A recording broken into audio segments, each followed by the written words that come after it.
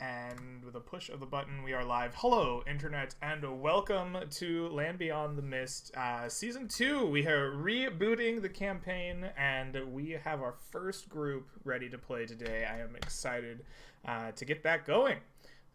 So, without much in the way of preamble, I want to just jump in and start playing. A little bit of overview, since this is our first campaign.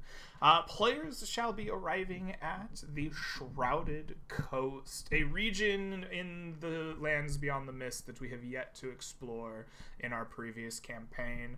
Many will be arriving by boat, some may have been born and raised here, but we will be starting in the city of Rhineview. You can see it lies on the coast next to a large island at the very kind of forefront of the bay, an important staging ground for the ships of the Imperium of Man. This area has a long history, even though it is a recent history. It is filled with dangerous creatures, strange people, wild magics, but also the many people of the Imperium trying to make life better for themselves. So, without further interlude, I want to introduce the people who will be playing our first session together and the characters that they have brought to the table. So, I'm just going to go in the order that I see you in my Discord call. That will start us off with Cyan. Why don't you give us a quick introduction to yourself and your character you brought to the table? Hey guys, Cyan. I will be playing Brox. He is a fireball druid, standing at just under 8 feet tall. He's large and muscular. Most people would probably think him a fighter at first glance, but he's usually hunched over and is carrying a gnarled dark oak staff. He's got just plain simple clothes, pretty worn and tattered, and yeah, he is probably looking at a board right now and pretending that he knows how to read. Excellent. Mr. Brox, are you a new resident to the Shrouded Coast, or were you raised here?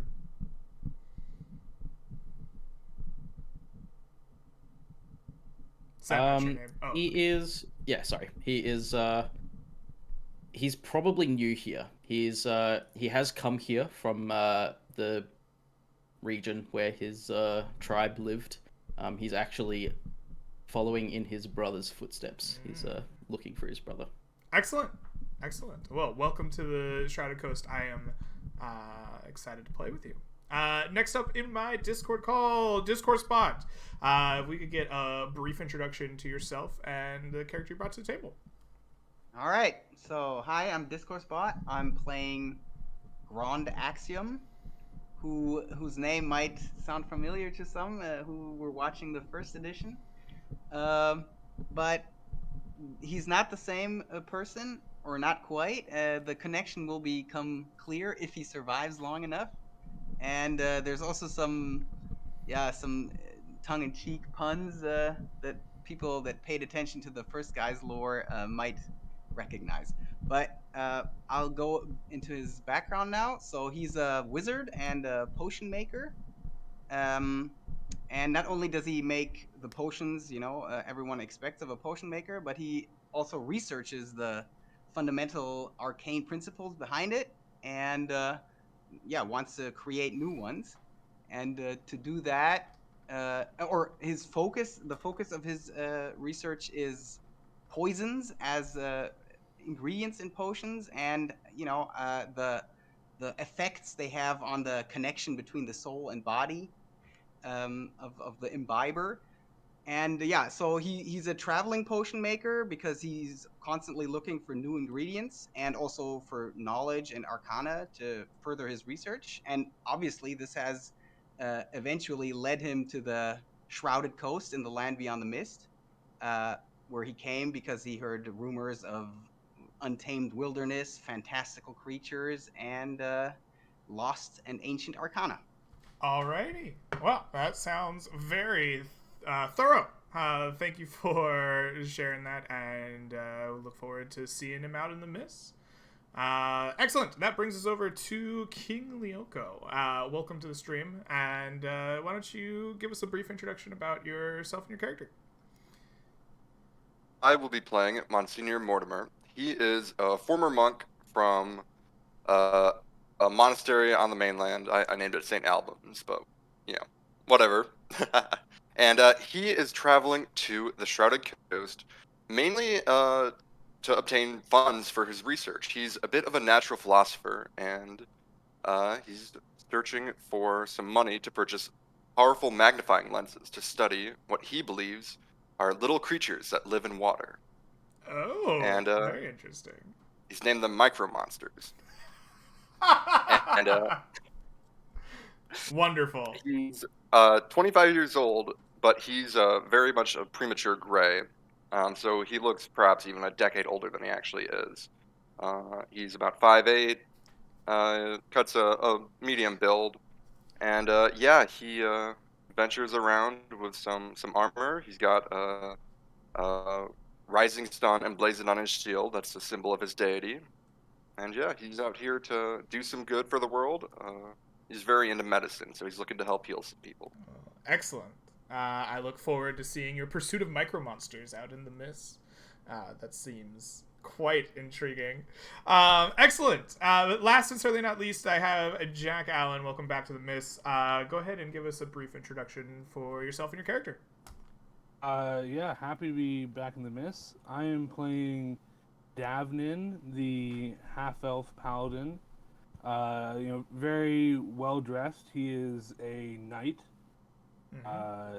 He's got like blue tinted skin and gray hair, and he has come to the Mist as he is the third son of a very middling noble family back in deep in the Imperium of Man.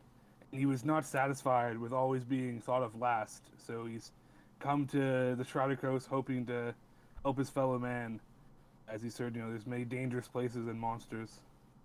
He's looking to help as many people as he can and maybe get out of the shadows of his older siblings. All right. Excellent. So, with all of you introduced, it was our dearest Mortimer who brought this group together. Mortimer, please tell me, what is it about the quest that you've selected off of the job board that spoke to you as a character, and how did you assemble this motley crew here in Rhineview? So Mortimer has been traditionally trained in medicine by the monks at his monastery. So he's very skilled in that, and that's part of what he's trying to study. Figure out, why do people get sick? Is it really just the gods? Is there something more going on there? Is it balances of the four humors? What's going on here? Mm-hmm. And obviously, when he hears that there's people sick, he wants to go and help them. Absolutely. So that's pretty much it.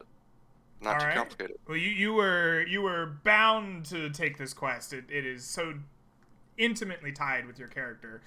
So you have found 3 companions to assist you. How did you go about assembling them? I think that he looked around the town when he first arrived and tried to find like-minded people who were interested in helping, but also interested in pursuing knowledge. Mm-hmm. Excellent. You might have missed on that second one. My 6 int is not really seeking knowledge over here. Well, that's why I said interested in helping too. Yep. Every group needs a big, strong man. Yeah. All right. I think three of us are all are proficient in medicine, so we have the ambulance squad is coming to the rescue. Wonderful. The ambulance squad so comes together by word of mouth and seeking out of like-minded folks.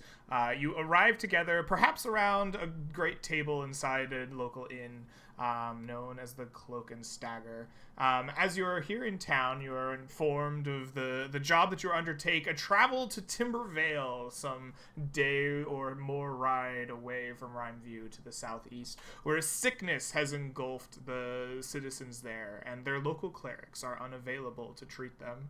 A local guild is offering to pay for your services. Tell me, what is it that you do here in town? Is there anything that you'd like to take care of what is, your next step after assembling your team? Well, Oh, sorry, Mortimer. If you, go ahead. Do you had something you want to take care of? I just wanted to make sure we had everything we need. I mean, I think several of us already talked about it, but we're very strapped for cash for last minute purchases. But yeah, maybe we can organize something. Okay, what do you want to organize? I don't know if someone needs something. Well, something that the Davnan would have noticed, a fellow man of faith, Mortimer. If you seem to have great knowledge and you wield the power of the gods, but see, you're a little bit unarmored. I myself never really grew into the hand-me-down armor I got for my older siblings. Can you wear heavy armor? Or sort of looks down at he's wearing a chain shirt already, and he's like, wait, not armored enough? How dangerous is this land? I just got here. Are there dragons out there? I've heard there are dragons. I don't know, but never hurts to be prepared. All right, well, if you've got something better for me, I don't mind charity. Charity's a blessing.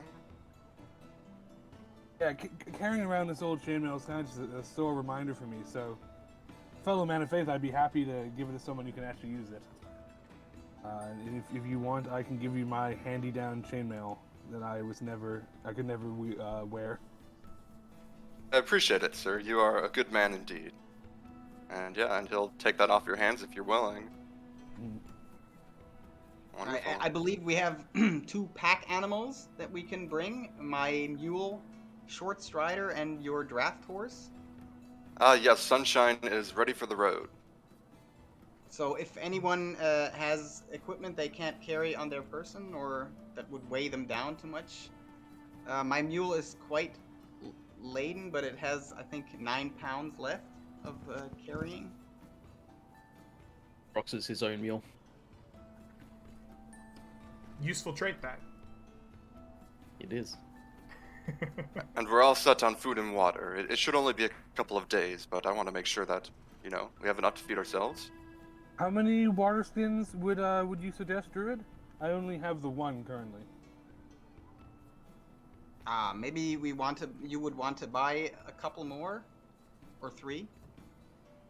I think we will be alright. The animals, they usually show me where to drink. I'll buy 2 more. I'll buy another water skin. I'll put that on. Can we put that on one of the pack animals? Sure, absolutely. You wander down into the busy merchant district of Rhineview. Cantankerous shouts and haggling can be heard all around. The smell of the salty sea wafts in from the dock district. As you wander through the open-air stalls looking for a place to purchase your gear, you haggle down the price to the standard book price, and you may purchase 2 water skins as you wish. All right. Excellent. I'm all set. Okay. And do we know who gave us this quest? I assume it was like on a job board, so it was like a physical piece of paper we read and we didn't meet. Indeed. This was posted to the job board itself. It was posted by a guild local to the Shrouded Coast. It is known as the Conclave of the Faithful, less a place of worship and more a meeting place for those who practice the miracles of faith. In all its forms, known to be the meeting grounds of druids and clerics, priests, paladins of all sorts, even those of the non-adventuring type. It is seen a myriad of deities and primal forces and sects congregate together. Here, the guild is known for the mundane treatment of injuries and illnesses. This is who you would turn to and pay coin for medicines and treatment and the like. They also are the keepers of access to holy water, incense, holy symbols, clerical healing and spells, that type of service. You would, excuse me, you would know that the clerk itself is run by a young woman known as Nyx Rose. She is a kindly person with a kind of long brown hair that is dotted with flowers and kind of just the various plants and small pretty things that she finds. She's known to be always barefoot and has a wide smile when you talk to her. She located in Rhineview or in Timbervale? This is in Rhineview, where you start. Probably the person we want to speak to before we head out. Yeah, and speaking of which, I'm sorry, I mean, I gave you the wrong person.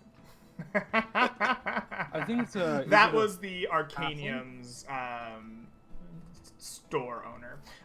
You, in fact, know the Conclave of the Faithful is run by Ewan Toms. Ewan Toms is instead a halfling with a large, well-kept, oiled red beard that he is very, very proud of. While good-natured and jovial, he is the one that oversees public use of the Conclave services, and so at times it needs to be stern and a bit demanding.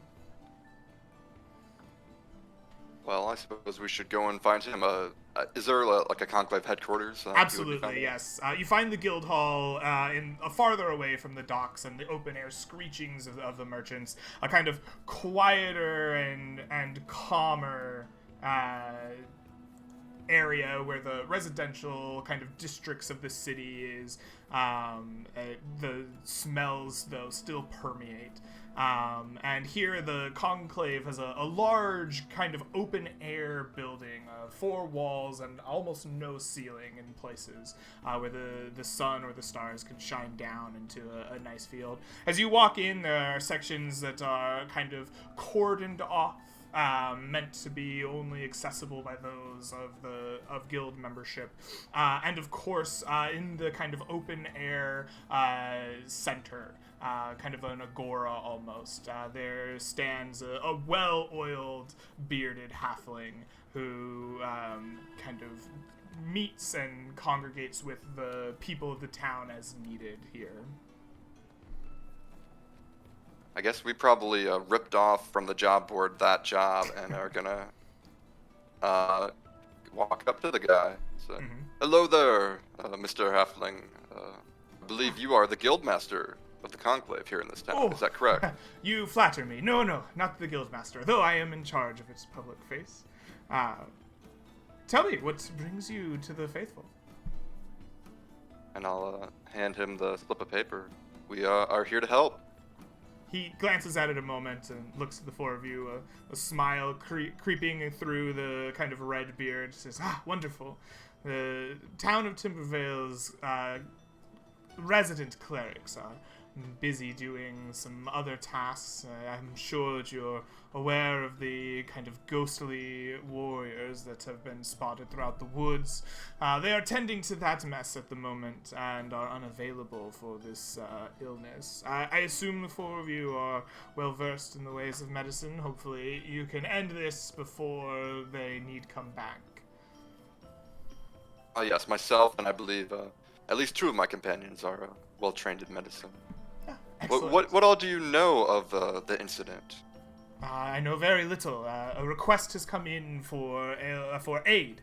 It seems this illness has spread quickly and rapidly through Timbervale, and the local medicines that they have are not availing them much. It's still another 5 days or so since the the clerics are expected back, and this, I'm sure, will be handled. But if you can take care of it before then, ease their suffering, the Conclave would, of course, see you well rewarded. Mortimer will turn and look to the rest of them. Well, does that sound like something all of you are for sure interested in? Once we accept it, of course, there's no going back. Yes, I think that is a very interesting task to undertake. Sounds like people need our help. We should go help them. Excellent. Couldn't have said it better. Well, assuming you can get this done before the clerics get back, we would be happy to pay you as posted on this handy paper that you've brought to me. But also, if you would like, as reward, you may instead claim from our coffers a cask of healing potions. So, I wish you the best of luck on your journey. Thank you, good sir. Absolutely. If there is nothing else, I would return to my ministerial duties. Yeah, we won't keep it by the scene. Excellent. Good luck, travelers. As we leave, Grand thinks to himself, maybe, since we're already on our way to Timbervale, maybe we could ask some of the other guilds if they have minor tasks of us to maybe do there. Maybe they need a welfare check because of this disease on one of their members, or a message carried, or the like.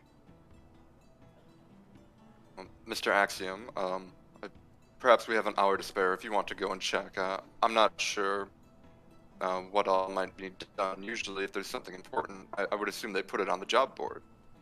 Yes, but I was thinking more of a minor task that they wouldn't think of writing a job post for, but they still might need done. Maybe we could visit them quickly and ask. The rest of us could gather our things, and while we're getting all set to go, you can go and take care of that if you would like. Yes, I think that's a good idea. I have everything ready. Grand hands Mortimer the reins to his mule. If you could watch out for Short Strider while I go visit the Arcanium Council. Sure, Okay. we can meet up at the entrance to the East Road. Very well, I will be there in a bit. All right, the party splits up, one heading to the East Road while Grand makes his way through the same district of the city. It is not nearly the hustle and bustle. The paths between these residential districts are relatively clear. You make good time to a large tower standing some few blocks away from the entrance to the Conclave of the Faithful. Here stands the excuse me. The Tower of the Arcanium Council. They are a guild that is devoted to uncovering the many mysteries of magics, both old and new, welcoming practitioners of every arcane art. And inside this tower, there's rumors of all kinds of great materials and tools and strange magics that can be found.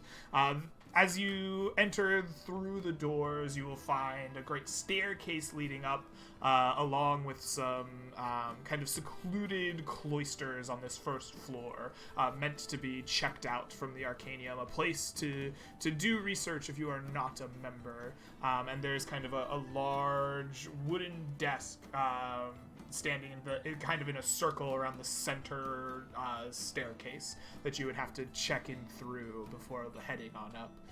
Standing on the side of this desk, kind of quietly chatting with a few of the Arcanium members or people of the town that have come into the tower, is Nyx Rose, excuse me, the young woman that I was describing previously. Notably always barefoot, covers her brown hair in local flowers and wildlife that she finds, and is known to be kindly and very outgoing. Also, the rumor has it that she will tell your fortune with a strange deck of cards if you are brave enough to ask. All right, so Grand approaches the small group and makes eye contact with the wizardress and nods at her and waits patiently till they finish their conversation. She smiles at you briefly, kind of giving you that little "I'll be with you in a moment." And as you wait patiently, the conversation goes on for a fair while before eventually coin is exchanged and a bright fizzy blue potion is handed over from behind the counter. Eventually she makes her way over to you, an infectious smile kind of creeping onto your face even as she approaches. And she says, "Yes, how can I help you, good sir?" Greetings. My name is Grand Axiom. I am a Pleasure. new wizard in town. I have just arrived from the kingdoms in the south. I'm a wizard and potion maker, and recently I have joined with a few other adventurers to accept a quest from the conclave in Timbervale. And Oh. I was wondering if there is any chance that you have some minor task that needs to be done in Timbervale, since we are already going there. Maybe a welfare check on one of your members or the like. Oh no, I haven't heard of anything from the council in Timbervale for some time. I have nothing to give you that way. If you are looking for quests, I have some need of some materials. There are some higher ranking members that require the hair of a yeti and 2 identical snowflakes if you feel like you're up to the task. But other than that, no. We have very little in the way of tasks for non-members. Gron nods and smiles and says, well, thank you anyway. I will not take the quest for the Yeti hairs, as I believe I heard some other adventurers talk about forming a group to do that at the same time. Well, I'm new. I do not want to already have a bad reputation. So I thank you very much, and I will be heading to Timbervale. Okay, bye. And he leaves. Excellent. He leaves and meets with his companions at the East Gate, I believe we said, or yes. All right. The party prepares to set off to the southeast here in Rhineview to Timbervale. So we are entering and traveling for the first time here in Land Beyond the Mist. This will be slightly different than we have done before, so I'm going to go over it a little slower here so that you're on the same page. So when we enter the travel phase, the group of you will select a destination. In this case, I think your destination is fairly obvious, as you are making your way to Timbervale for this particular quest. You will be traveling from Rhineview to Timbervale. That is 5 hexes worth of travel away. So the first thing that I am going to ask for you to do is to check if any of you or your pack animals are encumbered.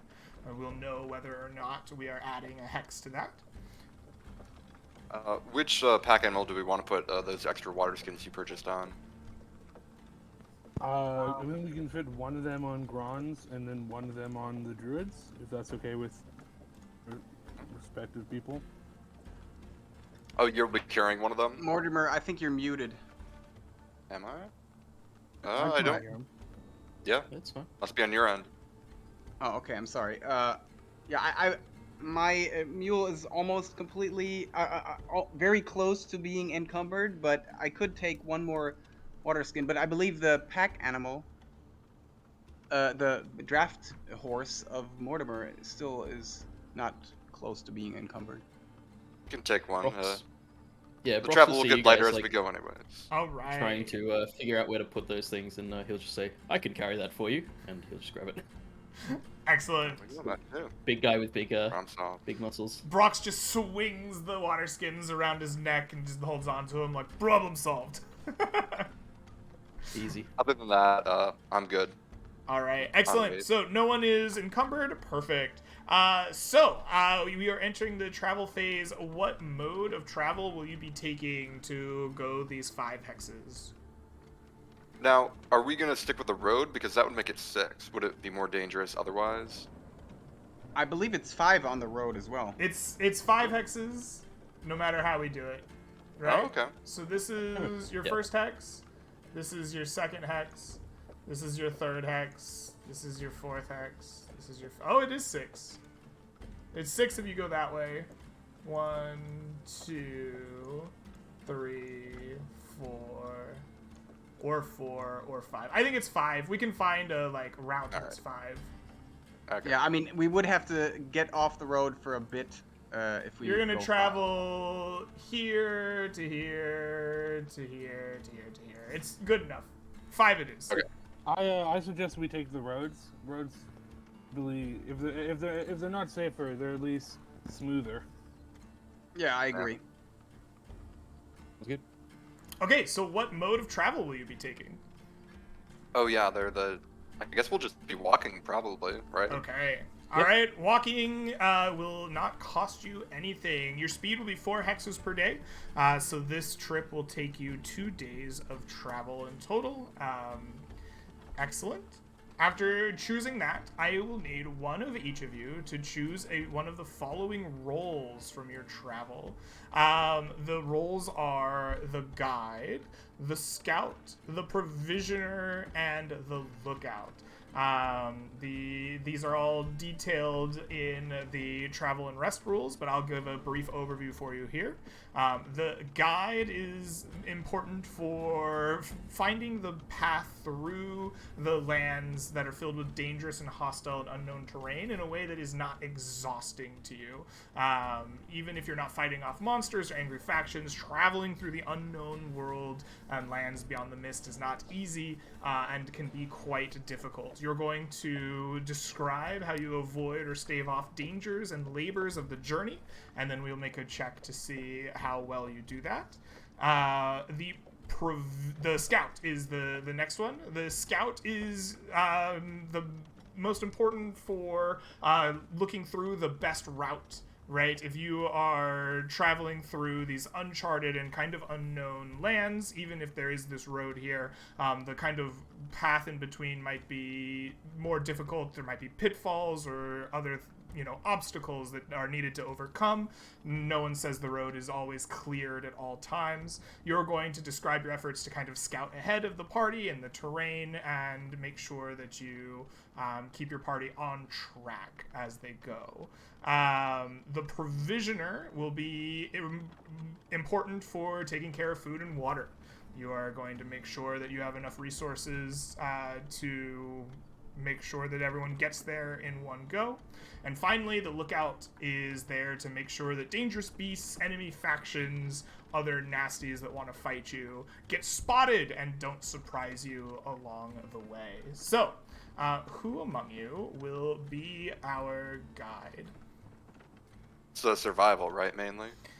So the standard check will be survival. If you are uncertain about your, if you're uncertain about what role you want to make, but that is only just like the baseline check. If you have a different way of describing it or performing the task, that is up to our discretion to change. I was kind of thinking maybe if I'm at the front of the group, I could either scout or guide, using acrobatics. You're checking. Oh, can we go? Is this too loose of a route? Is this rock going to give way? In a very active part of it. But I don't know if that's. So would you like to be the guide then, Donovan? I just don't know if I could use acrobatics, so I don't know if that's too. We'll get to the role itself later. If you want it, take it, man. Cool. Yeah. He's a little bit full of himself as a knight, Brilliant. so he'll lead the way, even if it's a bad idea. Who will be scouting for the party? Grand will be taking care of that. He Excellent. has a The traveling- provisioner, who will be taking care of that role? I guess I'll take care of that role. All right, sounds good, Mortimer. And that will leave the lookout for our man Brox. Okay, excellent. So let's circle back to the rolls themselves. As you're traveling along this road, you hear the clip and clop of your pack animals behind you. The road leads through both open terrain, grassy and coastal, and also through a forested region. Not canopies of dark and miserable forest, but more rolling rocks and hills and scattered thickets and trees. Occasional places it will lead underneath a small canopy, but more often than not, you hear bird song and can see the sunlight breaking through the scattered trees. As you're making your way through, Mr. Donovan, tell me, how do you avoid or stave off the dangers and labors of the journey for you and your party? As I'm leading the group, I don't rely too much on my book knowledge of terrain or the canopy and what loose soil looks like and whatnot. I really just dive into it. If we're going down a slope in a forest, I'm just gonna put weight on if I think is that log gonna rot and snap if we walk across it. I just really use my hands, my feet, my dexterity, a hands-on approach, one might say. And it's can we get across this river instead of having to go around? I do some acrobatics to jump from rock to rock and make sure there's not moss hidden on our side of a wet rock. Absolutely. All right, so this is how you spend your time with the traveling caravan over the multiple days of your journey, hopping around, sliding across difficult terrain, scraping the moss off places, checking for loose soil and whatever other dangers that you might find. That does sound fairly dexterous. It doesn't necessarily sound quite like acrobatics to me. It sounds more like you are doing kind of the survival check, but you are doing it by just face tanking whatever's there. So what I'm going to ask for you is a survival dexterity check. And your DC is going to be a standard 15 minus 5 for the secure road, but plus 3 for the hostile faction that controls it. So DC 13. We're counting this as a hostile faction, huh? Yes. That's great. The world's out to get us. Yep. Oof. Go to showboating. Righty. I can't see your roll because I'm silly.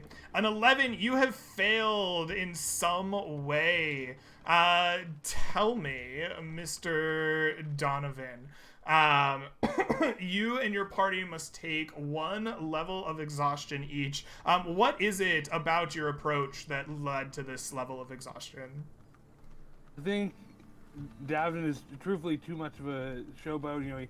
He's a knight. He's a fledgling paladin. He has a chip on his shoulder, even as a middling noble.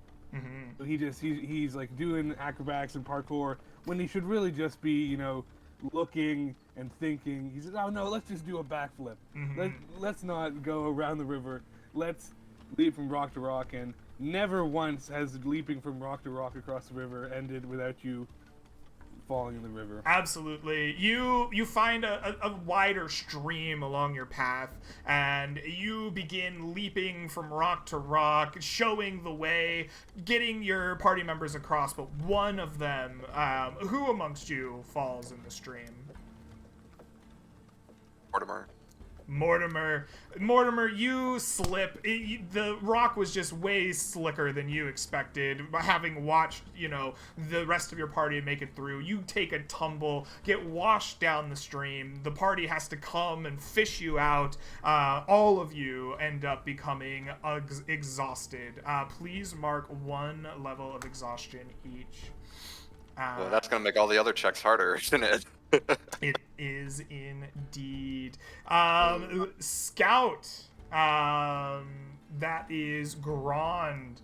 Please describe your efforts to scout the terrain and keep your party on path.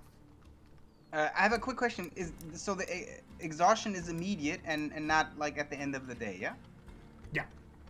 Okay. All right. So Grand was a traveling potion maker. So he's well accustomed to navigating areas, and he saw a map of the Shrouded Coast in the tavern. I believe the tavern, is it called Cloak and Stagger again? Yeah. Yes. I hope. Okay.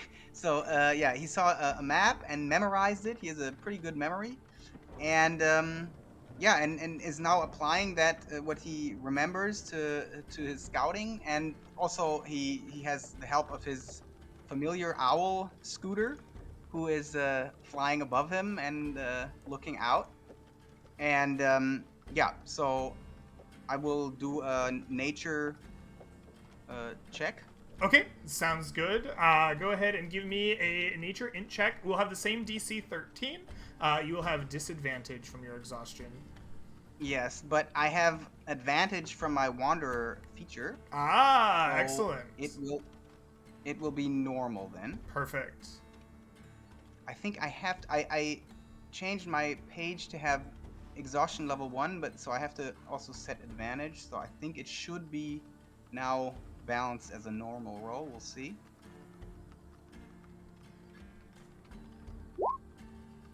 Excellent. An 18.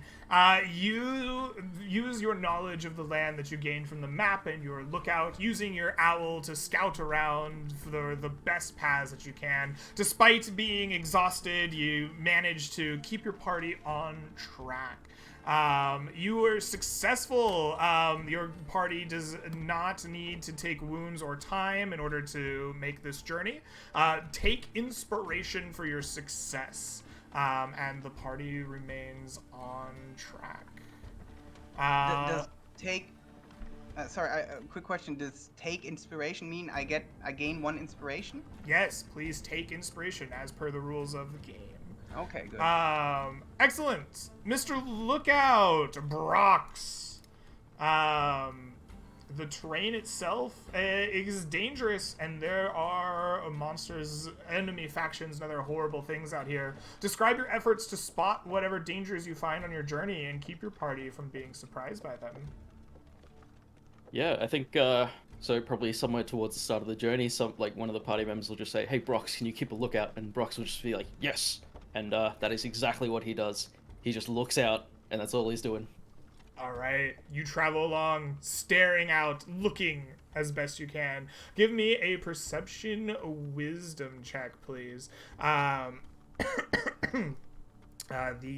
DC for the lookout itself, in this case, will also be 13.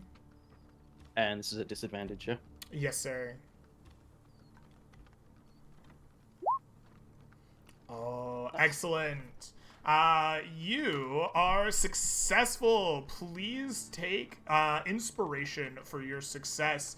You are keenly aware of whatever dangers there might be, keeping a sharp eye out. And also, amongst your day's journey, we shall roll for a discovery on your table here. Mr. Brox, about halfway through your first bit of the journey, you find yourselves keeping a close, keen eye on the forest, knowing that your party told you there must be something to watch out there. And what you find is not danger at first glance. Instead, you find a very interesting looking modification to one of the trees that you find. One of the larger trees in the area has what appears to be a spigot of some kind, bored into the trunk of the tree, and like small bit of grass and brush underneath that spigot seems to have been worn away, as if something had been placed under it for some considerable period of time.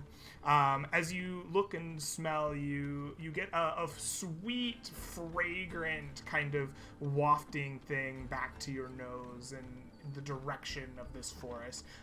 It seems that whatever is in that direction is sweet and inviting to you. He doesn't sense any immediate danger, so he probably just wanders over there just to get a look at what this thing is. Yeah, as you wander Wander over up closer. without us. Yes. Brox just wanders away from the party for a moment, and as you get up close to this tree, you see that it has indeed been tapped. From this tap, you see a small dribble of sticky and sweet, fragrant-smelling resin. It's not pouring out, it's like doing that thing where just a little drop like leaking out and getting ready to fall. There is a like turn handle that seems as if you could like activate or deactivate the tap in the tree. And the like area around that seemed to have been worn away seems to be an almost like perfect sphere, as if a bucket or a barrel or something of like probably small to medium size had been resting underneath this place. I medicine check trees. Can you medicine check trees? Perhaps. Or what would you like to do to this tree? What does a medicine check for this tree? What are you trying to figure out? I'm trying to figure out if removing this thing would do more damage to the tree than not. So, Brox, being a furbolg, is actually quite in tune with nature, and he can literally talk to trees. Oh, they can't necessarily interesting. talk. They can't necessarily talk back, but you know, being a furbolg, he's quite in tune with nature, and he just wants to help this tree out. So, he wants to see if removing this thing would help it or hurt it. Okay. Why don't you give me a nature charisma check to, like, commune with this tree insight. Insight is better. Insight charisma check. To, like, ascertain the tree's feeling on this tap. We are not trained in that, so it's just a +1, and it'll be a disadvantage. But I believe your speech of Beast and Leaf will give you advantage for a regular roll. Oh, there we go. It does. Nice. Alright, I'm just gonna roll Charisma. Excellent. A 12. As you, like, send your... Like, what is your limited communication with this tree actually look like, actually? Like, how do you, commune with this plant? He probably walks up to the tree. He'll put his hand just like on the bark near the tap, and he'll just start talking to the tree. He's like, "Hello, little friend. Is this thing damaging you? Can I help?" All right. You place your hand on the bark of the tree and you ask it its questions. It doesn't so much respond back to you, but you have this like connection with the nature. And what you get from it is more of an inconvenience. The tree itself isn't in pain or hurting. It's like it's stepped on a Lego recently, and like it's no longer in pain, but it still feels that imprint of the Lego where it stepped on it. Yep. Brox does not know of this Lego you speak of, but it seems like it's a bit of an inconvenience, so he will attempt to remove the tap. All right, excellent. How do you go about removing this tap? I don't know if he knows how it works, so I think he just starts yanking on it. All right, you grab this thing and just start yanking on it. What is your strength score as a 8-foot furbolg? Is 14. All right, plenty. You yank on this for a little bit. The party in the back just sees Brox like put his hand on the bark of this tree for a moment in like silence, and then reach down and just start yanking and yanking and yanking on this thing. And suddenly, the kind of metal spigot just rips from the tree. Like a crack in the bark kind of reaches up, and as it comes out, a modicum of like this sticky sap just kind of pours out of the tree, kind of like down, like dribbling down the side of it and onto the ground. Probably no more than like a couple pints before stopping and closing back up. Yeah, the moment it starts leaking, he'll probably like reach down, try and grab some leaves, dirt, grass, something like that, and just plug up the hole. Absolutely, yes. You bandage the tree up, Yep. and it soon stops its leakage. As he's doing that, Grond will approach and see what he's doing, and as a potion maker, he knows very well that sap is used in many potions as a ingredient or also as a base or flavoring. And he will take a vial, relatively small vial of from his herbalism kit and collect some of the sap that came out when he pulled the. Okay. When he You pulled absolutely collect a vial full of this like sticky, sweet-smelling resin. Can I maybe also, or I don't know if it's necessary, but could I make a nature check to identify what tree this is and what kind of sap, or is it just a? Yeah. You are trained in nature, I assume. Yeah, and nature, and I have herbalism tool proficiency. You so- recognize this as a sweet gum tree. Okay. The resin itself of the sweet gum tree is valuable in both its ability to heal and its ability to sweeten things.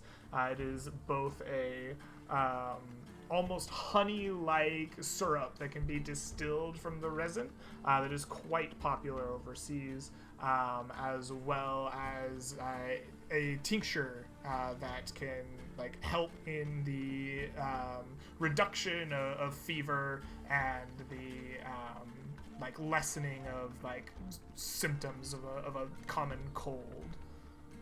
At this point, is it safe to How say many that vials could I fill with what's coming out? You can fill one vial. Okay, I will do that. I was wondering at this point, is it safe to say whether the whole party has stopped, given that 2 of our members have stopped? I think yeah. You probably like ventured on for a little while and then like turned around like, oh, exactly. shit. So we'll He's come pretty easy over, to spot.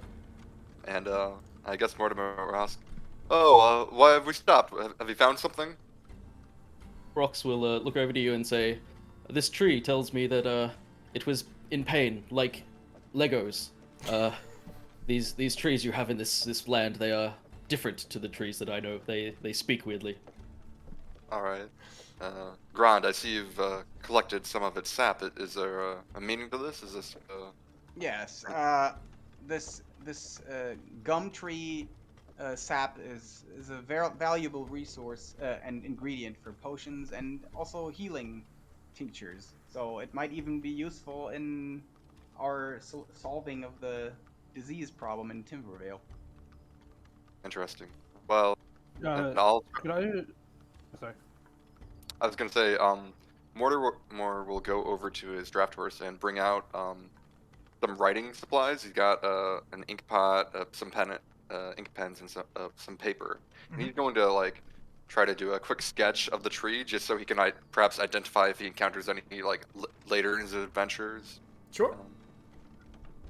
So, do I need to make some sort of check or? I assume that you are proficient in nature. Yes. Yes. Yeah, and you are somebody that takes sketches and does this thing all the time, so you take notes to yourself, the shape of the tree, whatever it is that is identifying to you about it. Probably the shape of the leaves. Okay. That's often how you identify trees. Okay, perfect. Yeah, you take a detailed note of some of the leaves that Brox has like stuffed onto the like wound and the Maybe not bark. that, but some of the leaves from that Sure, tree. yeah. You take a good sketch of that shape and any other identifying marks and have that note for yourself later. Yeah. Useful. And Is Grand there more also in the points region? out the shape of the bark and the tree shape, the general tree shape. Yeah. All right, wonderful.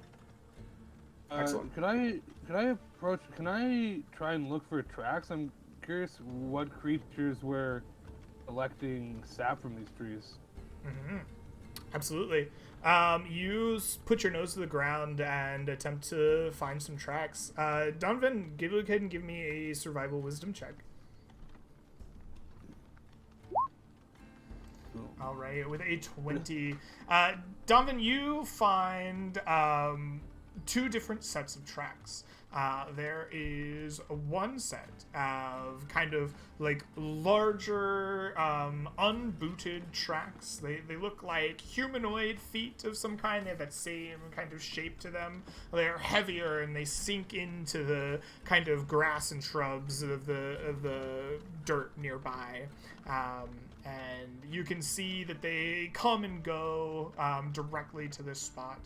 There are also smaller, like booted or shoed tracks, probably of a creature that is at least small sized. That it just doesn't quite measure up to like the dwarf tracks that you've seen before.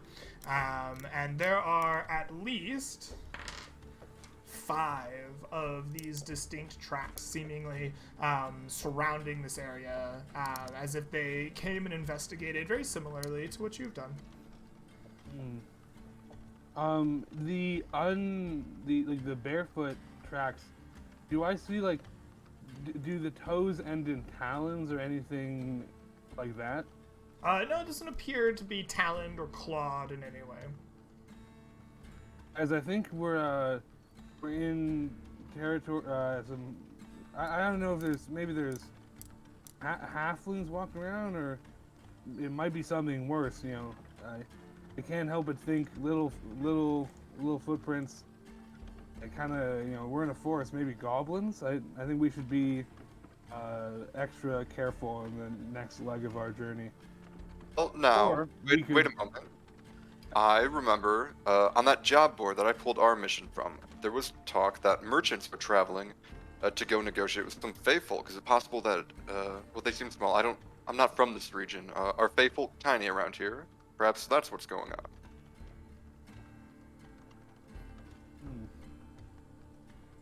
on. Would a history check help with this, or?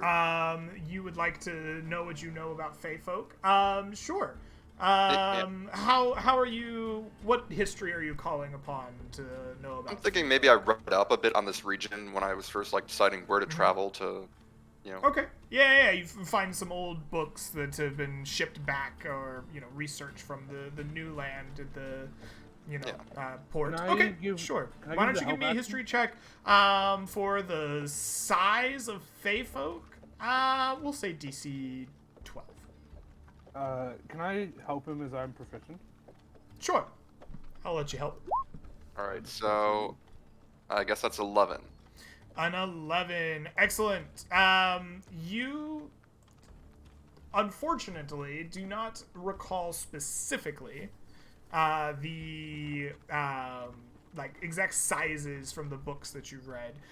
In fact, they're a little bit unhelpful in that you seem to recall stories of small pixies and sprites that could rest in the palm of your hand to larger than man-sized, wooded fey creatures that, are as big as your giant-blooded companion here.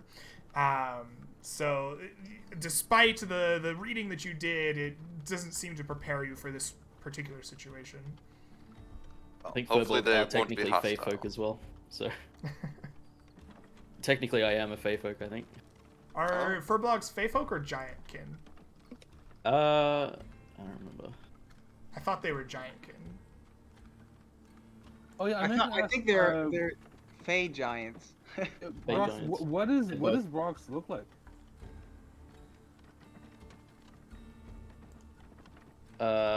He is... We've got...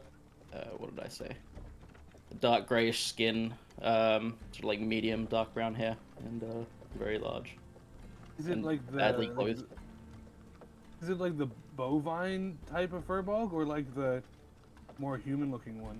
They mostly look human, yeah. Yeah, I like the human ones more, but... Cool.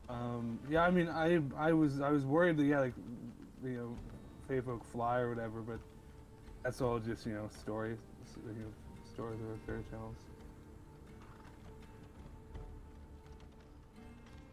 Well, I suggest we continue.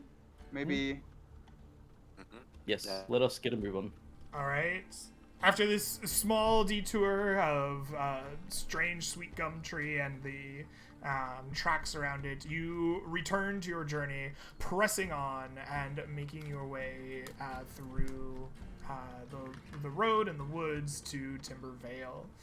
The last of our travel checks will be the provisioner Mortimer. You are our provisioner for this journey. How are you keeping everybody food and water fed? How are we keeping everybody fed and nicely provisioned through the journey?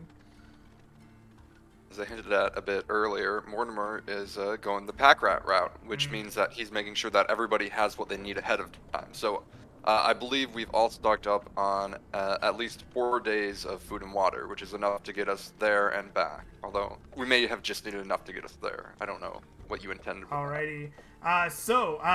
You will need to track that there is 8 pounds of rations for each day of the journey. There's going to be 2 days of travel to get to your destination.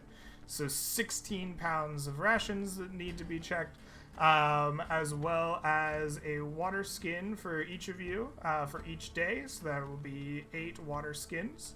Along with a water skin for each pack animal. For you, that'll be 2, so 4 of those, as well as appropriate feed, so 20 pounds of feed.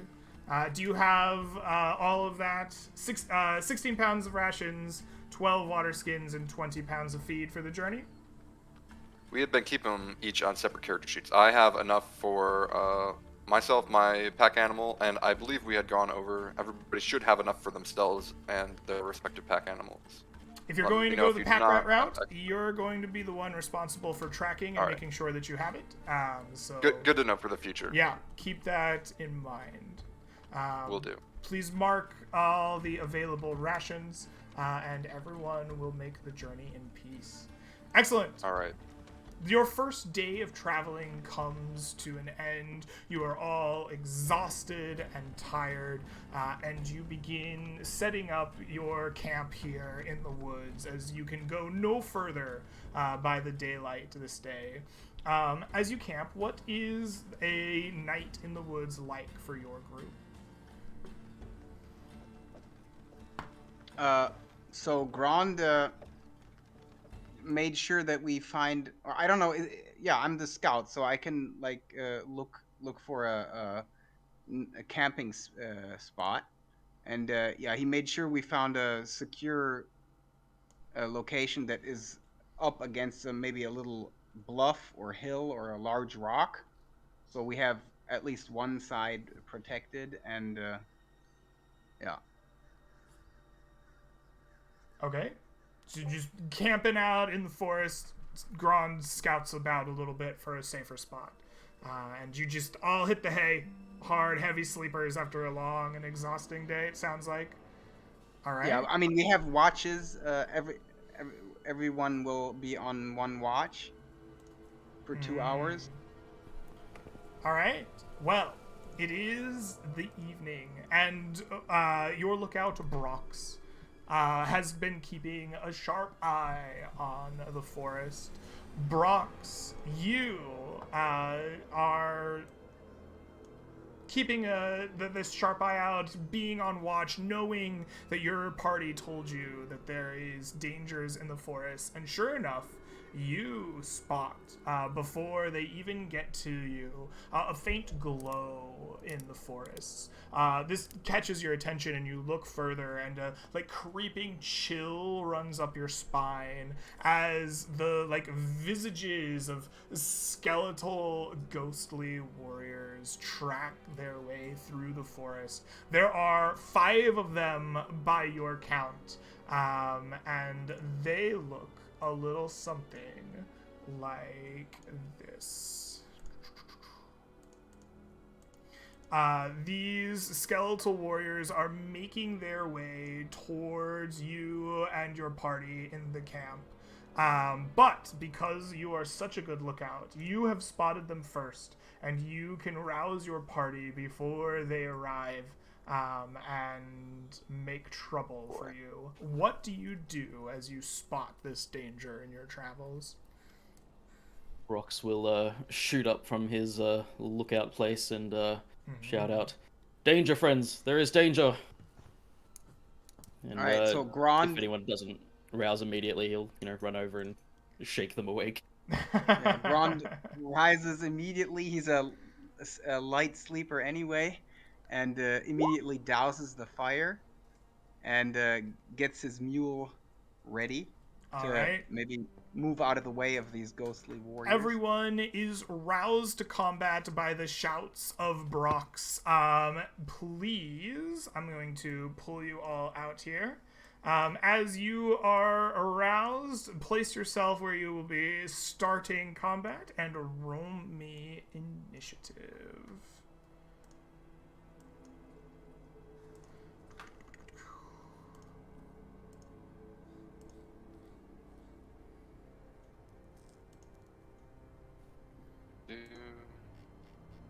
Should just be able to drag our tokens over. Yep. Oh, Please already- do. there we go. Is that 2 of mine? I don't know how that happened. Let me delete one. I dragged them out actually beforehand. Oh, okay. Yeah, My bad. I'm sorry. You get that HP up. Is my turn order thing still like messed up in Roll20? I think it is. Okay, I'm just gonna track it by hand.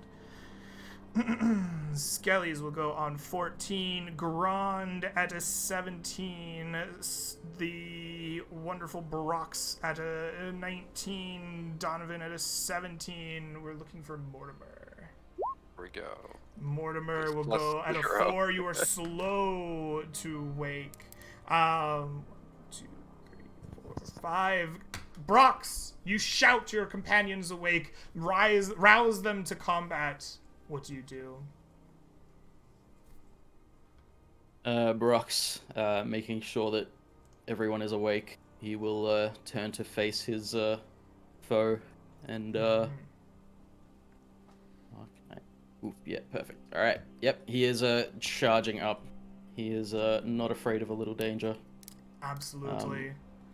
You charge the right. ghostly visage of the skeletal warrior, unafraid. And with his bonus action, as he charges up, he will be casting Shillelagh on his staff. Excellent. And his staff, which is usually gnarled and sort of like bent in certain places, as he casts this, it straightens out and becomes more like a traditional fighting staff that you would use. And he Excellent. goes to swing at the one in front of him.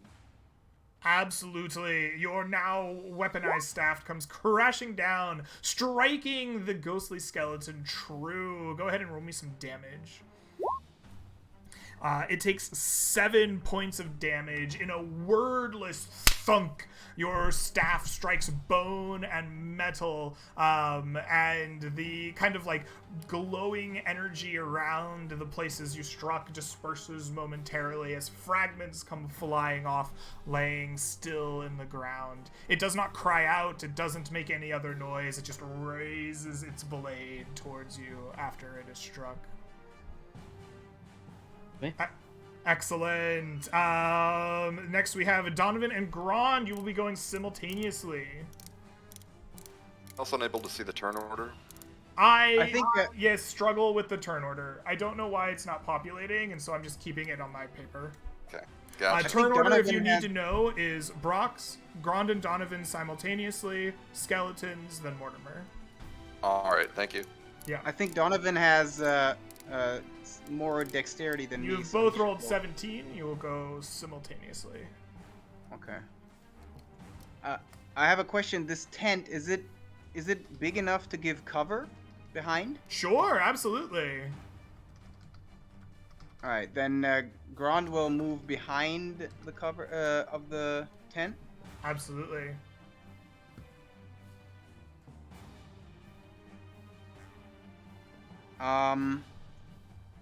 And then he will cast Toll the Dead on the skeleton in front of Brox. Tell me, does Toll the Dead require line of sight? Yes. All right. Oh, I guess you could cast it first and then duck behind cover. That makes sense Okay. for me. Let us make a wisdom saving throw, correct? Yes, correct. Perfect. The ghostly skeleton is unsuccessful as your bell tolls across the battlefield. A necrotic energy reverberates through the skeleton, and it will take 6 points of damage.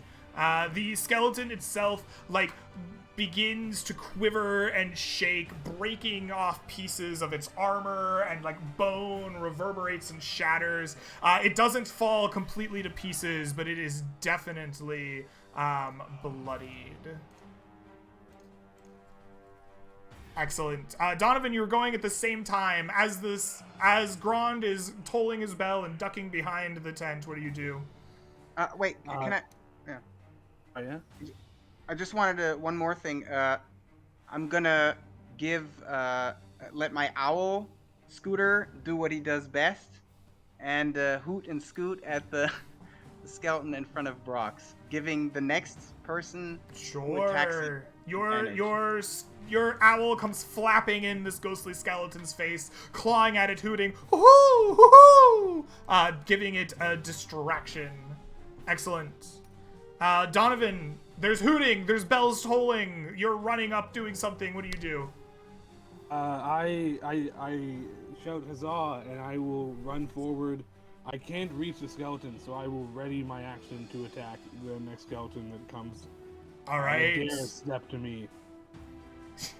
Yes, you race up, readying an attack, daring them to threaten you. At this point, the skeletons do threaten.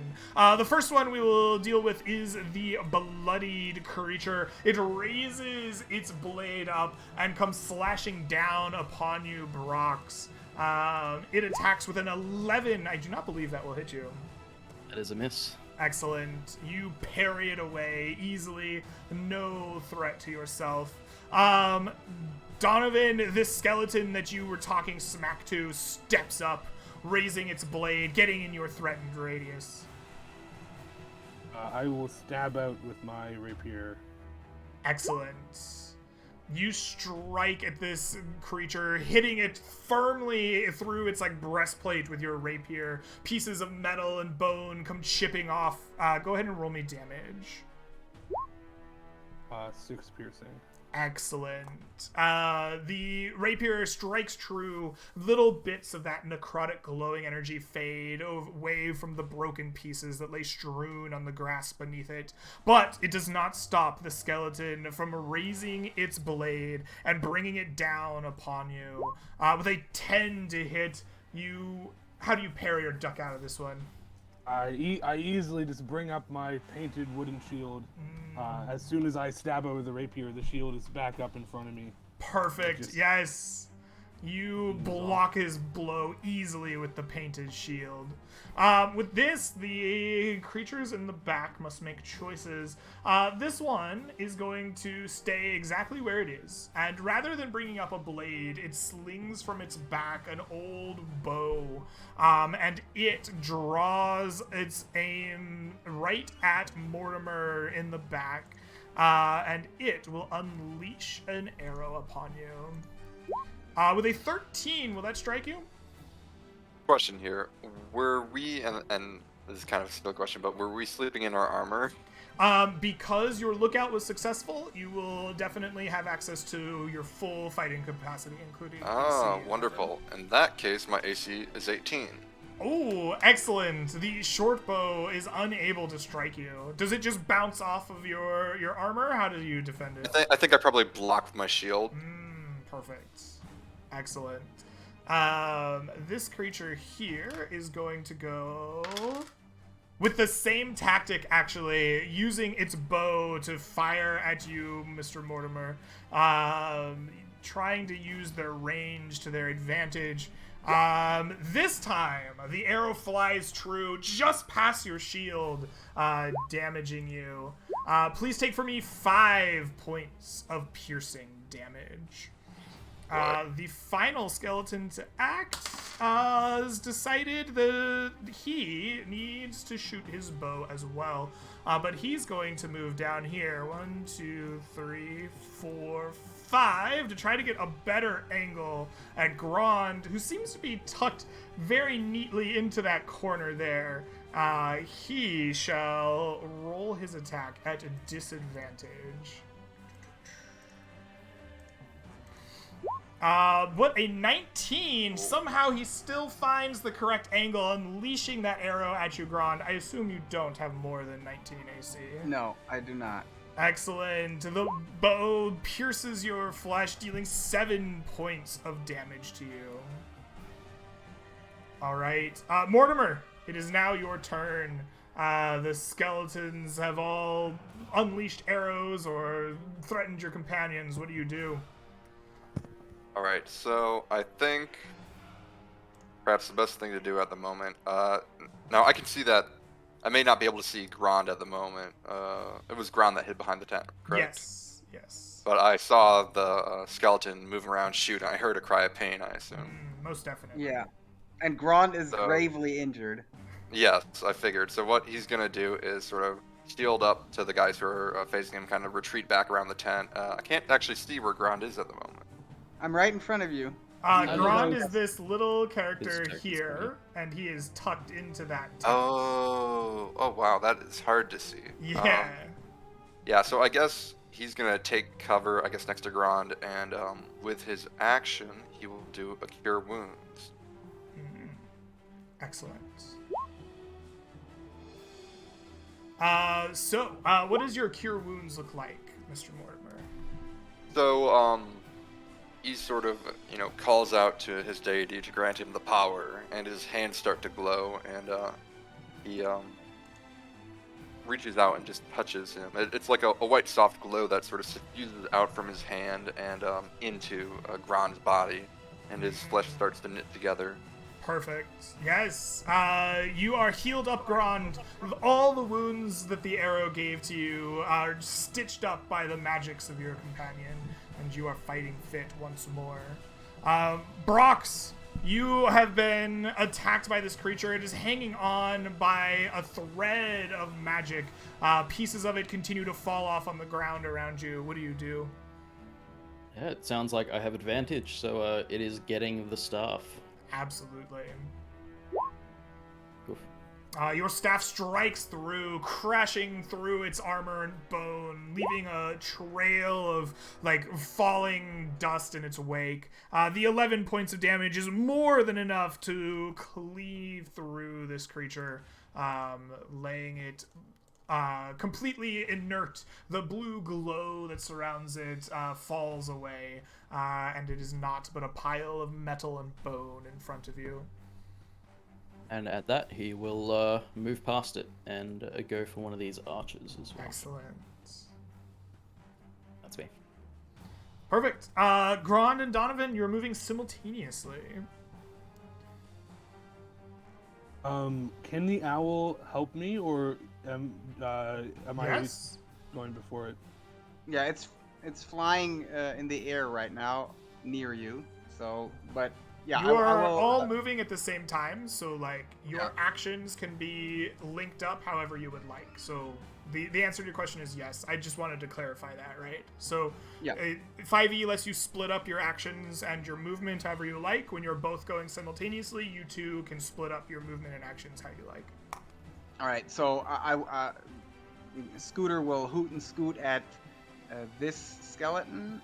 I hope it works. Wait, no, it doesn't. All right. Your owl screeches by, distracting the skeleton in front of Donovan. Awesome. I will stab out.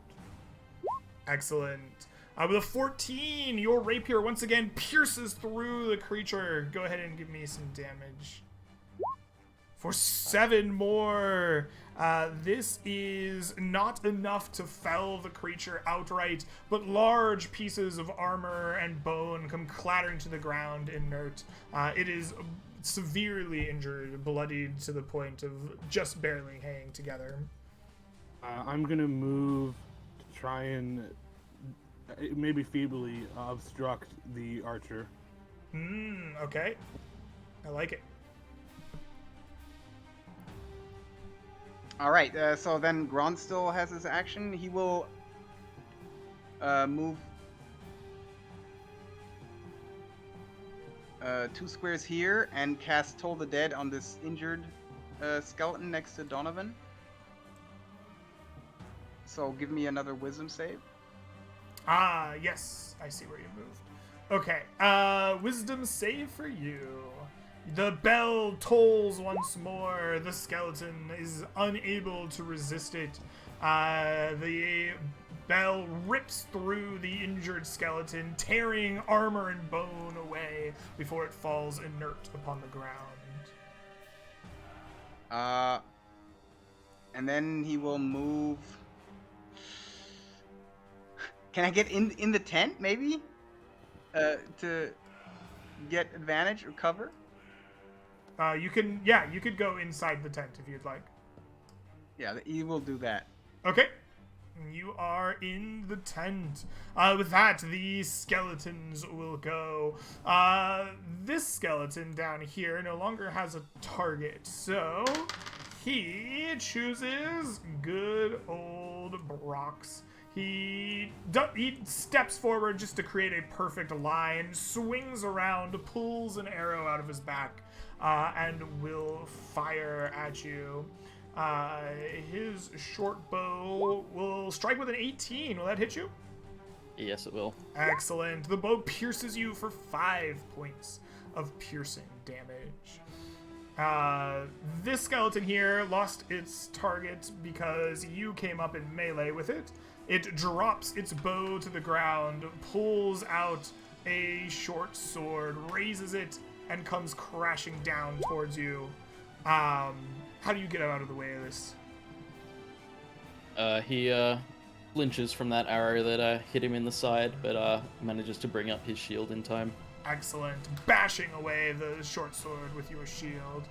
This one here is still going to be firing at Mortimer. Donovan, you wanted to try to get in the way of this shot. Go ahead and give me some kind of check here. How are you getting in the way of this shot, blocking your companion? I think I want to put myself in the line of fire, and then if he starts to aim, make a sudden movement to put my shield / armored self in the way. Okay. I think that sounds kind of like some kind of athletic check, maybe, to make that happen. Oh my god. I forgot that was on. I forgot that was on, and we're gonna turn that off now.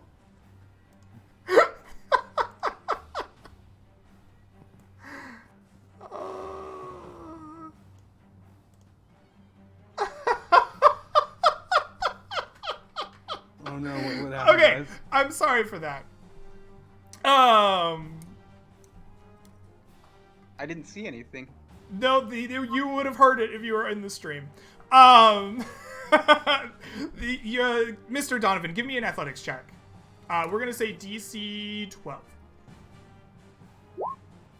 Yeah. Despite your I'm a best +0. efforts, this guy just shoots over the top of you. It must have been an archer in life, and instead attacks Mortimer. Not with his, bring it. not with his sword, but with his bow. A 23. Oh, maybe don't bring he it is that in hard. fact a crack shot, striking you true for 5 points of piercing damage. That's exactly how much HP I had. Ooh, Mortimer heals Grond, turns around, and just catches an arrow. Grond, from inside the tent, you see Mortimer's just lifeless fall, a Wilhelm scream, piercing the night as he goes down. That is all of the remaining skeletons. Mortimer, it is your turn. Please make me a death saving throw. Happen even if you get brought exactly to Yes. 0? Yeah. Alright, okay, let's do it then. Death save, come on. Oh, Mortimer, you stand back up from the brink That's a of death good with one. 1 HP. You are ready to go. What do you do? I think I am going to. Mortimer is pretty upset with this crack shot skeleton. He is going to guiding bolt that guy. Excellent. That hits with a 20. Go ahead and roll me some damage. All right, describe your guiding bolt to me. What does that look like? So he sort of forms that like Kamehameha style, and this white light sort of spirals out, and it impacts the skeleton right in the chest. Perfect. The skeleton that shot you with such a crack shot explodes in chromatic light as your Kamehameha wave strikes true. The skeleton's metal and stuck in the bone go chest. flying, and it lies inert on the ground. Yeah, Mortimer is definitely gonna like duck into the tent with Grond at that point. An injured Mortimer joins Grond in the tent. Excellent. And with that, we go back to the top of the round. Brox, it is you locked in mortal combat with this skeleton. What do you do? Brox sees his ally go down and then get straight back up again. But he has disappeared into the tent, so he cannot help him right now. So he will just focus his attention on the one in front of him and give it a whack. All right, that will strike true. Your shillelagh crunching through armor and bone for 12 points of damage. The skeleton like crumbles on one side, only having its like sword arm left free. It is clearly bloodied from your blow. Okay. All right, Grond and Donovan, you're acting simultaneously once more. What will you do? I will run up to aid my ally. Excellent. Shouting huzzah and other phrases again as I will attempt to stab it in the side and finish it off. Brilliant.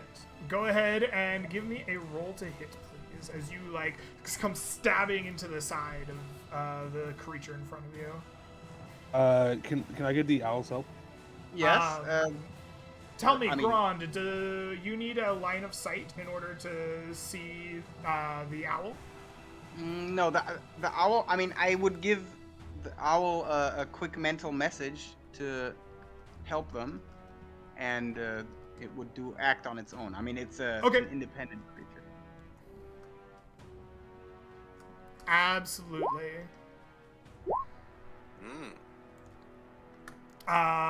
Jack, the owls come screeching by, getting in the face of the skeleton. Your rapier thrusts up underneath the chin of the creature, and it just showers once more in bone and armor, falling to the ground inert from the strength of your strike. And then I will the three of us stomp that guy, and then I turn and face and slowly march towards the last one, shield in front of me. Excellent. Grond, what is the last bit of your turn gonna be? He will pop out of the tent. Mm-hmm. 1, 2, 3, and cast a different spell. He will create a bonfire underneath the skeleton. Mm-hmm.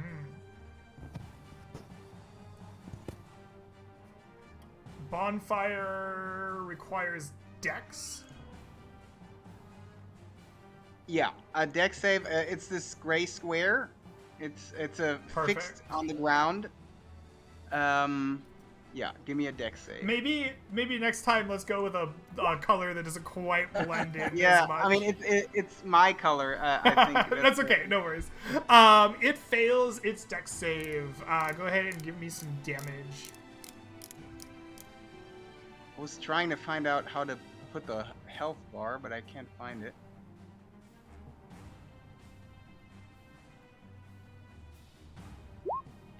For 6 6 points, the bonfire burns and blazes around the skeleton, crackling, and like you can smell the like bone smoking, that like smell of an old witch's home, that odd kind of not sulfurous but definitely a stench that is unique to bone.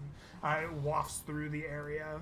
The skeleton leaps out of the flames as it is no longer desiring to get burned by them, and instead will charge directly at the Hale Donovan that has stepped forward towards him, throwing its bow into the fire as it goes. It instead pulls out a wicked short sword to bring down upon you. Striking true, its blade wicks across your chest for 4 points of damage. Excellent. Mortimer, you're crouching in the tent, hearing the crackle of the fire, the smell of the bone smoke. What do you do?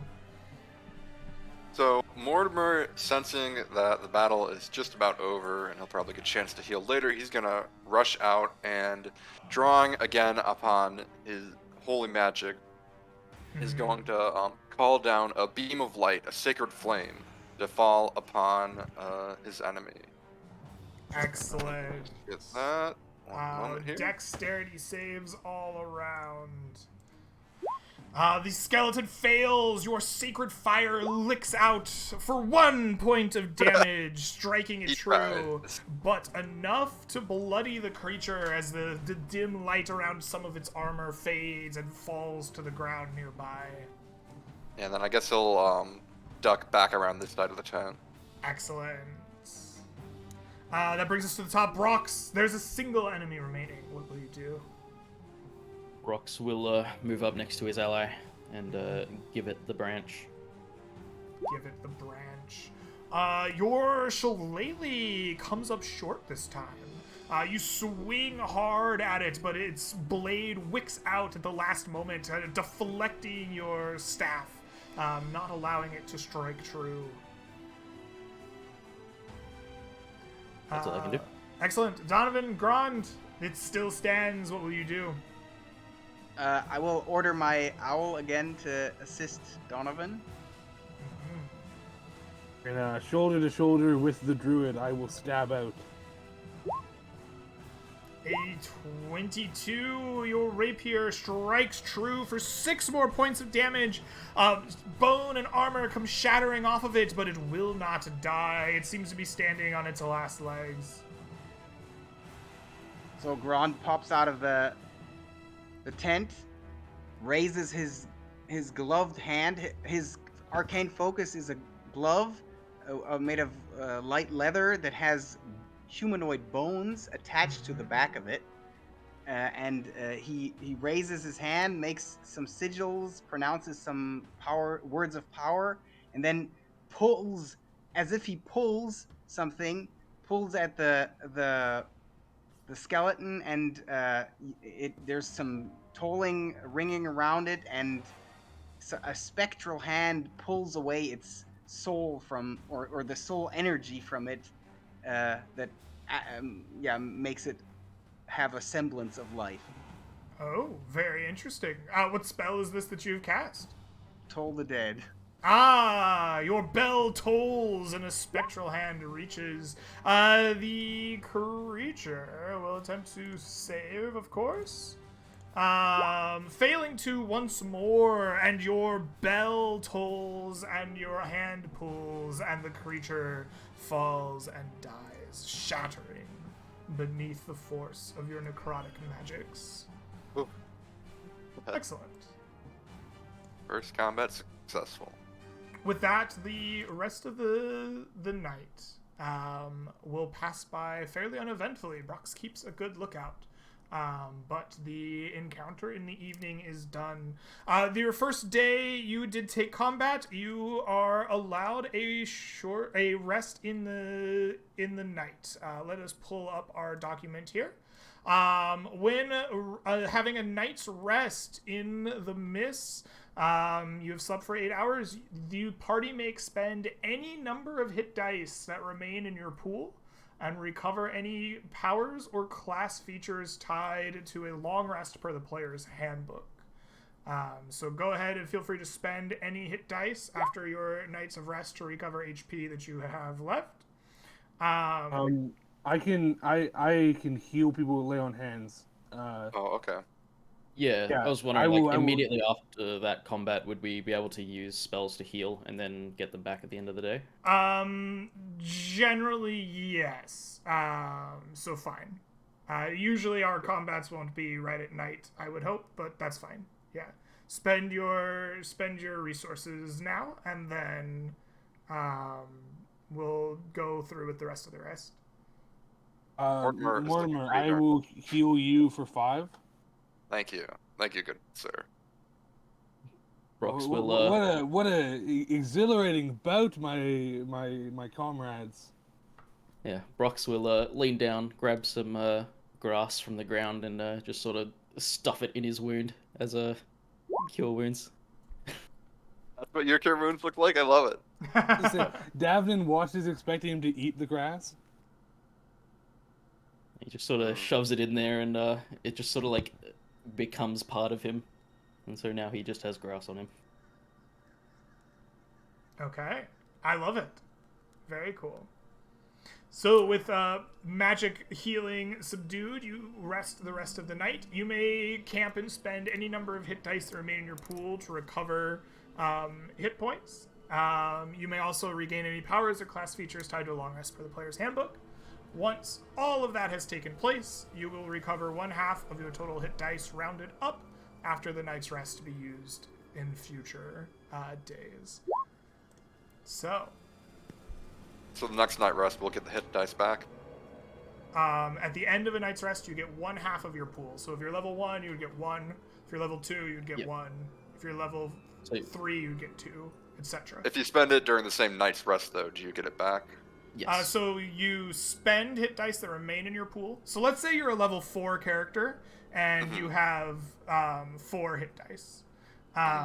You didn't do any short resting or whatever, so you have all 4 hit dice. As you go into the night's rest, you spend 3 of your hit dice to regain HP. Then you rest. Then you regain your spells and whatever else. And then at the end of the rest, you regain 2, since you're a level 4 character, to use in the next day. So your pool would be 3 going into the next day. All right. Yeah. Understood. Thank you. No worries. And our exhaustion does not disappear, right? Your exhaustion persists. That is correct. So after we get up, Grand will very interestedly walk up to the skeleton remains, which we didn't have time to inspect because we were so tired and still wanted to rest. Yeah, but that's what he does the first thing in the morning. He's very interested in these walking skeletons. They are indeed skeletons. Much of their bones are broken and shattered from the fighting that has undergone last night. Their armor shows the wear of battle, both past and from the night before. As they have any lie in the insignia same on them? places that you felled them from the night before. Can we maybe investigate or look around if we see anything out of that we wouldn't expect? Maybe they had some kind of tokens attached to them or something like that. Okay. I was thinking like an insignia, maybe. Like on their armor, like maybe we could tell like what army they fought for if they were fell in battle. Absolutely. You take a look at the remains, searching for, excuse me, any kind of insignia or identifying markings upon them.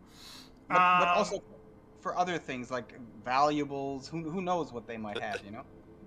You search for valuables, you find none upon their body. There is no gold or coin or anything of note. Merely the bones and their broken pieces of armor and weaponry. But as you search said broken pieces of weaponry, you will notice that they are. Do I have a name for the army itself?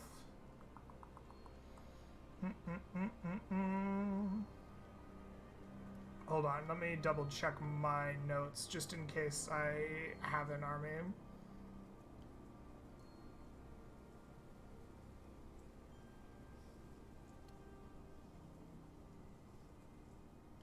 Okay, these people are bear insignia of the Knights of Mathwin. You will know that Ulrich Mathwin is the current Lord of Rhineview. Their family has been the lords and ladies of the Rhineview region. They take residence in the castle in Rhineview itself. Ulrich himself is only 19.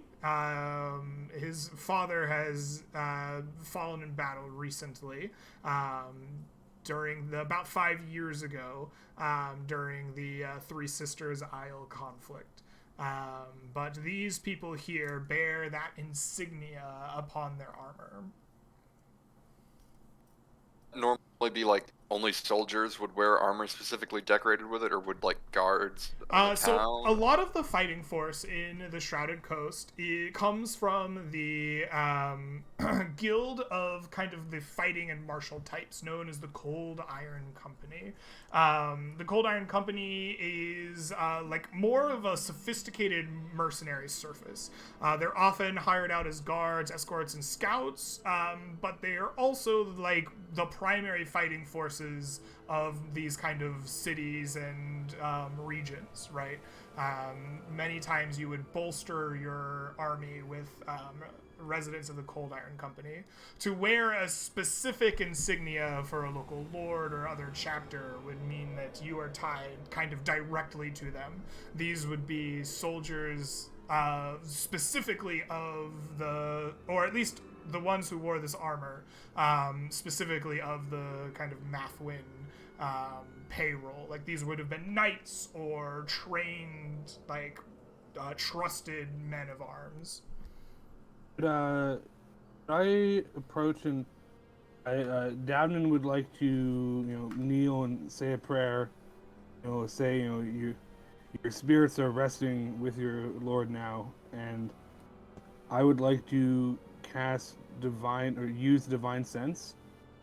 Kind of, this is what it does explicitly, but I was wondering, is there any way like I could attempt to see like if the forest at all has the same readings of undeath as the corpses, or if it's just the corpses? You reach out with your divine sense, searching for the feel of undead in the area, and you feel none. Your divine sense comes back with nothing in the area that you can detect around you. The forest itself does not seem unusual or spooky, and the now inert skeletons seem to be nothing more than the bone and metal armor that you see before you.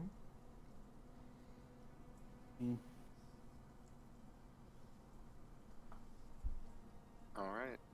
That battle happened nearby, right? Like I imagine there was like I remember in the lore there was a war between Rhineview and like a city to the south, right? Yes. There was the massacre at Timbervale.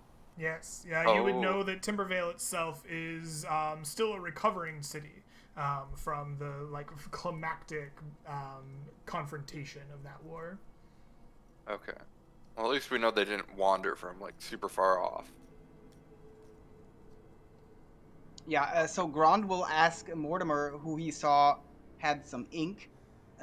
Sadly, his ink well dried up on the travel here, so another reason for his adventuring is to get some gold to buy some more ink.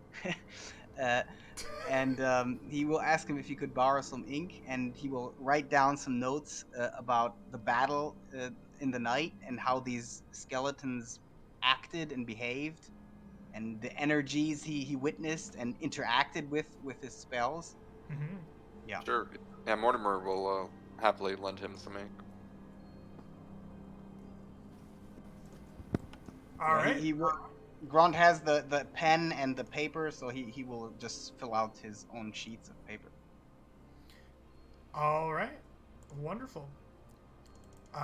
So you continue the journey after a morning and evening filled with investigating the strange goings on of these skeletons. You still have a bit of travel left in this day as you are making your way through the forest once more.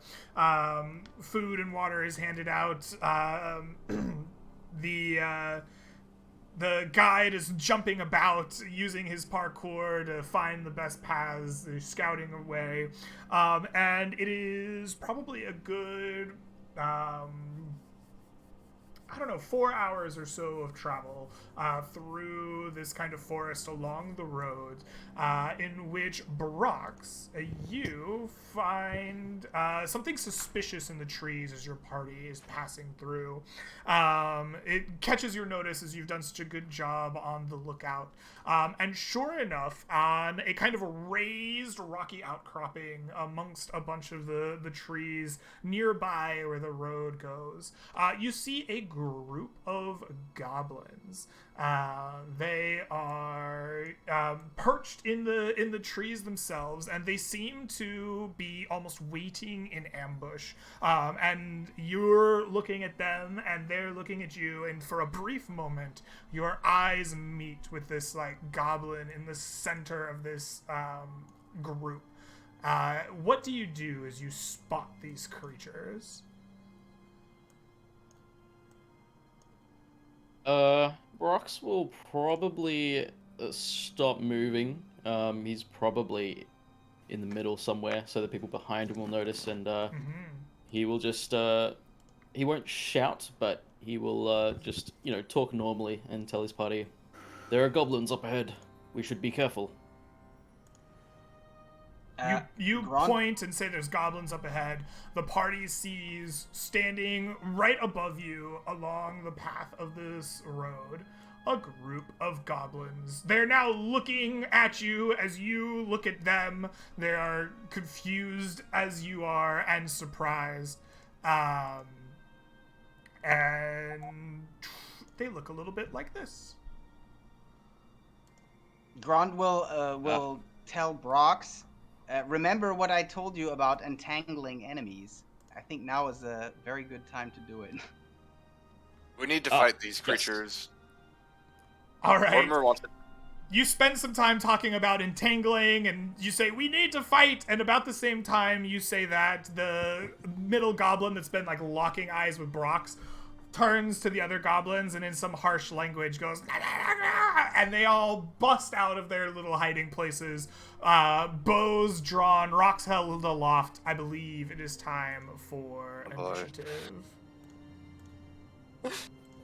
I was saying we don't need to fight.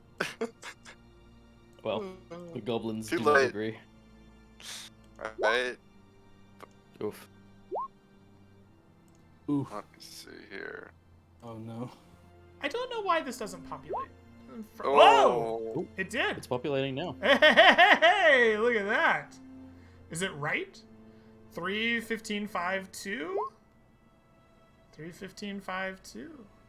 Wow, we all rolled terrible initiative. All right, I like it. Grond, you are the first to react as you see these oh, no, hold on. It didn't work.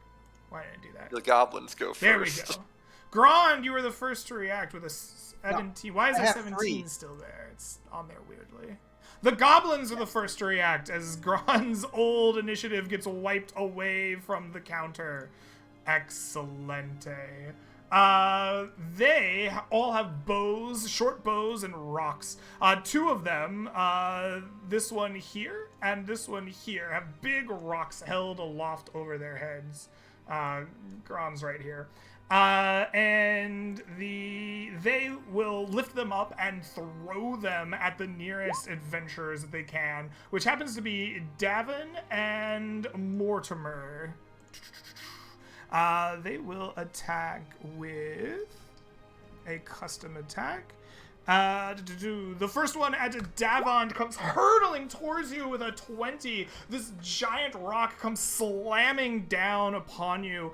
Please take for me 4 points of bludgeoning damage. But I also want you to make me a strength saving throw. As you have been knocked into by this enormous rock or otherwise go prone. It's been an honor, gentlemen.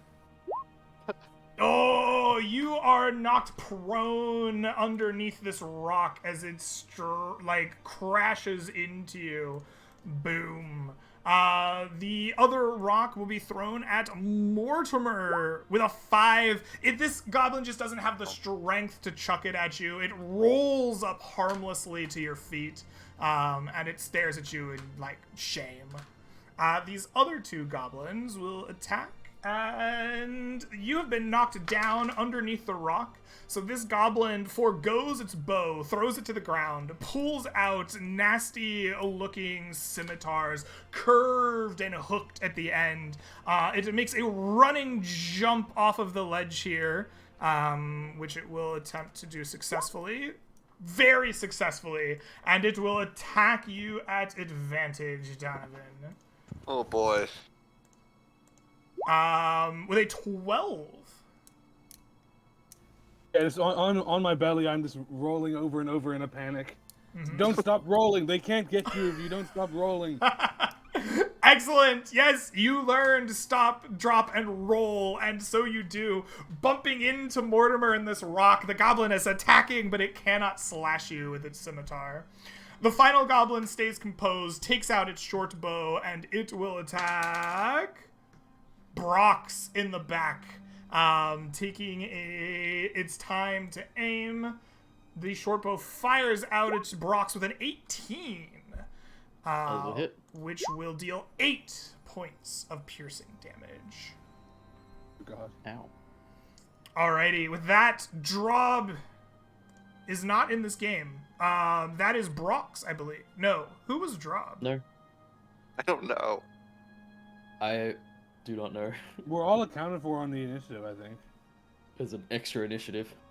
Drob Jack was Allen rolled a 5. Drob is still there. I don't know. The initiative has been messed up for a long time. There was obviously weird stuff on it. Jack, you are playing Donovan. You are the next to go. You're rolling around on the ground, dodging the scimitar. What do you do? Is this rock pinning me? Can I attempt to spend half my movement to stand up from prone? You can absolutely stand up. Use half your movement to shove this rock off and get up. I will shout, "Protect the squishy people!" And I will, in a panic, stab out of this goblin. Absolutely. Please roll to hit. Sorry, one second. Your rapier strikes true for 8 points of damage. It pierces through the heart of this goblin, and it falls and dies at your feet. And then I'll move my remaining 5, 10, 15. Am I in melee with this guy? Sure, yeah, why not? Yeah. It's got a tapered cliff there. Mm-hmm. Alrighty. Grand and Brox, you are both acting simultaneously. What will you do? So Brox was told to use Entangle, so he will be using Entangle. Mm-hmm. That is how Brox works. So we cast it, and it'll just be on these 2 over here. Alright, excellent. I like what you got going on. You entangle that area. They will need to make a Constitution Strength. It's Strength. I'm just gonna roll at advantage. It'll just be both of them. An 11 and a 17. So one of them succeeds. We'll call this guy the 11, so he is entangled. But this guy succeeds and is not entangled. And with his movement, he will step up. All right. He'll probably start moving over here. While this is happening, Mortimer, what are you doing? my turn yet. I think it's Brock's. No, I think it's me. Grand. I'm sorry. You're the one that tied. Grand. Yeah. So I will order my. I have a question. This entangle field is it a permanent field or? It's creatures in the area when it's casted, so it's The people can enter terrain that he marked is difficult terrain at this point, but it no longer grasps. Oh, yeah, exactly. That's what I was. So I guess like that-ish, right? No, it's bigger than that. It's 20 by 20. 20 So like feet. this is difficult terrain. Okay.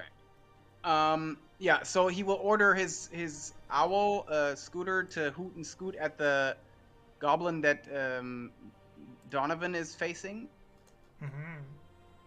and then he will cast Create Bonfire underneath the entangled goblin.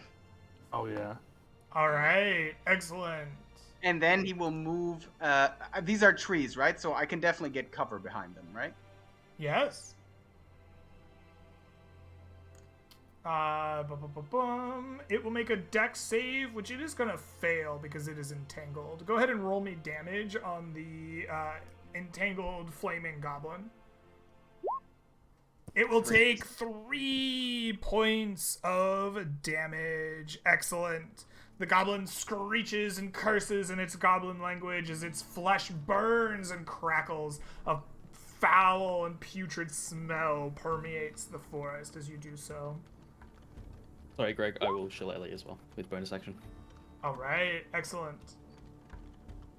So, And then you hide behind a tree. Perfect. So that is the Brox Grand duo. Mortimer, it is your turn now. As you stare across this burning, entangled goblin, what do you do? which one of our party members got shot by a goblin arrow? I know one of you took That some was, pretty hefty damage. Yeah, that was Brox. Brox. He is and hurting. Where are you now? You're He's moving up. not you. Okay, cool. Yep. I think what Mortimer will do then is, with his shield up, he will go over and do cure wounds on Brox. And is that like a ledge that he could like press himself up against? Yeah, Take it cover is. It's from the it's about a 5 to 10 foot kind of like rocky outcropping. So yeah, if you pressed up against it, you could get some amount of cover. I think that's what he'll do then. Okay. And here's the cure wounds. Excellent.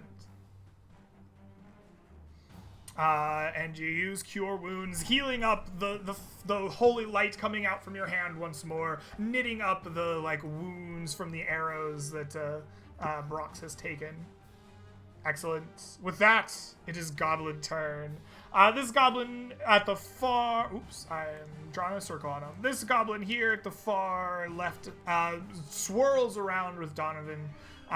It is going to just take like a half step to make sure that it's in proper melee. It pulls from its side that wicked curved blade, and it will swing at you. With a 23, the blade hacks into you for 3 points of slashing damage, like wicking blood across the like rocky outcropping to your right. This goblin here is going to move 10.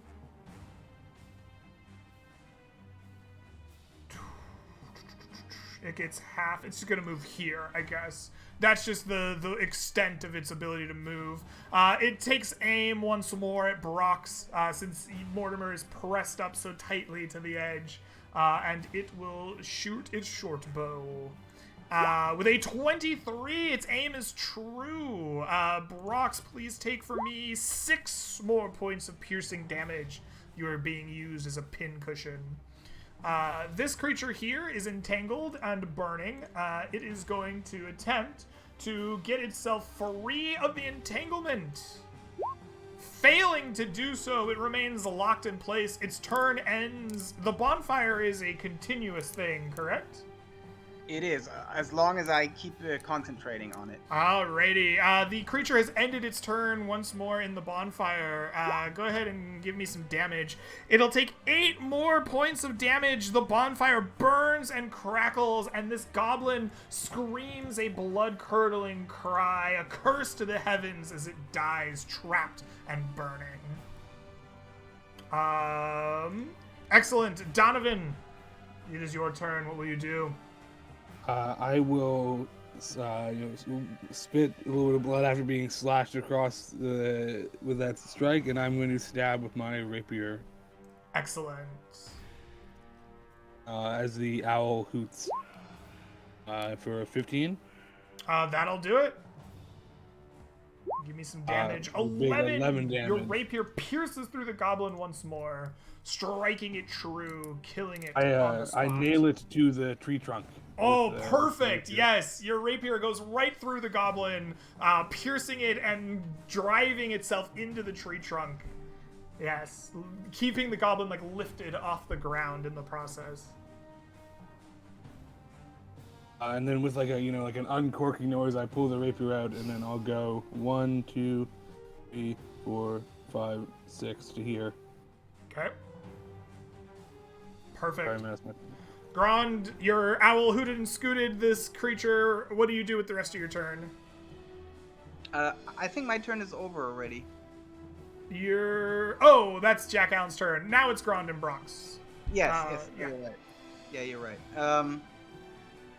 Yeah, so let me see what the range is. Just one second.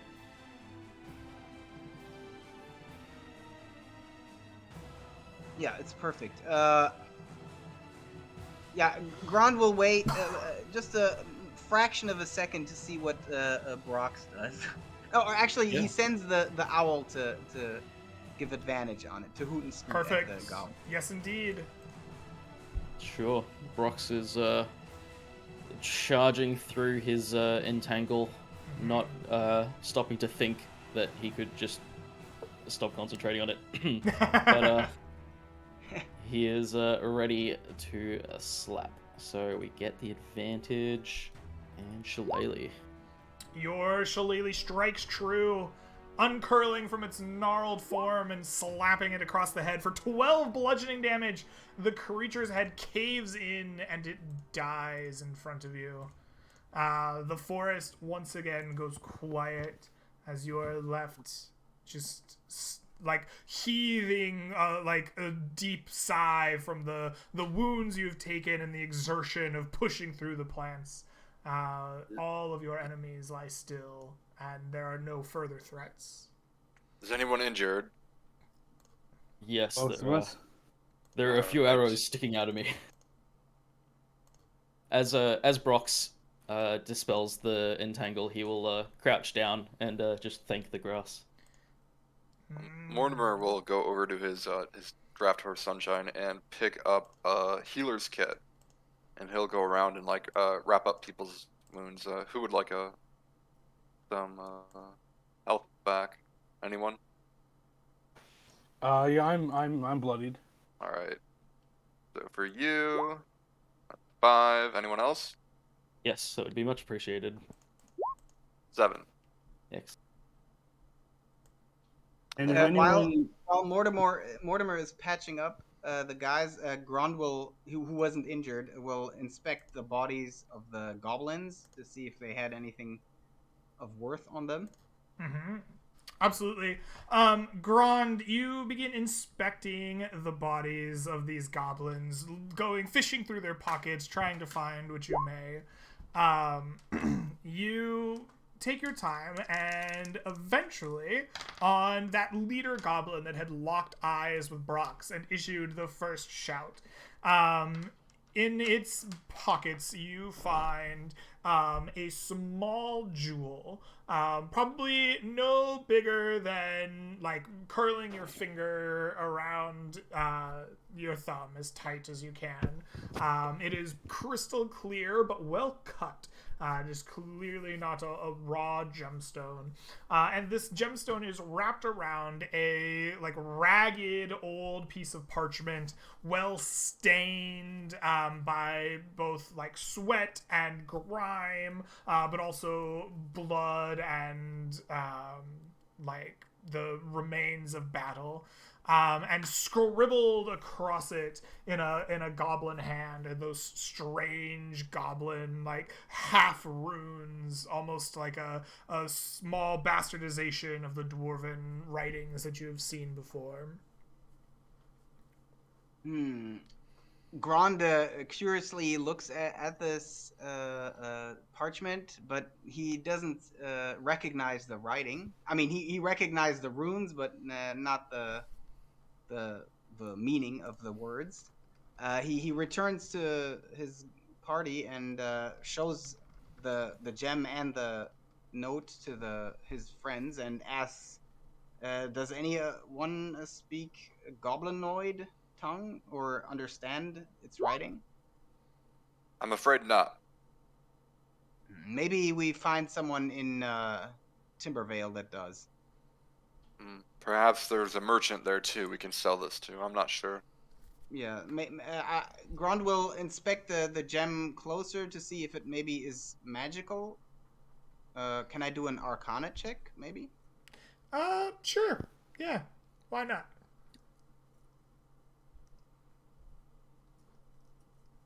Oh wait, it would have to be at disadvantage. Let's wait till we return till we have some good rest in Timbervale.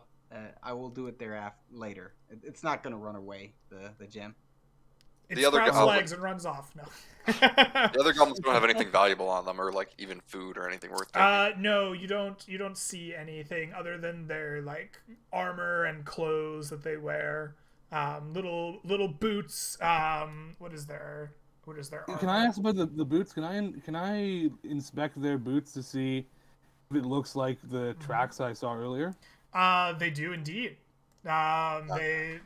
These small sized feet with these little boots could very well have made the tracks that you found earlier. Should have known. Which is good to know. If we encounter some goblins and don't have to fight them, it might be worth fighting them in case they have more of that healing sap on them. Oh, that's true. Wait, but there was another creature there, like an unchewed like foot mark at that tree. Perhaps I don't know what kind of goblins typically. Sometimes a goblin there'll be a bigger creature with them, like either in charge of them or used as the brute strength. Yes, Grond agrees. I have heard that hobgoblins often lead goblins, or perhaps a bugbear might be something barefoot. Yes. Interesting. Well, with you, we should have pressed on. I think we're almost to Timbervale. Yeah, sure. I agree. With you looking at the gem and just wondering if it's magical out loud, Brox will walk up to you and say, if you'd like, I can get the nature to check to see if this is magical for you. Oh, yes, very much. All right. Brox will walk over to a nearby bush, collect some of the foliage, and just start rubbing it on the gem. And with his fireball magic, he will cast Detect Magic.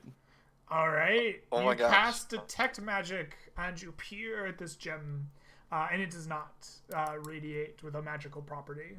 It seems to be a mundane gemstone. So he'll rub it for a few moments and just say, no, this is not magical. Is there any way to determine how valuable it is? Like, what sort of check would that be? Are you skilled at appraising gemstones in some way? Do you have... Nope. No?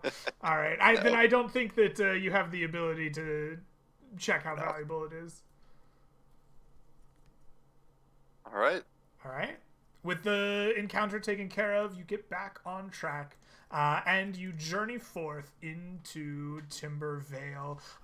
You arrive at a rainy afternoon. The clouds had darkened during your journey, and now a steady drizzle hangs over an old town. This town has seen better days as you make your way into the kind of open western gates. You see that over the years it has been repaired and rebuilt, but there's still the signs that at one point buildings had been torn down or removed. In some places businesses have not recovered to the point that they were before. All around you, the kind of bustle of Rhineview is absent.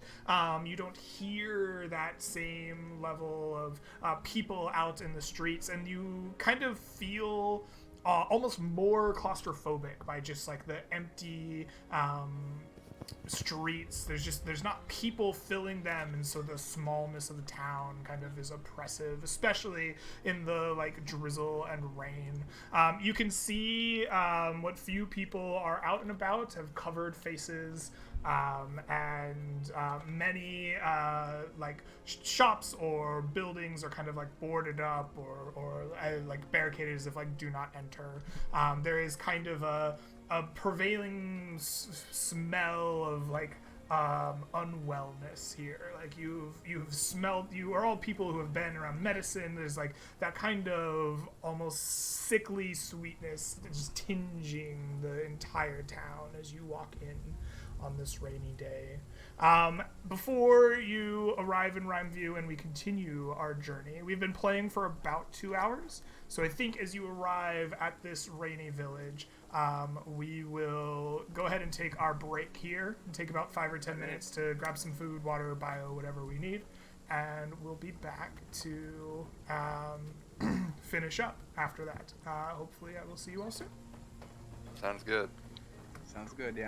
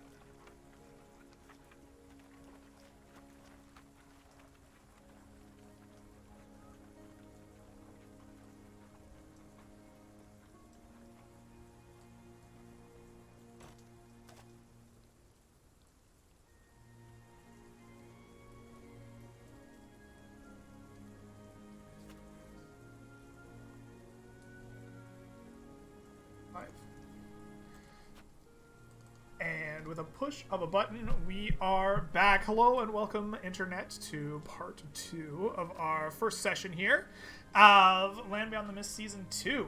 Our party has just undertaken the journey from Rhineview to Timbervale, a perilous journey for them, it seems, as the encounters were quite difficult, but overcome nonetheless. They arrive exhausted and had just gotten a description of this rainy, gloomy village as they have approached. The 4 of you make it into the city for the first time, take in this kind of sickly smell, the empty streets, the rainy day, some closed or ruined buildings here or there. As you walk through the streets, what do you do?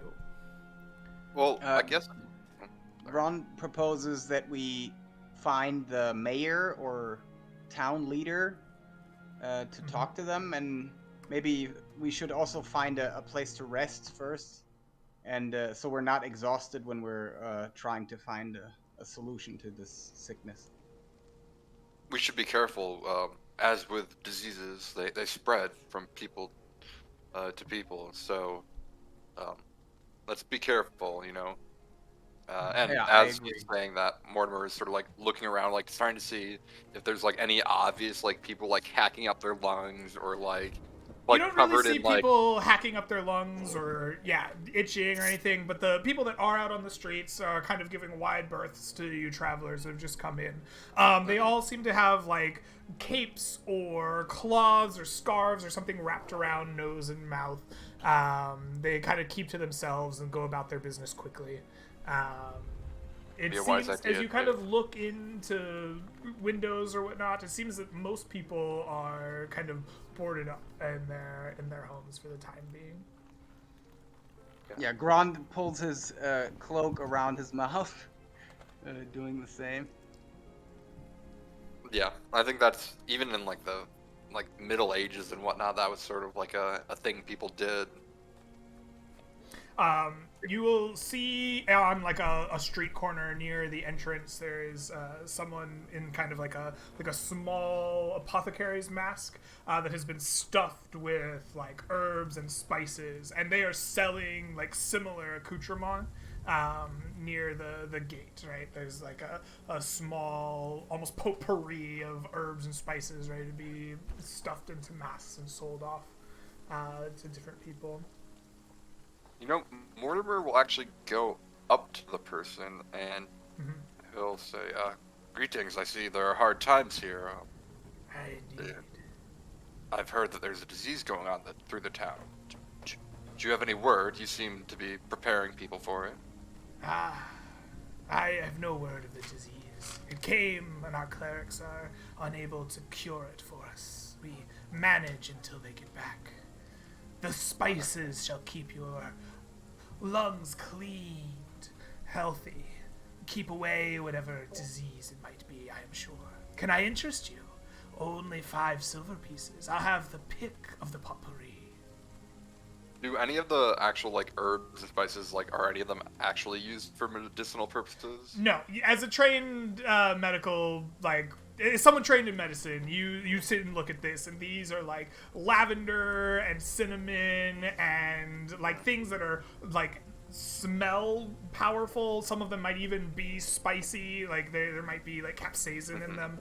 But no, these are not medicinal herbs that you would use in a tincture or a remedy of some kind. So, Monsieur Mortimer will just go and say, "Sir, I don't mean to, he'll, let's say, sort of do an aside, I don't mean to disturb your business, but I am trained in the medical arts, and these herbs and spices, they won't work in helping ward off disease." Oh, but they will. They'll keep your airways open and clear. Yes. You cannot have sullied and dirty airways. Right, I mean, that checks out. This guy knows what he's talking about. You can't have dirty airways, Mortimer. Yes. Fine. Buy Have them you if heard of will. micro monsters? Yeah, we fought some the other day. Goblins, right? Mortimer definitely is interested in this guy now if he's heard of those. These cinnamon will kill them before they get inside of you. I promise. All right, he's gonna spend still 5 silver. You said.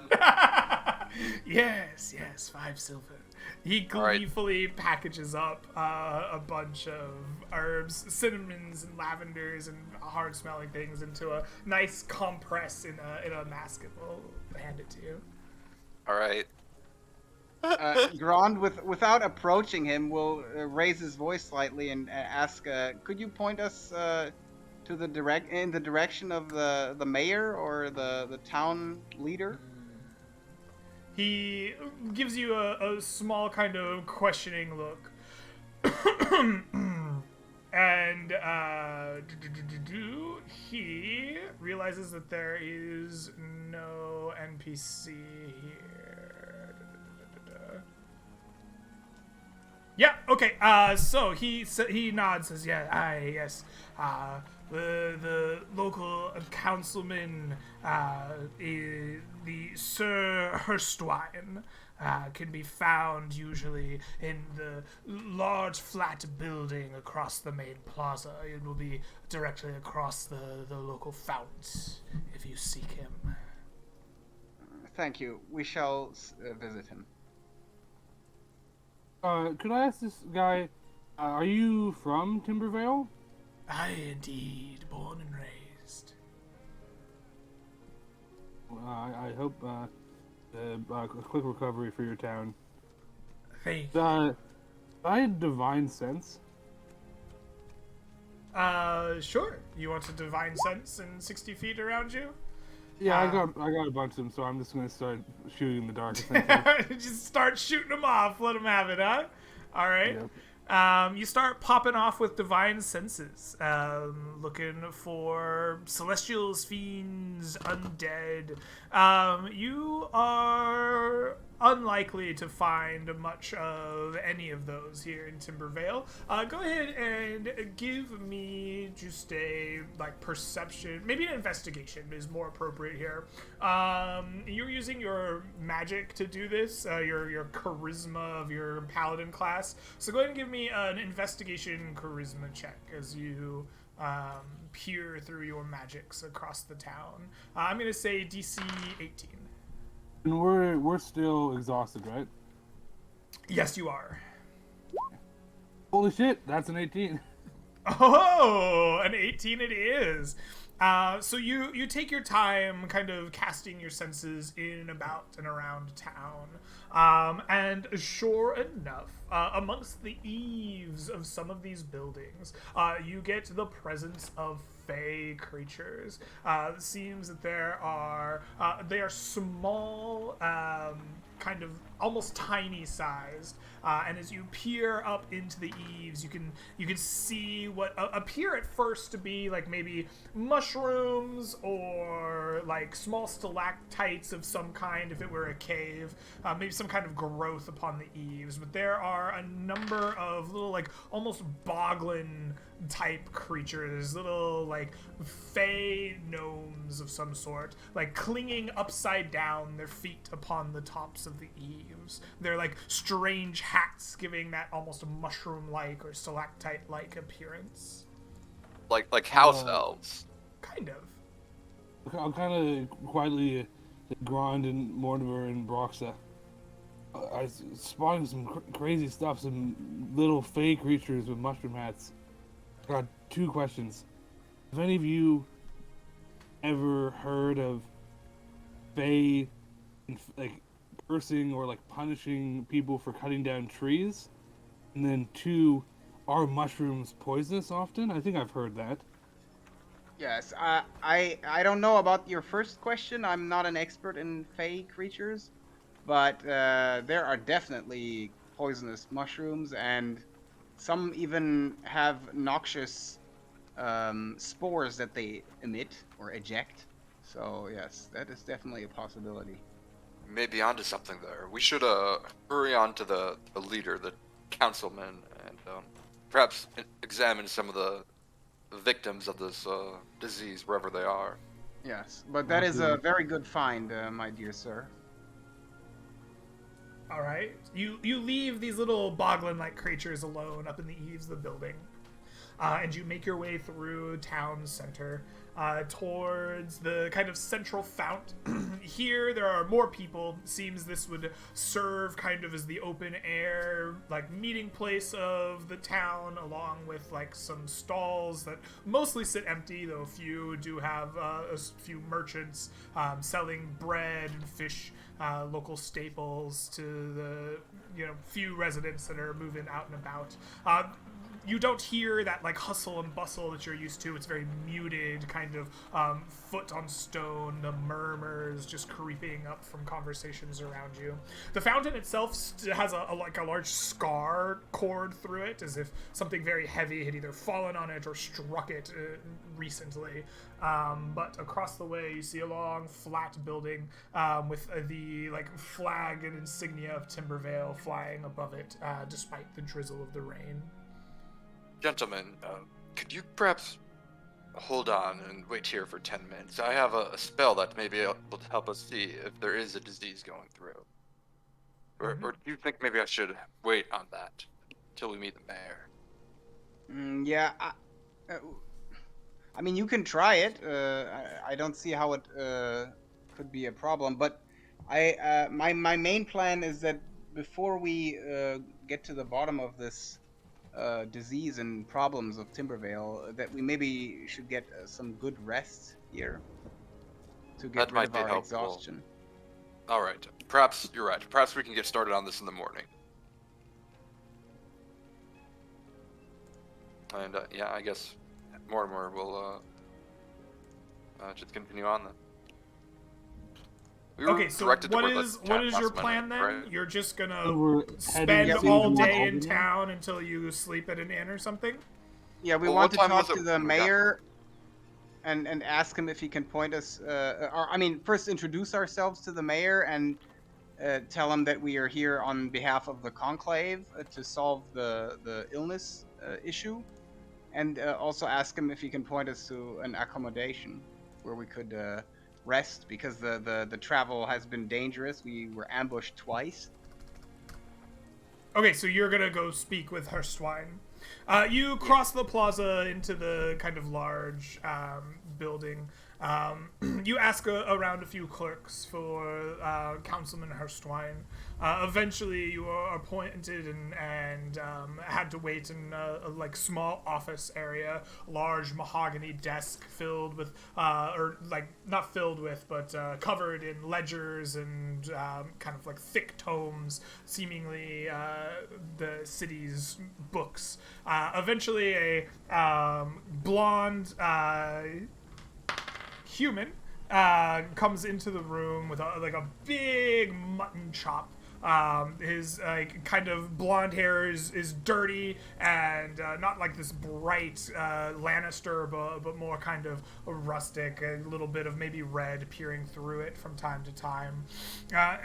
He looks to either side of you and says, I hear that you are adventurers on behalf of the Conclave. Do you need to speak with me for some reason? Wondering if you could tell us a bit about what was going on in the town and the disease. What all you know of the issue. I know little of the ways of disease. I know that it came some week and a half ago. No, more than that. 2 weeks. 2 weeks ago, and it started small. Few people growing sick, large fevers had them resting, staying home. But it is quite contagious. It races through the people of the town quite quickly. I have sent word to the conclave for clerics to cure the disease, as unfortunately the local conclave is busy dealing with some rather nasty apparitions out in the woods. We encountered some undead on our way here. They're out in force. You should have any travelers who go towards Rhineview carry guards with them. Oh yes, the creatures, these apparitions, have been spotted throughout the forest around here. Quite the burden on the trade, I must say. Yes, we were also ambushed by goblins. We are actually quite exhausted. So we also wanted to ask you if you could tell us if there are some accommodations we could I'm rest sure at that you before can we- find accommodations at an inn. We are sorely missing trade these days. Annie would be happy to find you a room. I'll do a little, a hair flick and, flash my family signet ring. Well, I mean, surely, one such a large town as Timbervale has, special accommodations for people of our stature. He looks at your signet ring, and at you. Go ahead and give me a charisma check here. We're gonna say persuasion. Pretty good at that. Do I have disadvantage on this? Yes, you do. Pardon me. Excellent. He looks at your ring and smiles, like that smile that just curls the corners of his mouth but never reaches his eyes. He says, I did not know we were in the presence of minor nobility. Sadly, such accommodations are not easy to find here in the New World. You will have to make do with the rest of us. A little wounded. I'll go very well. Right. Well, we shall be off then. Thank you for your time. Absolutely. Please, I hope that you bring a swift end to this blight on our town. Before we retire for the night, could I just ask one more question of you, sir? Yes. Could you give us the names of the first people who reported being sick? One moment. He licks his thumb and then begins paging through one of the nearby ledgers. And, yes, I think that you are looking for Benjamin and Moraine Thistlewomen. They still alive, or? Nope. Benjamin is dead. Moraine, though, still, well, she's not marked as deceased on my ledger. And before we leave, just as everyone is leaving the room, Gron turns around and asks, just out of curiosity, this large crack in the central plaza, is there some kind of backstory to it? A sad one. You are familiar, of course, with the massacre of Timbervale, yes? A legacy of the battle.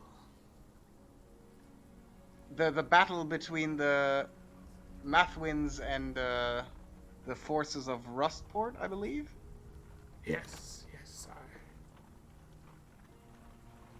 So that was a result of the battle, I take it? Yes. I see. He glances at the other three of you after being asked the same question 3 different ways. He's giving that quizzical look, is this one okay? He doesn't say anything, but the other 3 of you get that Remember, we'll just wave it off. Wait, had someone asked that question? I didn't notice it. You do not worry, good sir. We are here to help those who would help us. If you need anything else from myself, please meet with my secretary below. I may not always be available, but someone here at the council will be able to assist you. Many thanks for your time. And yeah. As we head out, I'll just mention, perhaps there is one thing that can't wait till tomorrow. If the first people reported infected, if the husband has already died, do you think we can risk waiting, a night to see she might die in her sleep? Maybe it's worth. I am no physician nor cleric. I keep the books, as it were. I could not tell you the severity of it. I have not caught it myself, but it has definitely done a number on the people here of Timbervale. I would hope that you would move quickly. Our own clerics will be due back within 3 days. All right. Yeah, and I guess we leave. Unless anybody, but I think you have a point there, Mortimer will say. Yes, perhaps Grand, you or Brox perhaps could find an inn we could stay at. I do think I am going to go and try to hunt down the source of this disease while we still have time. I'm feeling fairly well, even though I am a bit tired from the journey. Any of you are free to accompany me, of course. Absolutely. I would like to point out to you the Fae I spotted. Perhaps you could use your magic to detect if... Once you detect a sick person, you could then detect the mushrooms and see if they register the same way with you. I think I should be able to do that, yes. We should go help this lady. Sounds like she might need it. All right. Yes. I mean, if we're going to do it, we might as well all do it together. We can still visit the inn thereafter. Fair enough. Okay, let's go to their house. Can we find our way there? I was thinking, perhaps. So while we're walking in that direction, I'll ritual cast detect poison and disease, and Mortimer will just try to see if there's poison or disease just throughout the town. Sure. So it takes about 10 minutes to ritual cast something. And you're like walking as you do this. So what does your ritual look like as you're making this check happen? I think there are probably certain holy gestures, like how Christians have the sign of the cross. Okay. There are certain signs that he's waving in the air and certain chants that he's doing to call upon the power of his deity. Okay, absolutely. Like you take out a yew leaf, you make your signs for your deity. What is your deity? Do you have a specific one that you worship? I think whatever in the setting would be the deity of life or healing. I don't know if you have a The certain gods and powers of the Shrouded Coast and the lands beyond the mist are secretive and yet really undiscovered. What powers they hold are to be discovered and found by adventuring. If you bring one from a foreign land here, that's your choice. Okay. I don't know that he necessarily even knows the name. I think it's just Sure. a deity that is out there. Absolutely. You're more a cleric of an ideal, a type. Exactly. Yeah, absolutely. So you make your signs to a deity of protection or light, whatever it may be, and you begin walking with your party. I think probably one of you, maybe it's Grand or maybe it's Donovan, stops and gets directions from somebody on the street. They point you towards Moraine Thistlewinds, and as you walk, you eventually cast detect poison and disease before you arrive at their dwelling. So you concentrate for 10 minutes, up to 10 minutes. You sense the presence and locations of poisons, poisonous creatures, and diseases. You can also identify the kind of poison, poisonous creature, or disease in each case. Spell can penetrate. Okay, so you spent a spell to identify. You detect a disease, most definitely, about as soon as you are done ritual casting your spell. There is a disease at work in this town. I guess your magic allows you to immediately identify it. I didn't realize that, but... Identify this as the Lunar chills. Ooh. That doesn't sound good. Yes. What is the lunar chills? Do I need to look up? You are trained in medicine, yes? Yes. Okay. So, I actually have a book on diseases. Yeah, you are trained in medicine. You have a book on diseases. Maybe you flip through your book to remind you. The lunar chills is a particularly rare form of fever. In fact, it is often mistaken for the gray fever, as the symptoms present very similarly. Though medication treatment of the gray fever usually will not affect, or perhaps even in some rare cases worsen, the effects of the lunar chills. The disease is transmissible mostly through the air. You believe that there might be these strange micro monsters that jump through the air and dig into the bodies of other people to make them sick. Though this is a complete theory and unproven. Exactly. You have some notes about it. But it is best known to be cured by a tea of hoarfrost root, a very rare herb that is usually only found amongst cold and icy regions. Oh boy. All right, interesting. Well, Mortimer will certainly share what he learns. From his spellcasting and from his medical knowledge, as he walks with the group to that house, and says, "It would be best perhaps to cover our faces. Who knows when the micromonsters might land on us." He says with a big nose full of cinnamon and paprika and stuff. Yeah. Yeah.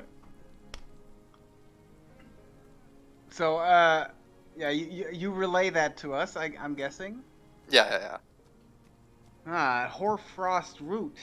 Well, that is a tall task. I guess we will have to leave town again and venture north to find that root, unless they have stocks, which I highly doubt.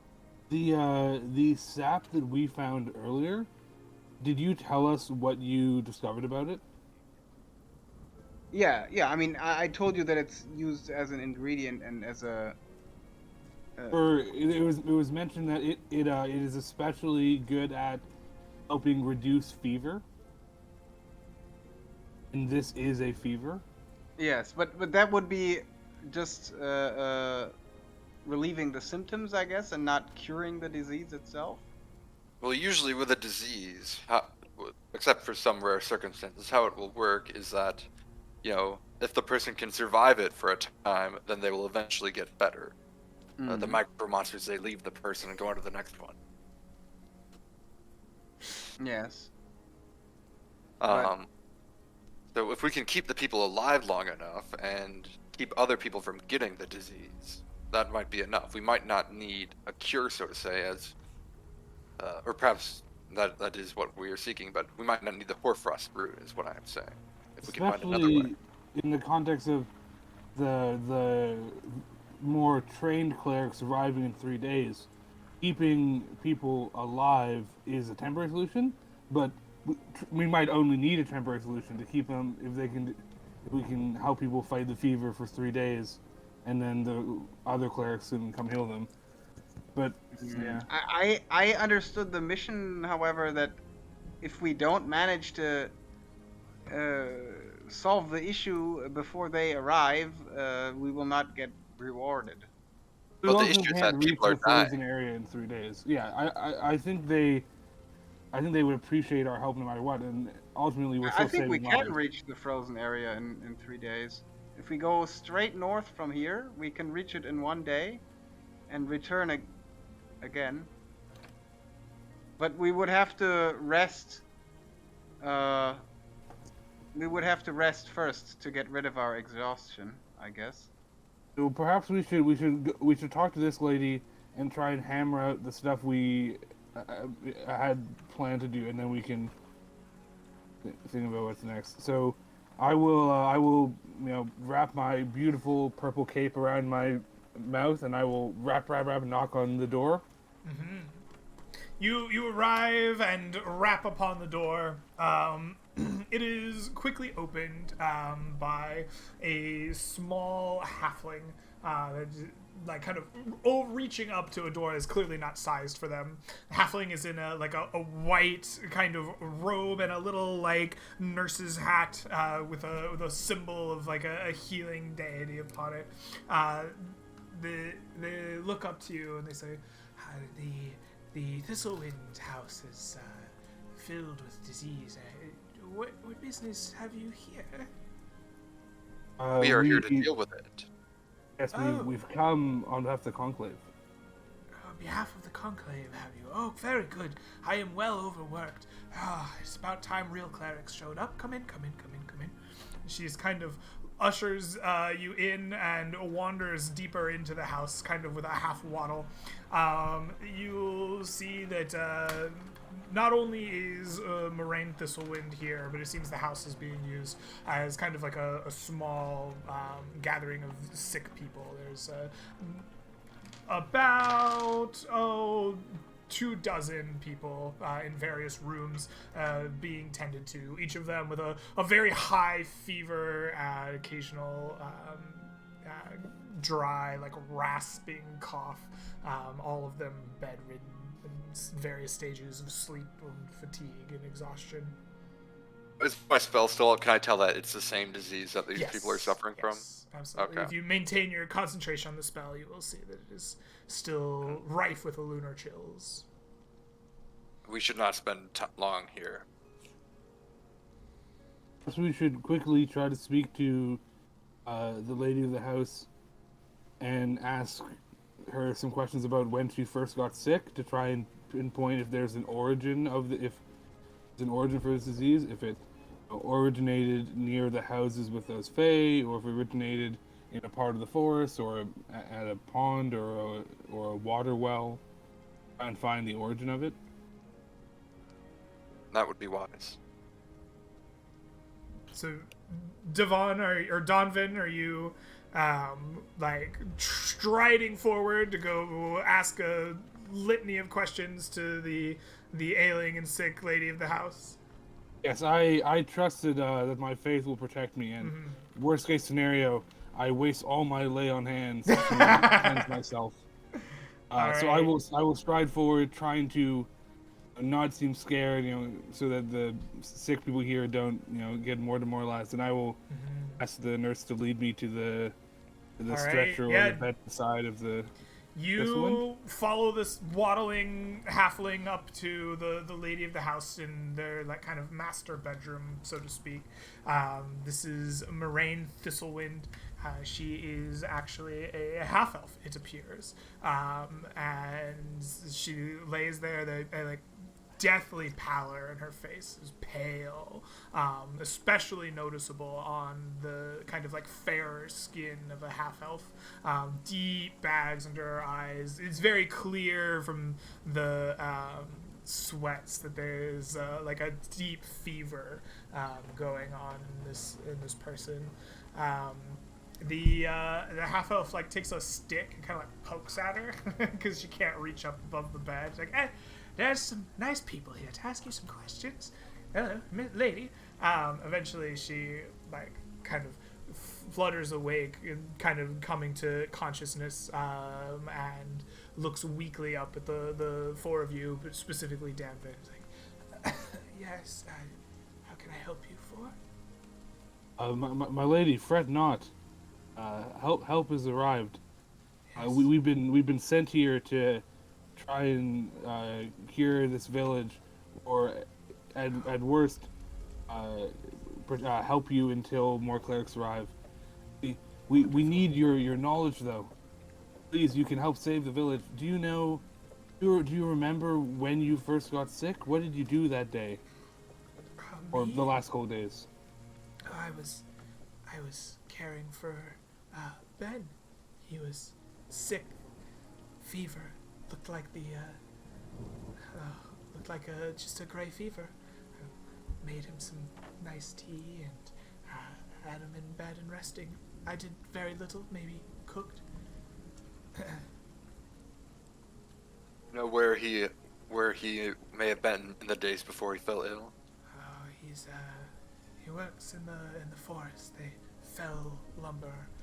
He doesn't do the felling. He shapes the branches, gets them in the right form to be shipped off to the island.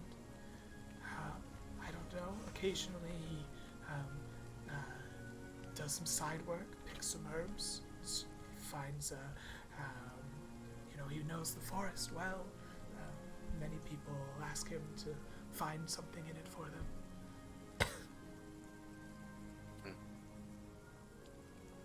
All right. Did he? Well, shit doesn't seem like she's. Did he remark anything out of the usual or suspicious to you in the days before he fell ill? My bed is suspicious. Any strange customers ask him? Any strange people ask him to cure something for him? I don't know much about his business. She like reaches over the bed and like taps the halfling on the head. Like, could you find his ledger? I'm sure that he kept meticulous notes. If somebody asked him for a job, it would be in there. The halfling like looks irked and waddles off into the house somewhere.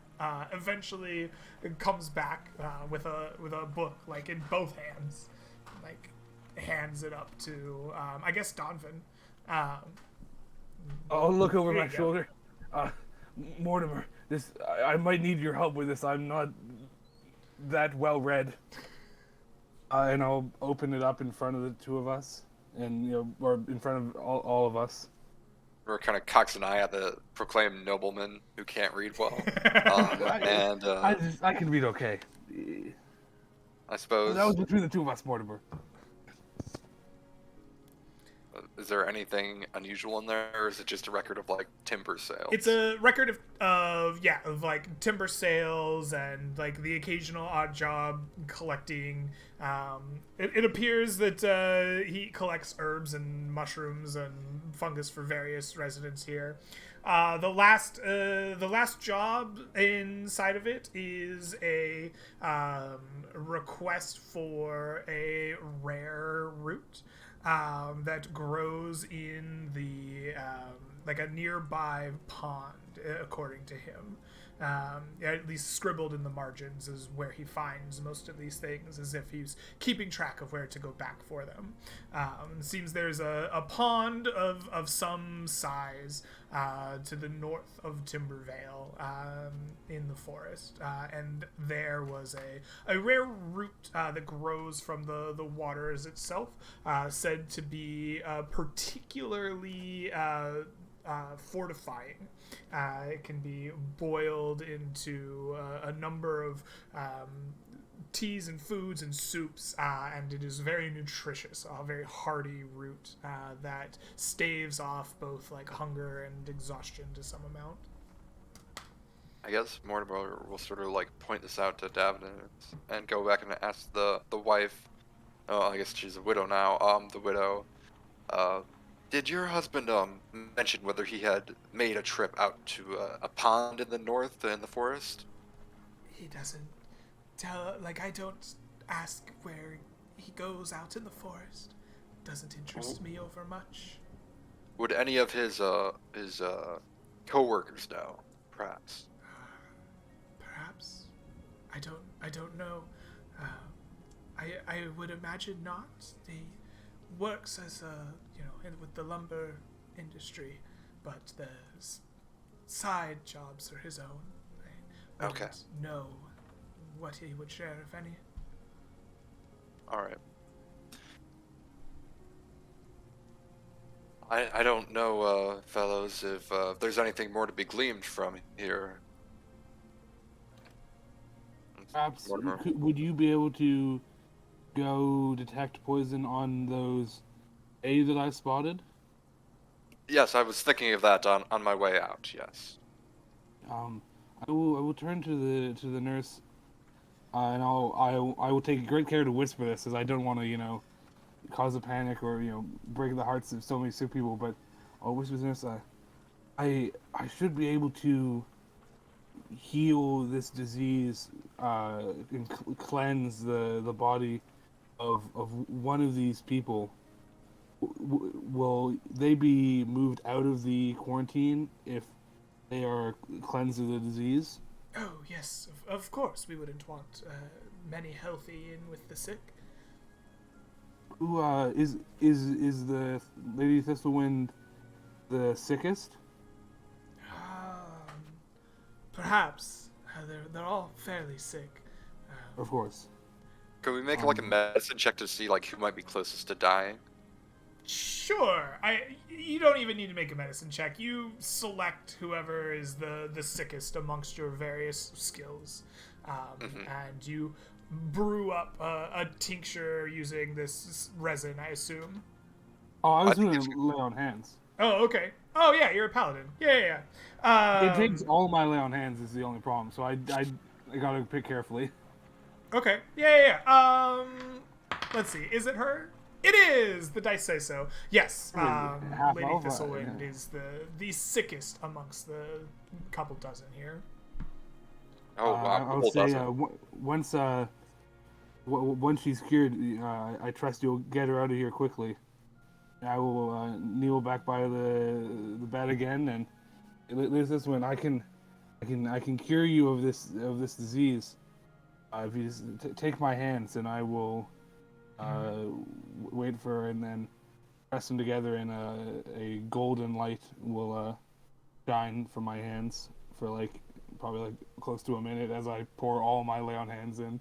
Absolutely, yeah. You pour the divine energy of your of your devotion as a paladin into Lady Thistlewomen, and you don't see like an immediate restoration of vigor and clarity, but like color does return to her face. It seems that the fever breaks to your trained medical eyes, and sure enough, the disease has been eradicated in her.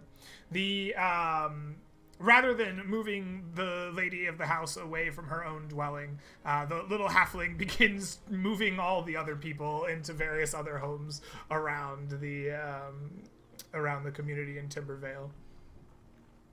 After you are finished, I'll kind of do a double take and look at Mortimer. Is it bad if we spread these people out? They should be kept in one spot, I think.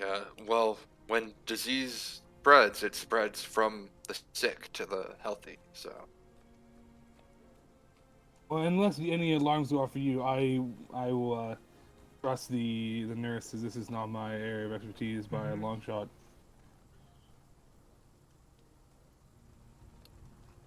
And I'll actually go over to the nurse and tell her, Miss, I've identified what the disease is.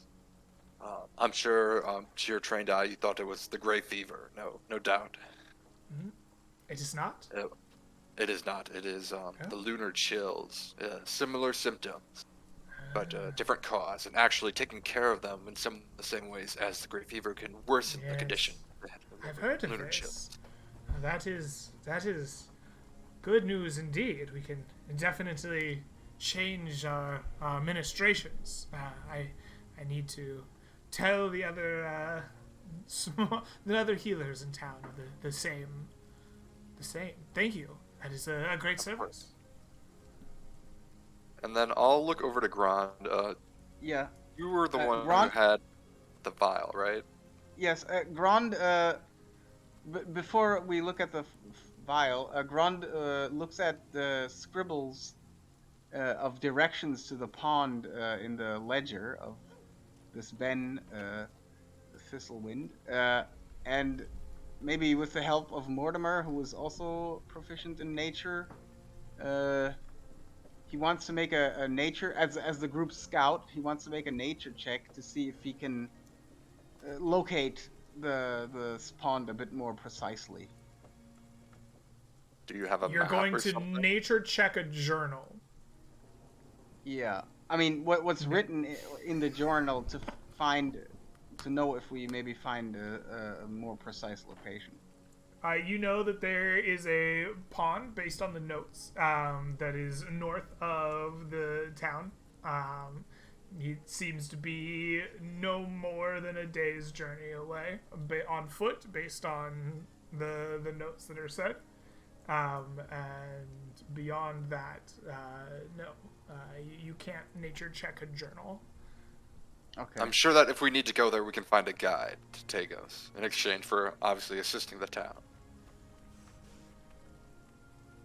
Yeah, I think our assistance or our mission will be to solve this or to cure this disease before the clerics of the conclave return. I'm quite positive. Perhaps Well, our best bet is to find this winter root, or whatever it is you call it. Yes.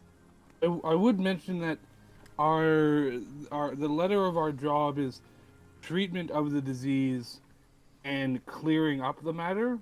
Perhaps giving them this crucial information that they were treating it wrong.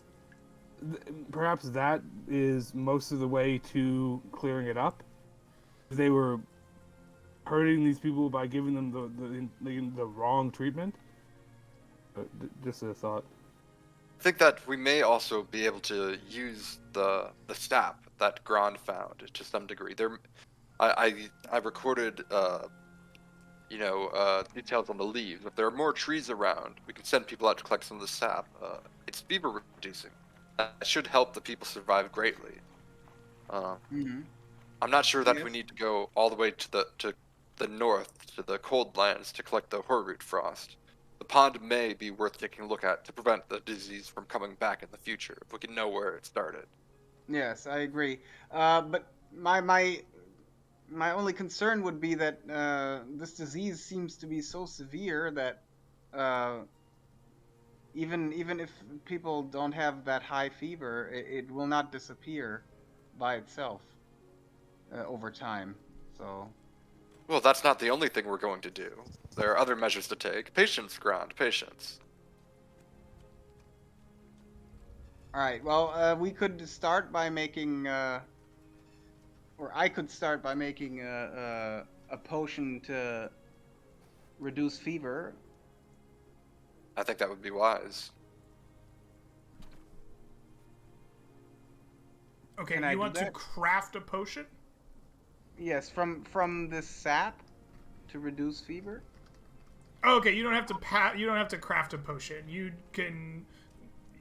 can make a tincture out of the resin, boil it down, add whatever herbs you have in your med kit. You can create one fever reducing draft out of this quite easily. Yes, but we are right in our assumption that it won't cure the disease. It will just alleviate the symptoms. Yeah, it's a strong fever reducer. It would alleviate symptoms significantly. Yeah, it would help someone quite a bit. Can we All right, then I'm sorry. Go after doing that, we would feed it to the second most severe patient, I guess. Okay, you spend some time crafting up, brewing the tincture, and administering it to who you deem the most worthy of fever reduction. It does seem to be effective. Could I tell the nurse? Can you send somebody to inform the alderman, the mayor, of the confusion, and that he should send men into the woods? Yes, and Grond also showed the nurse how he okay, I see. boiled that sap, so she could replicate that.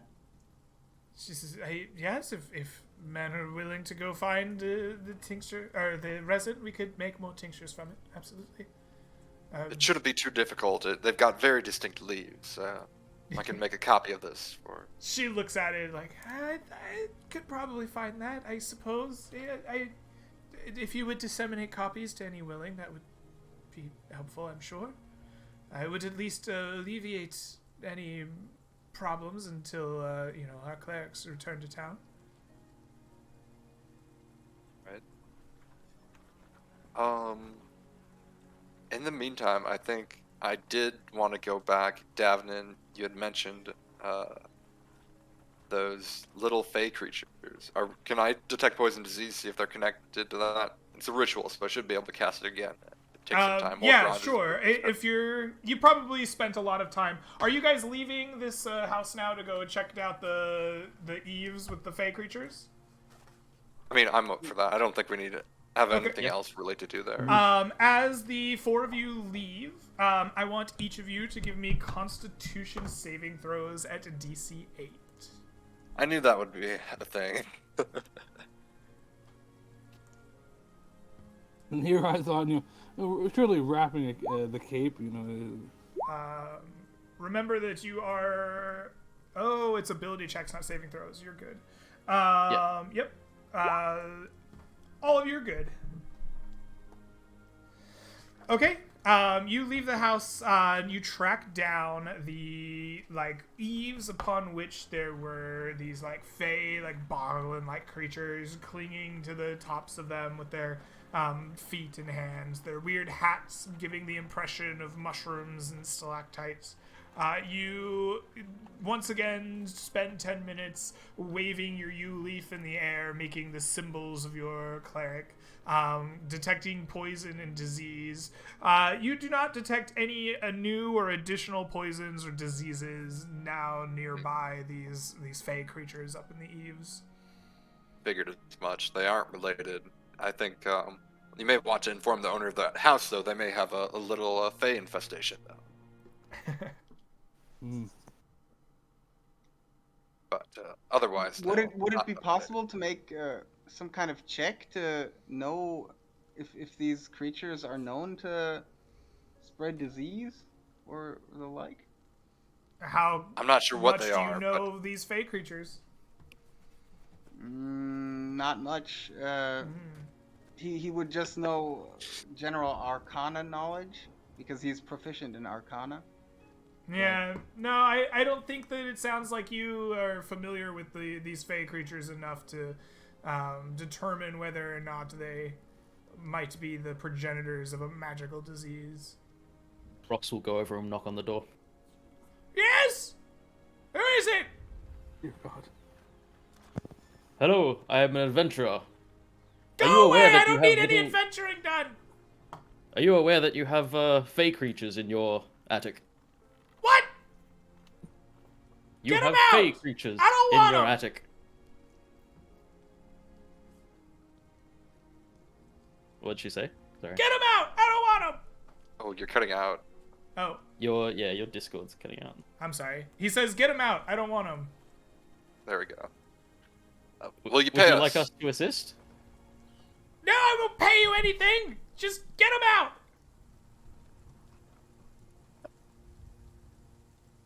I'll just look to the others and just shrug. Oh, well, Yeah, is there a broom lying around that you could pass us? I ain't open the door! There's an illness out there, man! I'm safe right Oh, here! right. Fair enough. We just, Brock, do you feel okay disturbing these creatures? I am not familiar with them. Well, perhaps A lot of them. you can reach with your staff. You're pretty tall. You could probably get up in the rafters with your staff. But, I mean, we could just leave it. Perhaps we should just retire for the night and set out in the morning. We don't have, time is of the essence. Seems like she's not aware of them, so they mustn't be bothering her too much. Very We can true. leave them be. Do you guys agree that we should retire for the night, or is there more things to investigate? I think. I don't know. What Does is our anyone of plan you going speak, forward? the language of the Fae? Maybe we could communicate with them. I'm not an expert on Fae creatures. I don't even know if these are intelligent or capable of speech, but maybe. They seem like they aren't involved in the disease at all. They're not involved in the disease, and they're not bothering her. We can just leave them. Yeah. As for preparations, I don't think there's anything else we can glean. We can either just set off now, or we can rest. Well, hold on. I would definitely want to rest, so yeah, we are not exhausted. But before we say we're going anywhere, we should figure out: is there a possibility that we could sufficiently treat this disease without venturing into the wilds again? As we know, it's quite dangerous. I'd rather not take any extra risks if we don't have to. I think without more sap, we are severely limited. Well, we know that one Even tree. if we treat the disease by making it not worse, I don't think the guild will accept that as our job done. Well, All right. I would put forward the thing that they said. If you're able of clearing up the matter, I guess that's akin to saying cure the disease, but I feel like they could have said cure the disease if that was the only thing they'd accept. I don't know. Well, Because if people are dropping, like people are dying, and we. I think if we want to please the guild and we want them to be happy with us, we need to go get the root. Well, I'm down to do that. Then we just have to be quick. Yeah, I mean, I think with the instructions that we left the nurse, both how to make the tincture from the sap itself and where to get the sap, at least we've and also the identification of the disease, we have done at least something, so they could survive a bit longer while we're out. Yeah, but I really would like to rest. So we are not hampered in our further travels. Yeah, we've been Alright. investigating. Is it late in the day now, or would we just be twiddling our thumbs? You would have until- arrived before noon on your travels to Timbervale.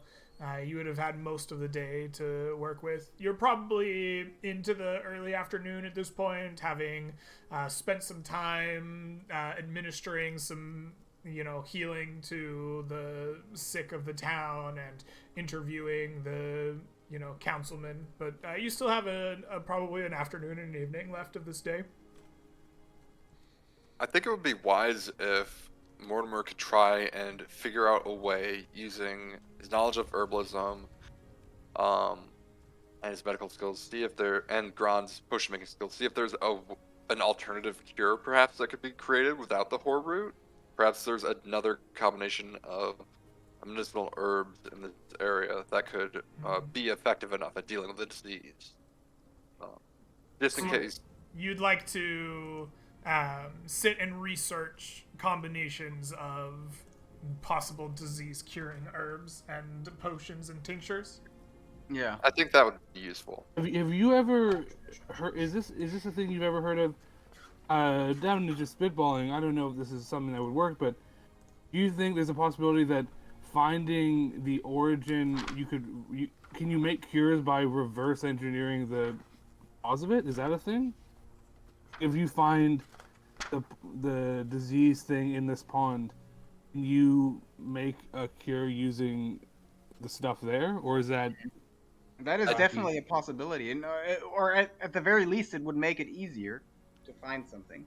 I don't know about that. I don't know that that's a thing that happens, but it may be worthwhile visiting the pond, because if we can identify where the disease came from, we could stop people from going there in the future. Yeah. So apparently this pond is just north of the town, and we could reach it during the day and still make it back to town to rest in town. Could we get an idea? Could we talk to some people, just some townspeople, and ask hey, have you heard of this pond? Do you have any idea where it might Sure, yeah. be, just so we could get it marked on the map? You spend some time asking around, trying to figure out how far away this pond might be. Go ahead and give me an investigation charisma check. I assume you're getting assisted by the rest of the party, so go ahead and make that at advantage. Okay. Mortimer, you want to make it? And then also, right. I guess, disadvantage from being exhausted. But yeah, so a regular roll. Okay. So with charisma, that's just the d20 minus 1. Oh, 12, that's decent. Okay, you ask around. It takes you probably longer than you would like, probably an hour or two, to actually track down somebody who is knowledgeable of the area to the north and trending out. It seems that a trek to the pond and back would likely be an entire day's worth of journey. As it is to the north. He says it is to the north of town, but beneath the foothills that lie before it. It's probably at least 12 or so miles north of town, and then it would be another 12 or so back. Is that where the Heaven's Pillar is? We've heard perhaps legends of it. Heaven's Pillar would be far to the northeast. That would be something along 6, 12, 18, 24, roughly 30 to 36 miles away. Yeah, okay. I think that's a lake, not a pond next to the pillar. I wasn't sure how big things were. Each hex is roughly 6 miles across in any direction. Okay. And something like 36 square miles in total. I had the math at one point in the travel doc. Let's see. They're roughly 6 miles across, and they're about 32 square miles in area. Well, so what would we want to do? Because I guess it depends on whether we can figure out an alternative cure, but supposing we couldn't. We could go north to find the Hoarfrost root, or we could try to find the pond and may be able to visit both on the same trip. Here's what I would propose. I mean, the day is almost over already. We rest here, get rid of our exhaustion, then we move north to the foothills, to the pond, and see what's going on there. And if we find the source and we look at it and determine it can't really do anything to help us, then we can continue north. Uh, but if we do determine it will be sufficient, then we can return to Timbervale. So I think that's a good I think plan. that's a great idea. Alright. You and I, Grand, then could spend the remaining hours of light we have. We'll see if we can figure out an alternative solution. Just on the off chance we might be able to come up with something. All right. On our own without anything. Yeah, I agree. So for crafting and researching, this is a non-magic item. But I'm going to just use the crafting rules that we have. So for 8 hours of work researching, it is going to cost 25 GP in materials and just like the things required to make these tinctures and test them.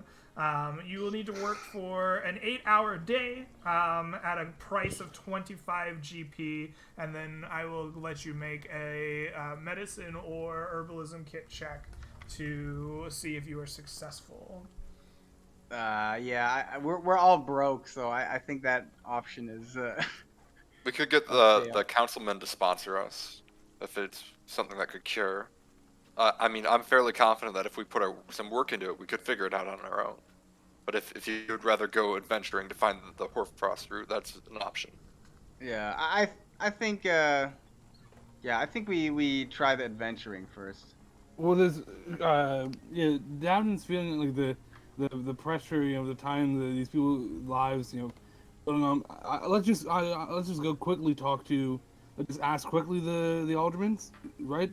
Sure, it doesn't hurt if you can provide the resources. Then the Abden will storm off towards the large building. Okay. You storm off towards the large flat building to track down the councilman. Hurstwine is available. He kind of glances at you furtively and you're back. Is it cured? Is it done? Surely you don't. Oh, we have not cured it in less than a day, but we have identified what the disease is. It was being treated as the wrong disease, as I'm sure my more scholarly friends can explain. We've identified what it actually is, and we know what could cure it, but it's very difficult to get. So we were hoping that we could try and find an alternative solution. I'll let my friends explain. An alternative solution. It's cured by an extremely rare root that grows in the frost lands. It would take several days a day there, perhaps a day back, if everything goes well. I see. Otherwise, Mr. Axiom and I, we do have extensive medical and herbalist skills. It may be possible to craft a solution of our own, but we're lacking in the tools, the resources to do that. If the town was willing to front some of that, we could spend a day here and perhaps find a cure faster for the people who are ill. What kind of resources do you need from me? Some biles, maybe do you have alchemist tools on you already? Yes, I have herbalist tools, which is used to make my potions. Yes. Well, that then sounds like you have what you need. Just a few things. 25 gold worth of equipment. That's all. Yeah, ingredients mostly. Yeah. Fair enough. A fair trade, I suppose, for the well-being of the town. Let me see here. He begins thumbing through his ledgers, makes a scribble down at the bottom of one of them, nods a little bit. He takes from a leather cord around his neck a small copper key, and reaches underneath the like mahogany desk of his office and like unlocks like a small panel. From it, takes out a bag, and he counts out to you meticulously 25 golden coins, stacking each in like a column of 5, and before returning it all to its rightful place. I believe that this is all that you have asked for. I wish you good luck and Godspeed in creating this cure. Thank you. Yes, Thank you, very my lord. much. We will not disappoint you. Well, very good. Please be off and making with the curing. All right. So, All right. Well, but the thing is, if we have to make a check, I don't want to be exhausted while doing it.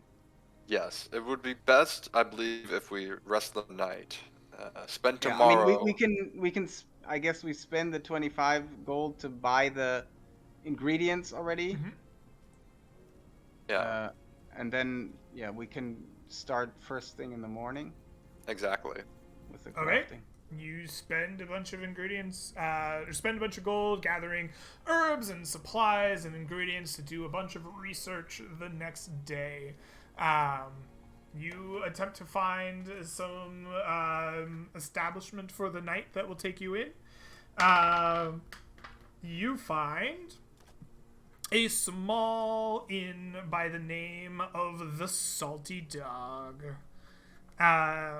The Salty Dog will rent you a room for 5 silver each a night. Mortimer will do his detect poison disease just to see, like, is the disease in this establishment as well? Will it be The dangerous? disease seems to be throughout the town, but this inn itself does not currently house the sick. Okay. No Well, micro monsters here. exactly. They're everywhere. You just can't see them. But we'll spend the night. All right. With the silver paid, you spend a nice, long, restful night under the eaves of the Salty Dog. So you have had yourselves a nice full rest. You take a rest at a safe location, and you recover all the stress and exhaustion that you have built up. All exhaustion levels and wounds can be removed. Well, I guess you would recover 1 level exhaustion, but in your case, that's all of it. You can regain all of your current HP and recover all hit dice, as well as your powers and class features. Nice. All right. So then in the morning, unless someone wants to say something else though, but in the morning we would then first thing start crafting. Okay. I would say, as you said, it's a herbalism kit roll, intelligence in my opinion. You spend 8 hours of your day crafting potions, testing combinations, trying to find something that might end up curing this wretched disease. So yourself and Mortimer, it seems, are hard working away doing this. This is going to take 8 full days, a whole day of work, or 8 full hours, a whole day of work to do. While this is happening, what is Davin and Brox doing? wanna go first? Yeah, you go first. No, yep. So, Brox is probably going to walk out into the woods just a little way, not going as far as to be dangerous, but just he might look for some herbs or something, just go around talking to animals and see if they can lead him to some herbs that might help. Okay. All right. Well, what kind of herbs specifically are you looking for? I don't think he knows. Okay, just generic. he You're just- just on he a just nice walks up- hunter-gathering mission. Yeah. Yep, he walks up to a squirrel and just says, "Hello, little friend. Can you lead me to some herbs that will help my friends?" Nope, only nuts. And the squirrels can't talk back yet. Oh, that's right. Next Okay. level they can talk back. Saved. This level they can't. Maybe we ask him if he can find any gumshoe trees. Maybe that's something you're looking for. Okay. Yeah, sure. You spend your time looking for helpful herbs. Davin, what have you been doing? Yeah, Darwin fights the urge to go off in search of goblins and sap trees, and will instead pop by one of the quarantined houses and ask the nurse if she has any opinion on who looks most injured, and if they can't tell, I'm just gonna look for probably someone who's like young, like has a long life ahead of them. I will do something where I dump all my lay on hands in to cure them. All right. Yeah, you go about curing this disease one person at a time. Yeah, very laying your hands slow on curing of the village. laying your hands on one more, curing it away. That takes you like, I don't know, maybe an hour at most. Anything else you're doing with your day, or just? I go look for Brox and try and help him with charisma if he needs any help talking to animals. I can't talk to animals, so I'll just be giving good vibes, like body language charisma. Yeah, you know, good animal vibes. I hand sign, nuts, or like, oh, here's a ration. You want a ration? Give me gum, and then I'm like, do they know what gum is? All right, so you spend your time vibing with Brox in the forest for herbs. Animal charades. Yeah. Before they leave, Grond might have told them that maybe they could try and interview these little fey creatures and try and talk with them.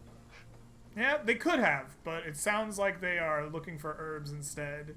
Brox, we'll just see what you do here. Why don't you give me like an investigation or nature check, your choice.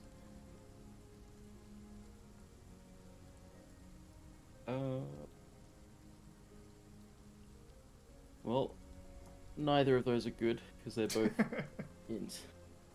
Rude is bad at nature, huh?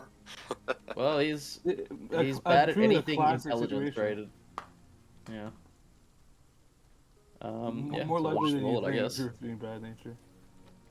Alrighty, let's see how you did here. Unfortunately, Brox, your day with Donovan doesn't really lead you to anything of particular note.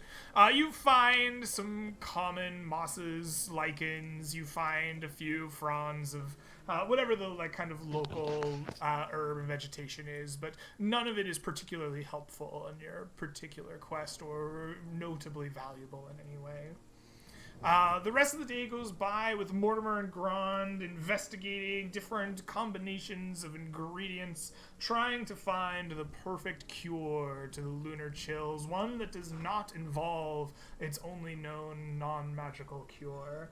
25 GP races by a long day of work, and eventually you find yourself testing all of your ingredients on various cultures, various people, seeing if any of them will rapidly get better. At the end of your day's worth of research, I'll have whoever is I guess you could do an herbalism kit intelligence, or you can do a medicine's not a skill, is it? It is. Yep. Medicine. Okay, then, or you can do a medicine intelligence check. The DC to cure an otherwise uncurable disease without its main source of ingredient will be 20. I got a +5 to medicine. I don't know if you got a +6 anywhere. Yeah, I have a proficiency in herbalism, and so it's +6. Yeah, and 4 in intelligence.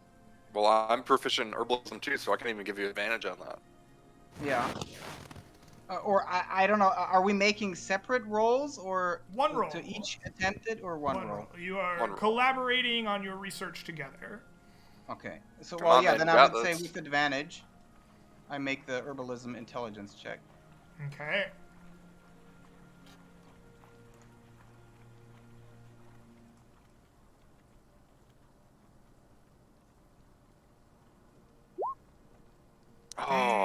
Despite your best efforts, you make many a tincture, and some of them are quite good at relieving fever, and in fact help people feel better.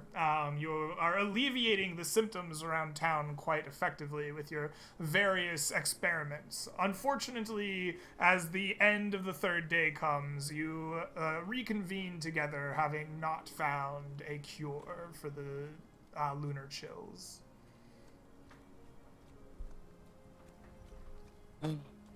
Well, we may have to go after that hoarfrost route. Yes, so it seems. All right. Can we still travel today, or is it not possible? You used 8 hours of your day working. You essentially just have like the last bit of evening light and then a restful day. You wouldn't travel.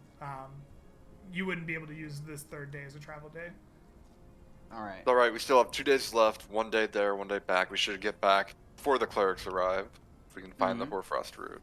Yeah. If In everything this, goes well. in this last day, Greg, has anybody taken up the search for the sap? Is anybody going looking for sap?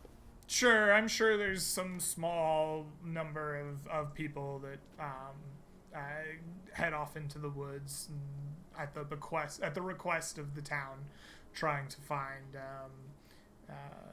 these sweet gum trees and whatever resin that was leaking out of them. So I guess, is there any other options than resting for the night and then heading north? Oh, let's Thanks, just do Well, that. you can do anything that you would like. I'm not going to tell you what is available. I just been to party members. Oh, okay. I mean, if we're satisfied with how much we've done, it really depends on what the Conclave thinks. We haven't cured the disease, but again, Yeah, I think they will not be satisfied unless we actually cure it, but Yeah. I mean, yeah. Brox is like happy to just like sit here and look after the town until the other clerics get back. But if you actually want the reward, you're gonna need to cure it. Yeah. I That's guess what to the north we go then. all right. We're gonna need to get some more food and water, I think. Well, That's yeah, a good question. Does the Greg, does the water refill our? Can we refill our water skins? That is a good question. I'd prefer you to buy it. The intention is that you are buying and spending resources as the pack rat. Ah, okay. That is not a clear case in the rules, but the intention is that it is. I suppose that water is. I suppose that once you have purchased enough water skins, right? If you have purchased 2 water skins, then they should be probably refillable. But if you need to have 3 and you don't have a third one, then you would need to get another. Yeah. All right. Well, I have 8, so. Same. All right. Okay. So we refilled our water skins. We had spent 2 rations and 2 feed. In my case, at least for my mount, so I have 3 left. It's probably wise to buy some more. All right. Yep. Just let me know how many more you guys buy. Yeah, so I refill my 8 skins and buy 2 rations and 2 feed. So that's each ration is 5. How much was it? All right. Actions are 5 silver 2 pieces, I silver, believe. 2 silver, right? It's 2 Only silver. 2 5 silver. silver. 5 No. silver. Is it? Oh, it Oh, is. is it different? It's 5 silver. I have it recorded on the sheet. All right. Cool. Yeah. Mortimer's gonna buy some more feed and some rations for himself. You guys keep track of the money at least, but I've got you on the rations and the water. Does the pack rat have to carry the rations, or can I have my rations on my I don't feet? mind who carries them. The pack rat is responsible for tracking any and all rations consumed, as well as how much you have and where they are. And if the pack rat is not tracking that or is unable to figure it out, then we're just going to consider that a failure. Roger that. I bought some more, so I'll minuses off my sheet as we go. Do we head in the morning? Yep. All right. I guess so, yeah. Sounds like you are traveling to the north. So, we enter the travel phase once again of our game. This time, the destination is not so clear. So, tell me, where are you going? Well, we're going north. Is our plan still? I mean, on the map, it would be straight north. And I think the fourth tile already touches the frost, so we could look for some hoarfrost route there. I think we just The head question straight is, north. do we want to make a stop on the way at the second tile, which is the foothills for this pond? I feel like it could be useful. Just in case we can't find the hoarfrost route, we might still gain something useful from it. Yep. So do we want to go first to the hoarfrost route and then on the way back? Let's go north 2 tiles and then and we can look for the pond on the way. Yeah. Okay. Mhm. Your destination is the pond to the north of Timbervale. All right, you are correct. It is in this hex here, at least as far as you know. So that is going to be a day's worth of travel. We need pack rat. We need 2 rations for each party member, 1 set of feed for each horse, and water skins. Make sure that you have that.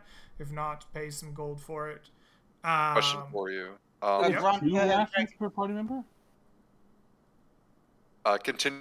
Well, let me ask my question. So, if we continue from here, will we be able to get to there, or will we have to spend like 3 days worth of rations for travel on 2 days worth of tiles, if we make the stop at the pond?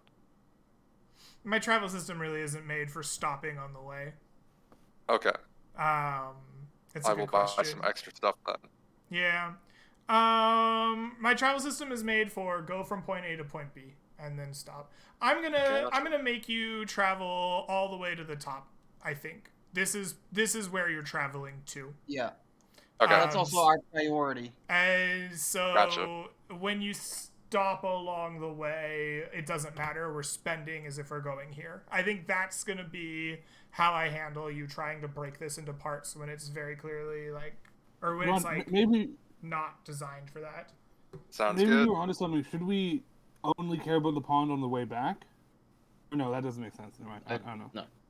Also, just to clarify, it's 2 pounds of rations, not 2 2 pound. Okay, yeah, I was worried. It's like there. one ration is 2 pounds. One ration is 2 pounds. I put everything in my mind in pounds. 2 pounds of rations. Okay. One purchased bundle of rations. Easy. All right. Okay, excellent. Mr. Guide. You were Don Van. Don Van, you are traveling far to the north. Am I the guide again? Unless you Can we want to swap? be something different, I was going to keep the same Sure. rolls.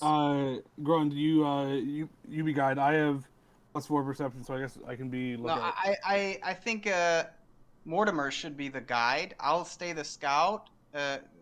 Brock stays the lookout, and you be the Mortimer is provisioner. pack ratting. He has already taken that role. You have the Let's other just stick with what we've parties got. change up. Yeah. Just keep it simple. Stick with what we're doing. Okay. Don Van, describe to me how you avoid or stave off the dangers and labors of the journey. Same approach as last time. Hopefully, learning from my mistakes. Okay. I'm testing the ground. Using my hands and feet, making sure, stuff is sturdy, and then things are balanced, and not gonna get rock slided or anything. Okay. Absolutely. You jump about doing the best that you can to test all of the surfaces for your party without finding them the kind of way through. Go ahead and give me a survival dexterity check. DC 13. No, I'm sorry, I lied. You don't have a road this time. So your Excuse me. Your base DC is 15 plus 3 is 18. Oh my god. Oh, Nice. but he did it. All right, Oh, you yeah. jump about from log to log, trying to find the like all the best places for your party to avoid the most strenuous parts of the journey. Please take inspiration for your success, and the party avoids exhaustion on this journey. Excellent. Our scout, please describe your efforts to scout the terrain. Keeping your party on track on the best route and without losing time, Mr. Grand. Yes, it's going to be very similar. I go from memory of what I remember of the map, plus my knowledge of maps and nature and layouts of land, and also my trusty familiar owl flying above. Okay, absolutely.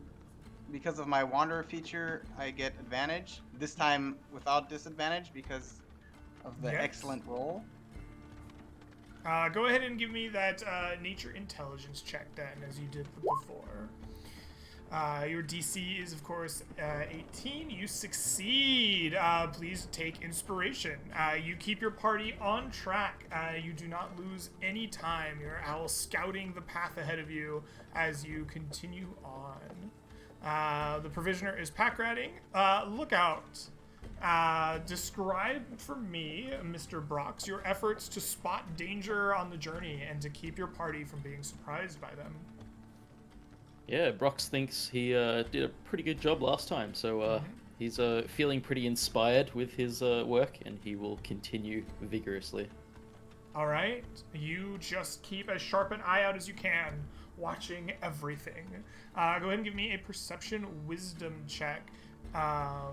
Your DC for this trek. Put a little dot there just so we know there's a pond.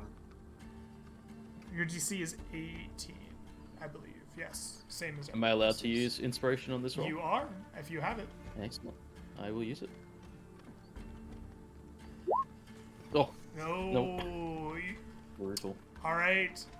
On a failure, the parties will be taken by surprise until the end of the journey. You may choose instead to take 1 wound per character tier. In this case, you are tier 1, to negate a surprise round on the enemy. Would you like to take this wound, or would you prefer instead to be surprised? Did the wounds Brox do? Yeah, Brox will absolutely take the wound. Right, is this excellent. like does wait, it wait a only minute, happen... wait a minute, guys. You realize you cannot heal this wound. It's just your max HP is reduced to, and it's gonna be like very low. I think it would be probably better to be surprised, honestly, because you're just gonna die immediately. Well, surprise means, like, if we were surprised by those goblins, we'd die, right? Like, anything that gets to attack a whole round before us is gonna... Like, we die in like 2 or 3 hits. I don't know. It's a really tough call.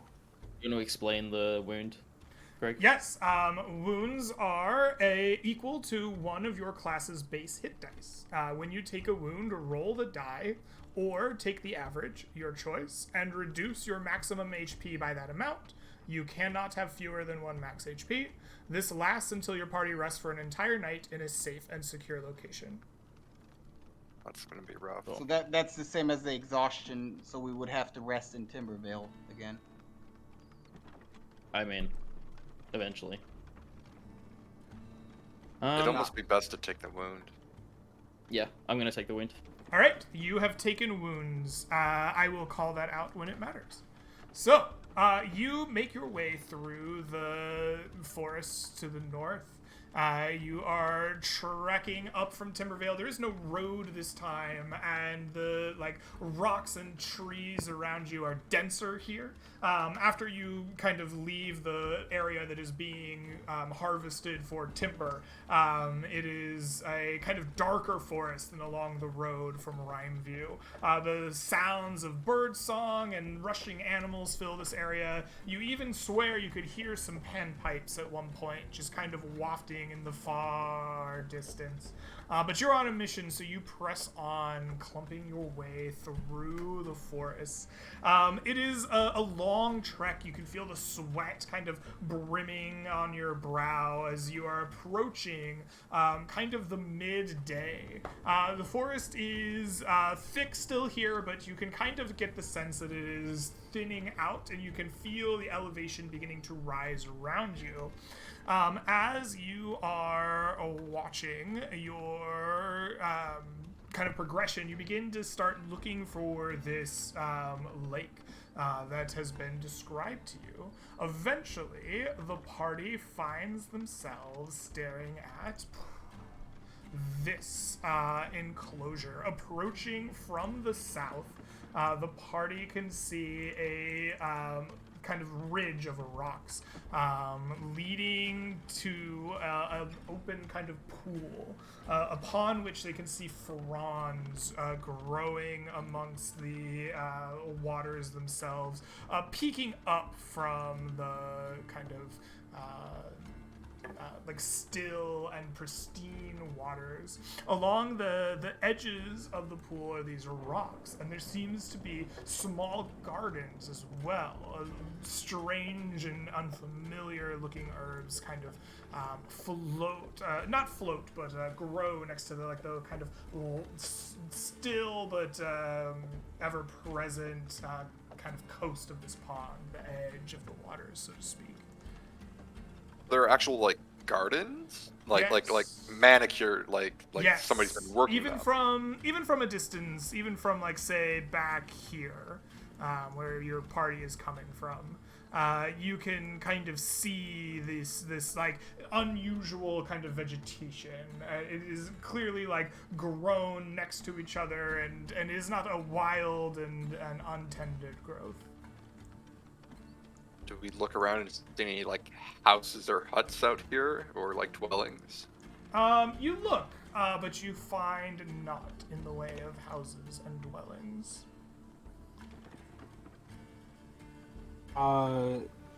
Maybe you want to use your ritual to find the disease again?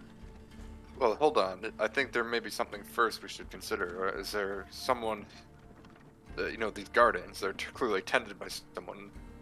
Yes. We don't want to disturb them. I've heard, in addition to the dragons, there may be elves out there, there may be fae. Do we think that might be any of those involved? I think if we bump into elves, hopefully they'll be reasonable. But Yeah, I think it might be. there's extra planar stuff, I will divine sense. You push out your divine sense. 60 feet away from you goes quite far on this map. You do not sense the presence of fae creatures as you press your senses forward. Yeah, it doesn't seem to be any fae as far as I can tell. Maybe we should stealth forward, or what do you want to do? Mortimer is going to call out an elven and say, "Are there any brothers out here? Or sisters?" You cry out in an elven tongue, seeking the brothers and sisters of the Feywild.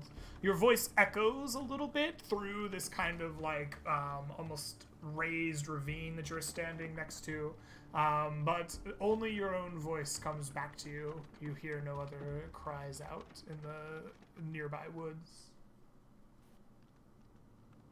Well, that was Yeah, worth a I shot. would suggest using your ritual to find disease. I mean, this is supposed to be the source of it. And Certainly. maybe, Brox, you have your detect magic as well. That might help.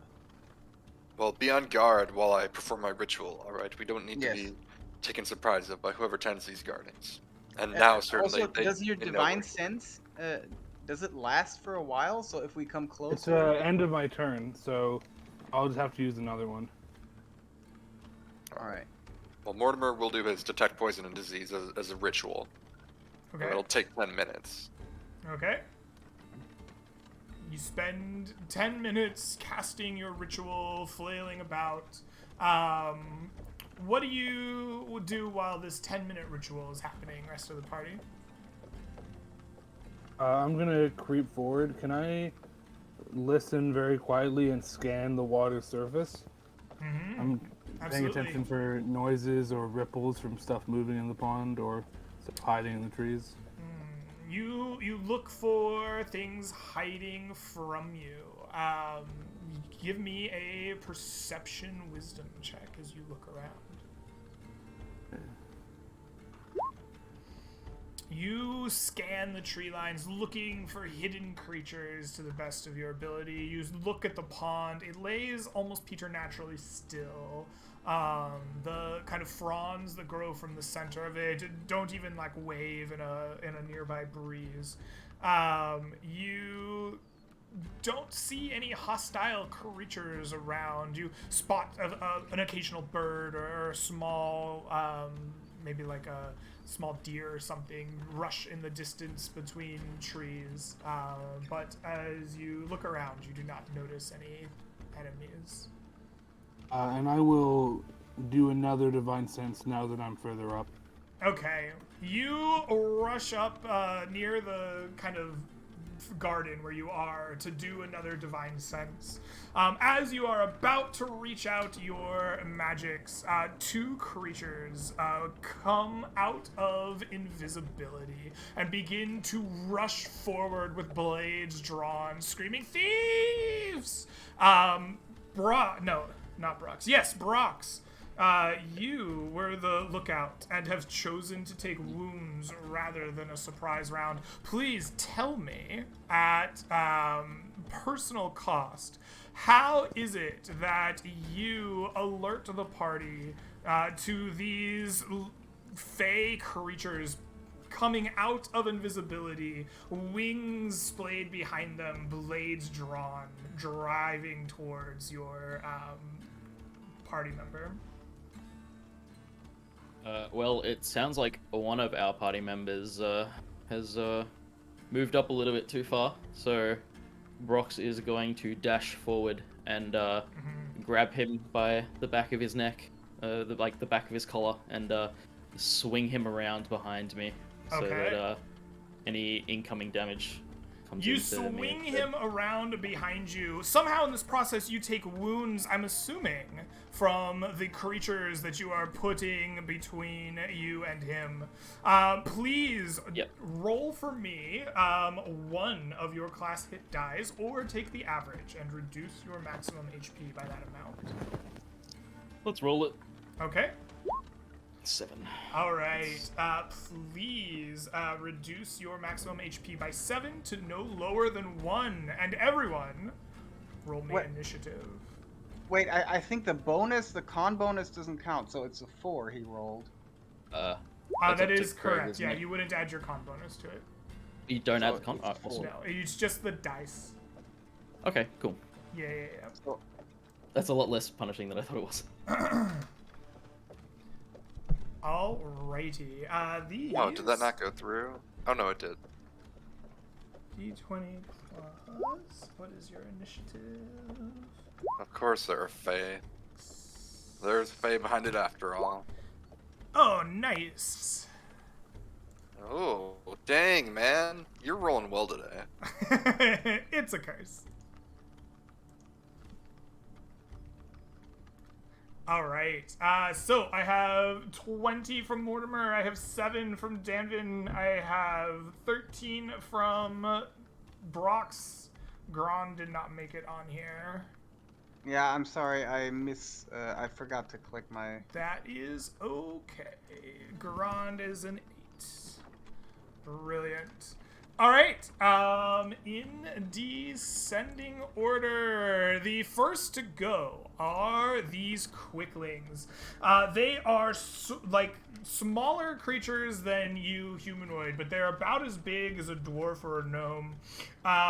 They are clad in this like green, like leaf-like almost armor or tunic that kind of hangs down below their waist. Almost, I don't know, like their tunic is almost half a dress. They have long blue flowing kind of like hair that trails behind them as their wings spray out.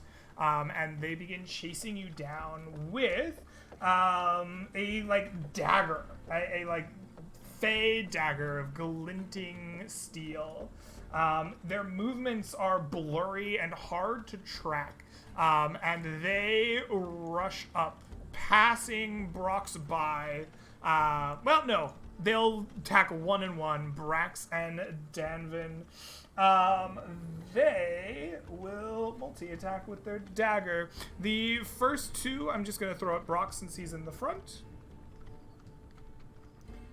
20. Their dagger is +8 to hit. Oh my gosh. With a 26, please take for me Oh boy. 4 points of damage from their first attack. And a 13, I believe, will miss you, Brox. Nope, that is a hit. Oh, it does not. Okay. And the second strike will be 6 points of damage. Do you not have a shield? I do have a shield. Oh, jeez. All right. For a total of 10 points of damage, it just flies up to you fast, blurry and hard to see, and just goes pop, pop, and stabs you twice. The next one is screaming, "Thief! A thief!" and starts trying to stab at Danvin.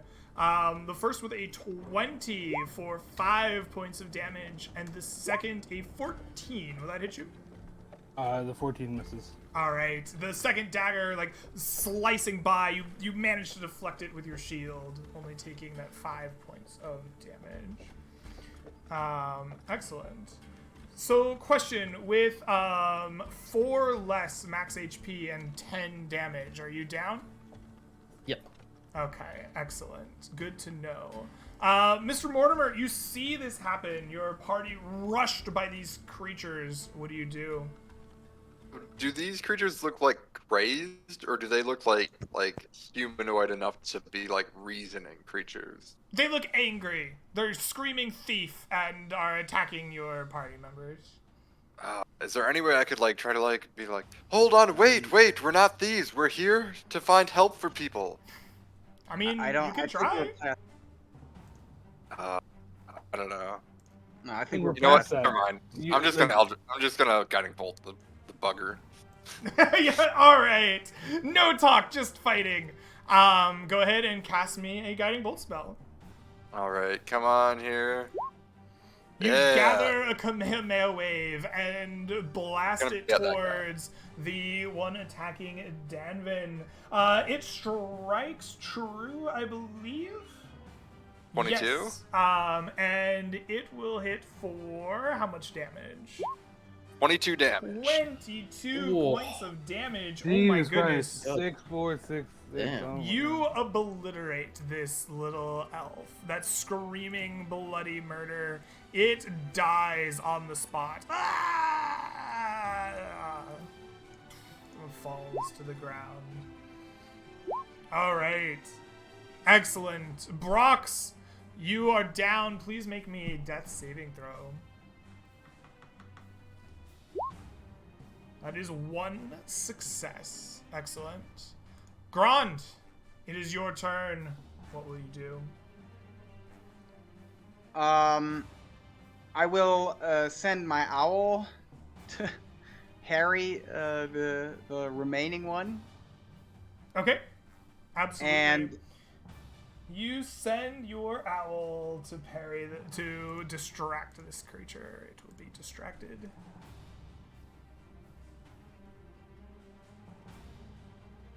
yes, and something's wrong with the. I don't know. It's weird. I think it's just delayed, maybe. No, the blue is on a tree. It's I don't know, because the token is very large. Oh, it's big. Okay, Okay. that's what I thought. Oh, that's weird. Weird. And then I will again point with my glove at the quickling, and bells will start tolling around it as I do this pulling motion again. Give me a wisdom save, but since this guy is not injured, the spell works a bit differently. It does less damage. It Okay, he fails fails his its save, yes. But the damage is only 1d8, so I will roll that manually. Sure, roll d8. Alright, this creature is incredibly evasive, and as the bell of your magic tolls around it, reverberating through the creature, it seems that even though it failed, it takes even less damage than you expected. Alright. Isn't that just for dexterity? I don't know. Alright, Danvin, it is your turn. What will you do? I'm going to attack this guy while I have advantage. Because he could just kill me and Brox if I don't. I'm going to stab out with my rapier with advantage because of the owl. Alright, please do. The 14 will miss. Despite your best efforts, your rapier seems like it's going to go right for the creature, and it just, like, isn't where you expect it to be. Your blade passes through the attack, and the creature is somewhere else. And I'll stand over top of Brox to shield him Yes! with my body. Stand on top of him! I like it. Oops, wrong thing. Very good. That brings us back to the quickling. The quickling screams in anger that its fellow has died. It's going to pass right by you for the moment to chase down the Kamehameha wave wielder. There we go. If you would like to make an attack of opportunity at it, you may. Awesome. I was a little worried he's moving so fast that I couldn't. This is normal now because the owl's done its thing. Correct. Oh, it damn is it. too quick for your rapier, however. You swing out, and it's into empty space where your thrust connects, and the creature just zips on by to Mortimer. Mortimer, it will stab at you twice. The first for 14 will be parried away by your mighty shield. The second manages to That'll hit. slip by. And it will do 4 points of damage to you. Alright, Mortimer, this thing is up in your face. It's screaming a like angry roar at you for killing its brethren. What do you do? Mortimer is... oh boy. If he tries to do another guiding bolt, will that be a disadvantage? Yes, because you are in melee with the creature. Oh, guys, should he risk running away from it to not get disadvantage? I feel like that's a terrible idea. He is going to... All the dead seem to work okay. yeah, no, he doesn't have Toll to... he's gonna, you know what? He's gonna go for it. He's gonna go, even with disadvantage, Okay. he's got a pretty good shot. You gather in your Kamehameha wave for a point-blank guiding bolt. Go ahead and roll that to On. disadvantage. 18. Goated. That will do it. 18. Yes. Go ahead and give me some damage. Only 11 this time. Only 11 this time. You bloody this creature. It does not die, but it is clearly, like, wounded. It's like wings are struggling to keep it up in the air. It's not quite as blurry as before. Brox, give me a death saving throw. That's 2 successes. Excellent. Grand, it is your turn. What will you do? Yes, I will send my owl again after it. and then another Toll the Dead. This time it will be a serious one. Use since a it is spell bloodied level, and- for God's sake. What? Spell level. All right. The bell tolls once more, crackling out. This creature succeeds. Oh, it saves. Yeah. Yes. No damage. Despite your bell's magic, the necrotic energy does not seem to affect the mind of this creature. Danvin, you're standing on top of Brox's like bleeding out body. The creature has rushed up to Mortimer and stabbed him. What do you do? I'm going to run up and try to stab it. Mm-hmm.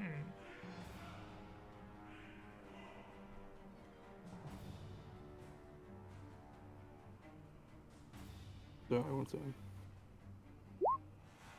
You Oh, shit. critically strike it Oh, for my 11 more damage. With that, the creature falls Oh, and dies. As soon as I Mortimer- can, I'll rush over to him. yeah. I We're guess, are we still going in turn technically- order still, or? Yeah. We should go in turn order, yeah, because we have a bleeding out person. Mortimer, you would be next. He's gonna rush over and grabbing like his healing kit from his his draft horse as he runs by. He's gonna go and start to like bandage up. Who is it? Brock sets down, Yep. and let's see here. You'll get some healing. Step in. Hey. All right. For 7 HP of healing. You don't actually gain that healing with the medkit, right? You use a charge to bring them back to 1. Stabilize. No, it's I have the healer feat because I picked it up because I'm variant human. I'm pretty sure the healer feat can heal someone that's up, right? But it doesn't change the way it stabilizes them. When Also you use a regains 1 healer's hit kit point. to stabilize a dying creature, that creature also gains 1 hit point. So I'm at 1 HP now. He's at 1 HP. Okay, well then I'll use another one He to. cannot take another healing charge until after a rest. No, it's Yeah. from the second ability that you can't regain it after a rest. Well, I think technically I have regained a hit point already from the first. The creature can't regain hit points from this feat until it finishes a short or long rest. It gained a Yeah. hit point when you used it to bring him back to 1. So Okay, it cannot gain hit points again until a short or long rest. No worries, I'll go with your ruling. Okay. Yeah, we and I can guess, do a short rest now, so it's fine. Yeah. Brox can also use his hit die to heal for the short rest. All right. Yeah, All I right, think so we- the fight ends and you immediately sit on the ground. You're like, rest, baby, let's go. Well, are there any other like threats? Well, I guess they were invisible, so we wouldn't even know if there were others They out did there. come from invisibility. It's true. That's kind of It's- scary. Can we like try to like find like a sheltered place to like crouch behind and rest? Perhaps we should move along. There's no reason for us to be here any longer. Well, no, Well, we we need haven't to. investigated yet. Yeah, I mean maybe we find a clue of what they used to. Shoot! Now I can't cast my spell. I'm out of divine energy. You don't use Well- a spell when ritual casting, right? You can ritual cast anyway. Do you have to have a spell slot available though to ritual cast? No. No. Oh, as Oh, far as I okay. know. Then I can still do it. Yeah. Instead of taking a short rest, then Mortimer is gonna use a healing kit on himself, and then try to quickly find out what happened. So Okay. Yeah, you can spend a charge on yourself to heal. Absolutely. all right. Could I also get a heal? Of course. Let me roll for you. There you go, 6. Yes. Alrighty. Excellent. Healer's kits charges handed out all around. The party attempts to like hunker down in a like kind of secluded area. There are trees and cliff sides nearby. I assume you press yourselves up to one of them while Mortimer begins once more his ritual to What are you ritualizing actually? I'm trying to detect poison and disease. I'm trying to figure out where this came from. Poison and disease. Okay. You begin your ritual once more. It takes 10 minutes to cast as you read the rite aloud, wave your U branch, make the gestures, and eventually you will search for poison and disease. It detects poisonous creatures. Does it detect poisonous vegetation? It should. Let me do the spell again. One Sure. moment here. Uh, uh, I mean, it's poison, right? On the vegetation. There you so go. That should detect. You can, yeah, poisonous creatures and diseases. So it should take into account any poison within Sure. plants. Okay. Fair enough. Amongst the gardens that you can find near these like rocks on the water side, there are a myriad of plants. Some of which, not all of which, are indeed poisonous in some way.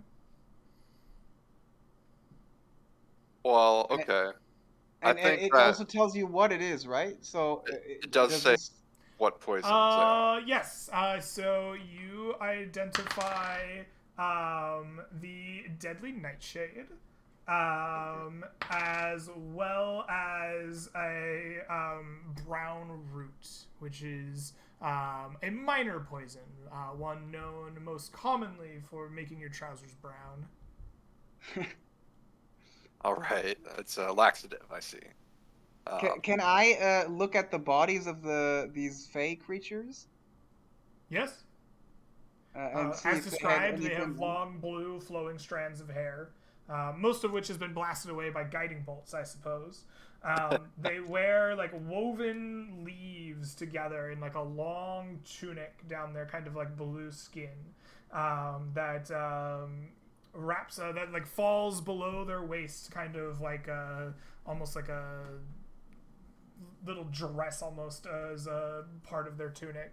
They otherwise are, you know, a blue-skinned fey creature, long, kind of pointy ears, that like narrow face and complexion.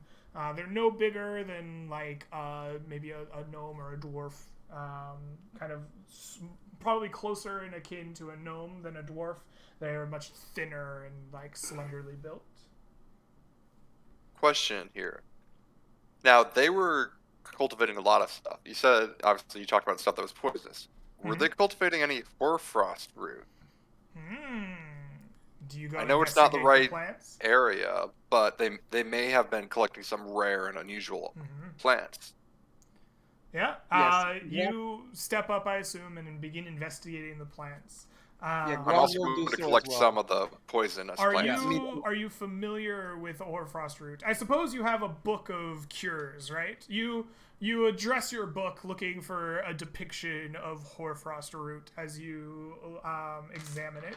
And sure enough, amongst the garden, there is this long, slender kind of shoot that comes out of the ground in kind of rows. The shoots themselves are a light blue, almost translucent, and when the sun shines through them, they look almost as if that like bit of icy frost that clings to blades of grass on a frosty day is upon them. In reality, it's just a frond grows out of a like root, maybe a vegetable of some kind underneath, but it reminds you exactly of the hoarfrost root described in your book. Wonderful. I think then Mortimer will point this out, and although Brox is injured, I think he'll probably like ask Davin, if he could. Are there any Grund will do it for sure. I mean, he's a herbalist as well, and he will literally take as much as he can from all the herbs in there, especially the poisons. I don't know if you guys remember, but in the beginning, when I explained his background, his specialty is using poisons as ingredients in potions, and also researching how best to use them. So he will definitely also take those all the nightshade and this brown pants root. I think Mortimer will intentionally not inform him which are the poisonous ones, but Gron can But I feel mean, free yeah, if he Gron wants to. knows. Oh no, I'm them. sure he does, but Mortimer, that's just a choice that he makes. But yeah, so Mortimer though is going to ask Davin to help. Like, are there Oh, shovels nearby that they've been sending? I screwed something up here. I promised bio break after combat, and then I just completely forgot about it.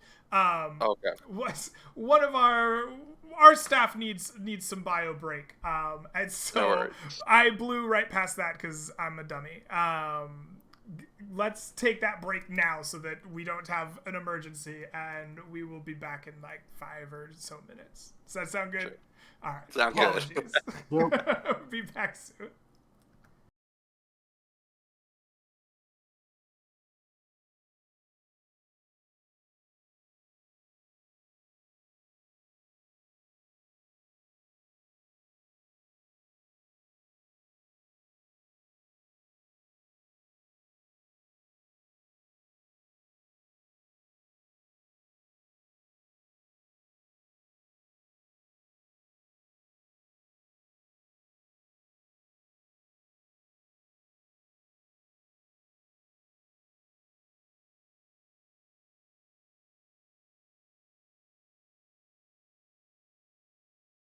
All right. And Sorry. welcome back, Internet, to Land Beyond the Mist. Sorry for the abrupt break. Seemed like it was be wise to make sure the cast isn't chained to the screen. So at the right before I jumped in and put a pause on everything, we were investigating some plants, harvesting some deadly nightshade and some hoarfrost root. Getting ready to potentially bring that back to town. Excellent.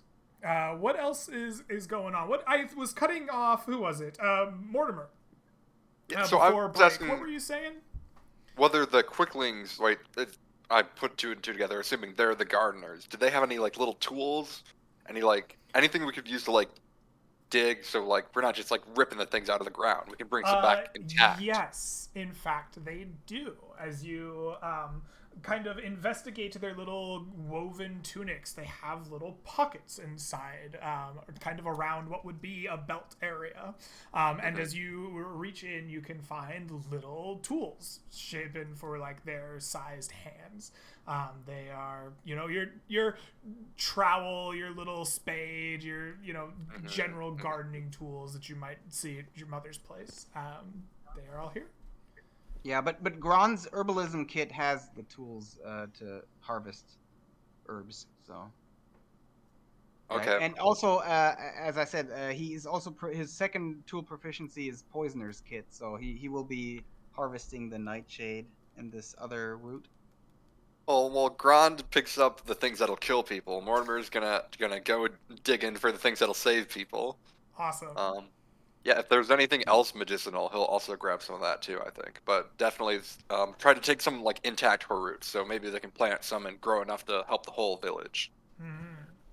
Davnin will take a look at the daggers they had. Yes. What was up with those? They are face steel. They are finely crafted, as hard as iron, but not mineral in nature. Phase steel is a like hardened or even what do you call it? Petrified wood that has been shaped into these daggers. Oh, so it's not even metal; it's like wood. That's cool. That's awesome. Ironwood. Probably. Yeah. How do they each have one? Yes. Yeah, I'll pick one up. Do either of you guys like daggers? I'm pretty Yes, quick with my hands, so Grond, as you can see on the image as well, has a dagger as his weapon on the side. So he will call over to you and say, "Yes, I could use it," and also maybe take a look around if you can find their abodes. They must have been living here as well. I guess I'll start. I'll pull my rope off my back. I'll look over to Brox. You wanna? How strong are you? You want to start checking these trees for little nests? these guys could fly, right? I wouldn't be surprised if they had nests. Brox is taking his short rest under a tree, and Oh. he'll just say, perhaps we shouldn't go digging around too far. There might be more of them living in their homes still. I figure if these guys spotted us so easily, any more of them would have joined the fight once they were getting killed. No. Be careful Their though. home- The logger who came out here, he did encounter the disease itself. So I haven't looked around further, but the disease might be out here too.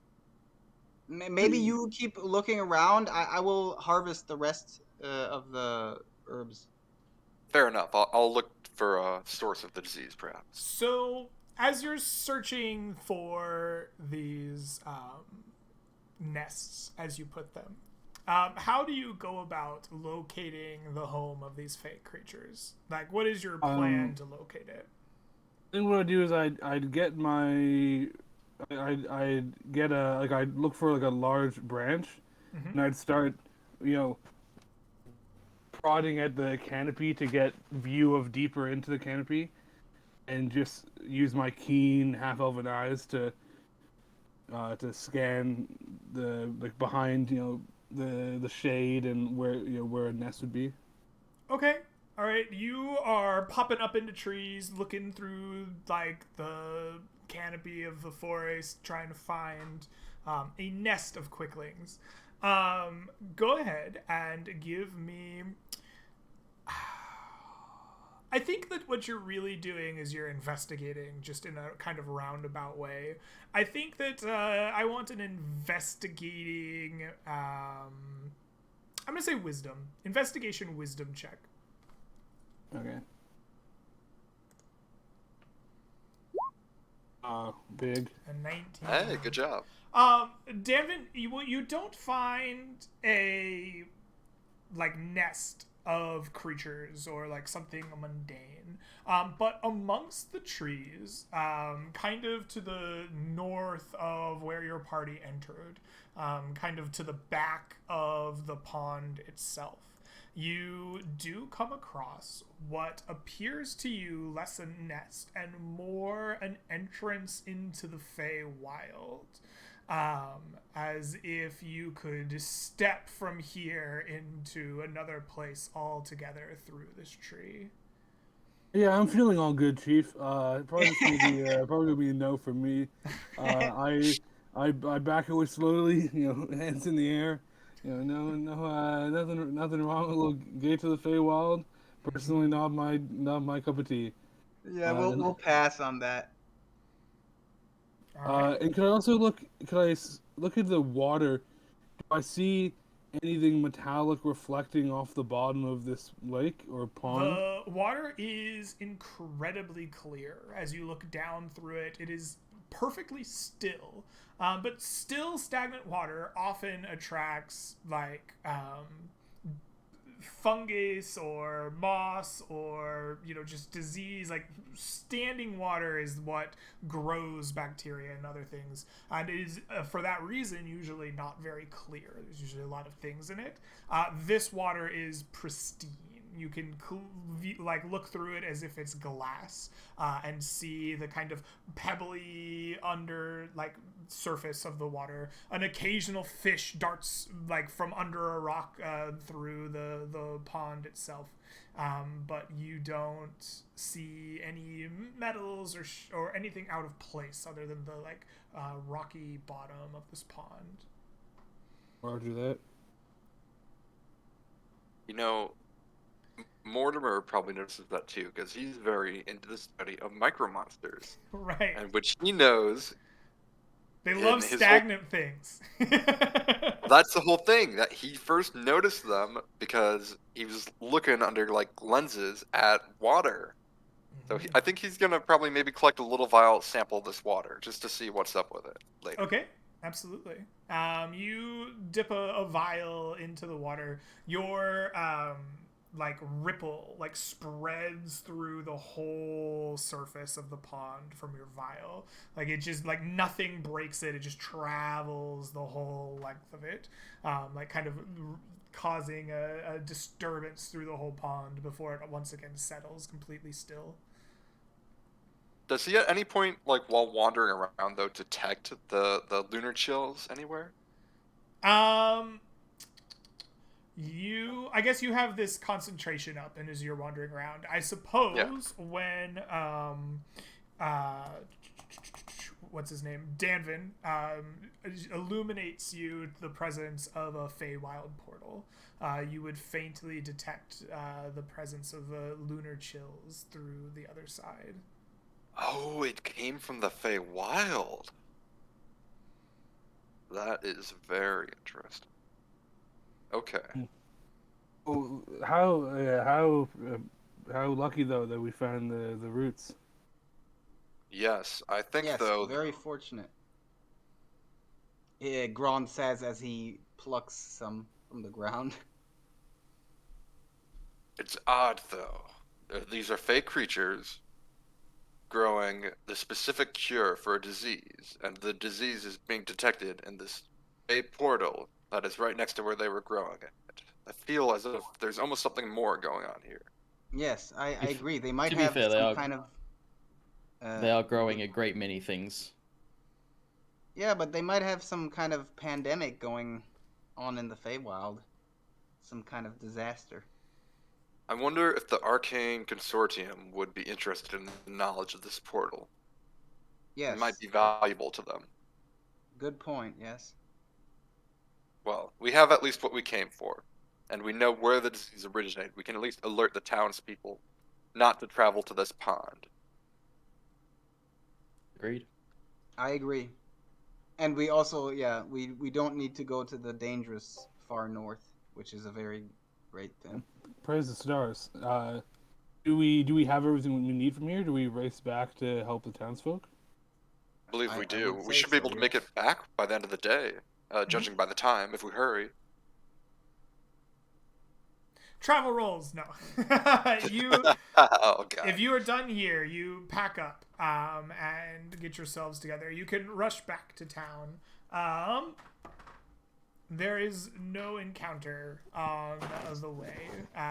You make it back with your samples of the herbs in tow, and stories of a portal to the Feywild above the town.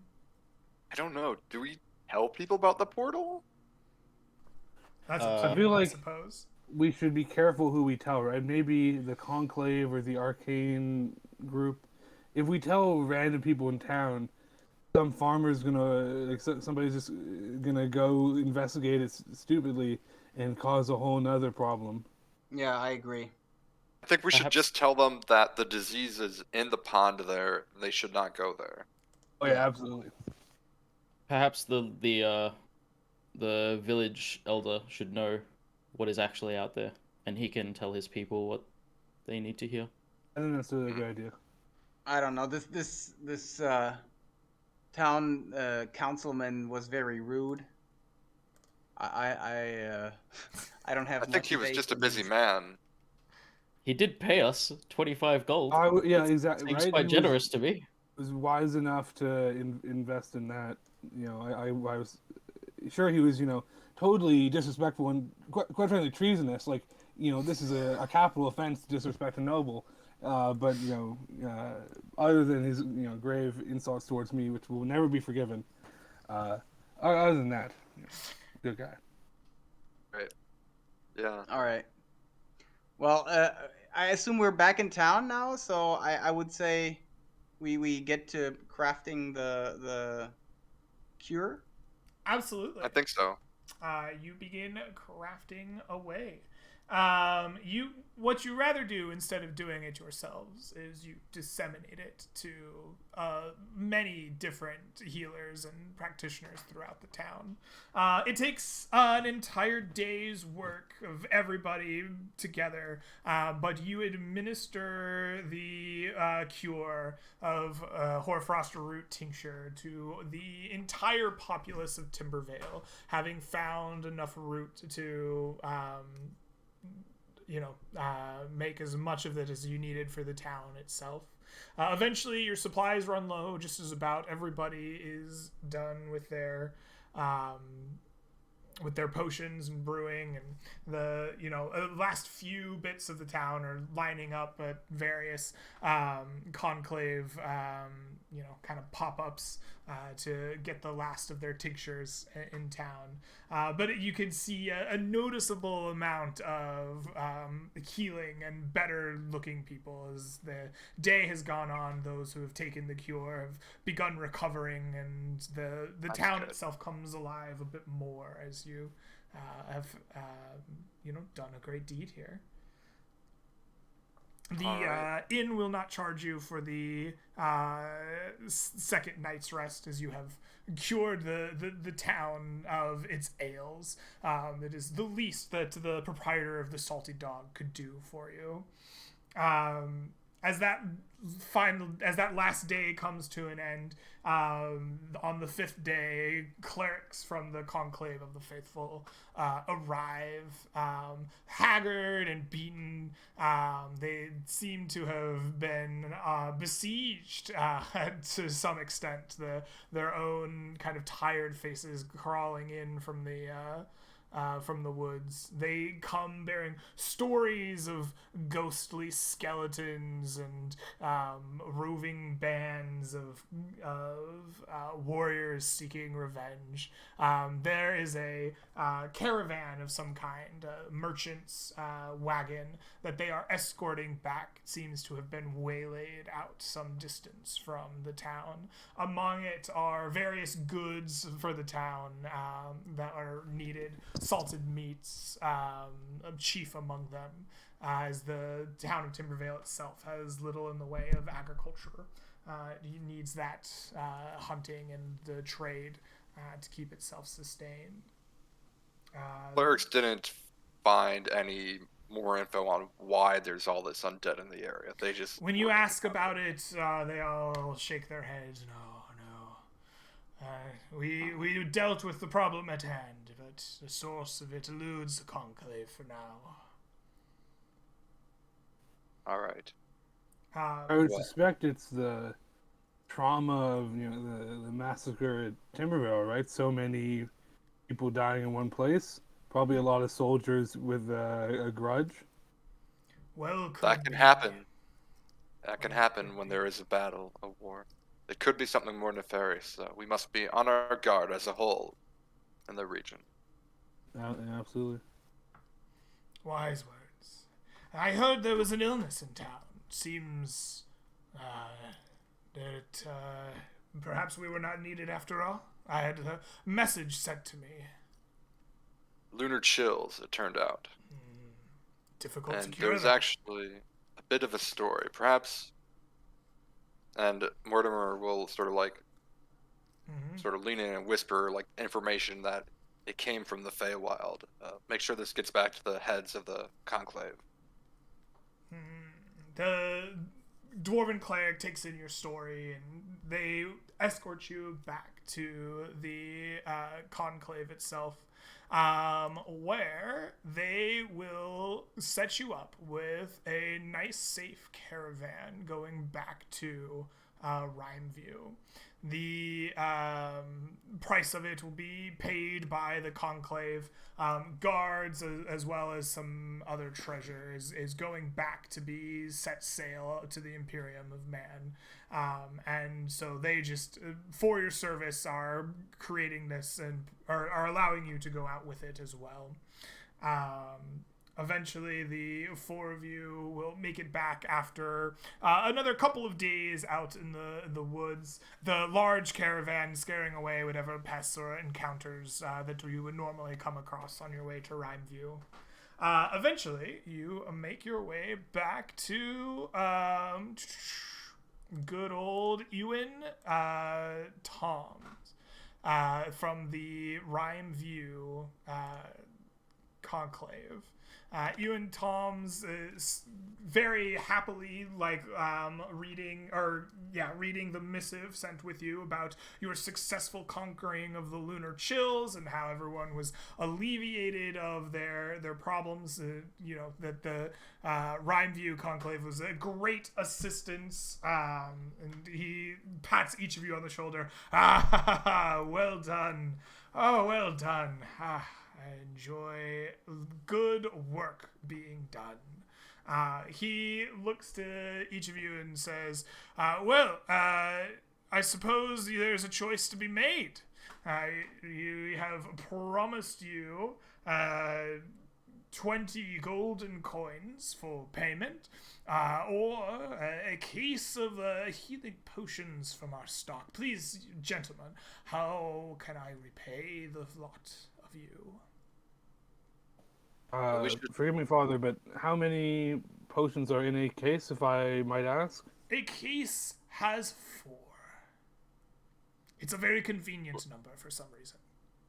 Sounds like a pretty great deal. 4 healing potions instead of 100 gold split 4 ways. Brox will look down at his shirt. So not even. And he'll point at the hole where the arrows stuck into him and just be like, perhaps the healing potions will do well in our future travels. It seems a consensus is reached. If you would stay here a moment. And Ewan Toms makes his way, stroking his well-oiled red beard to the back of the kind of open air agora. He knocks on a door leading kind of further in to kind of a secluded place, and comes back after a few minutes carrying a wooden crate. And he kind of puts it down in front of the 4 of you. Says, I don't care how you split it, but payment for job well done, and a hearty thanks from the conclave for the 4 of you. I want each of you to take for me 5 reputation with the conclave of the faithful. Hey.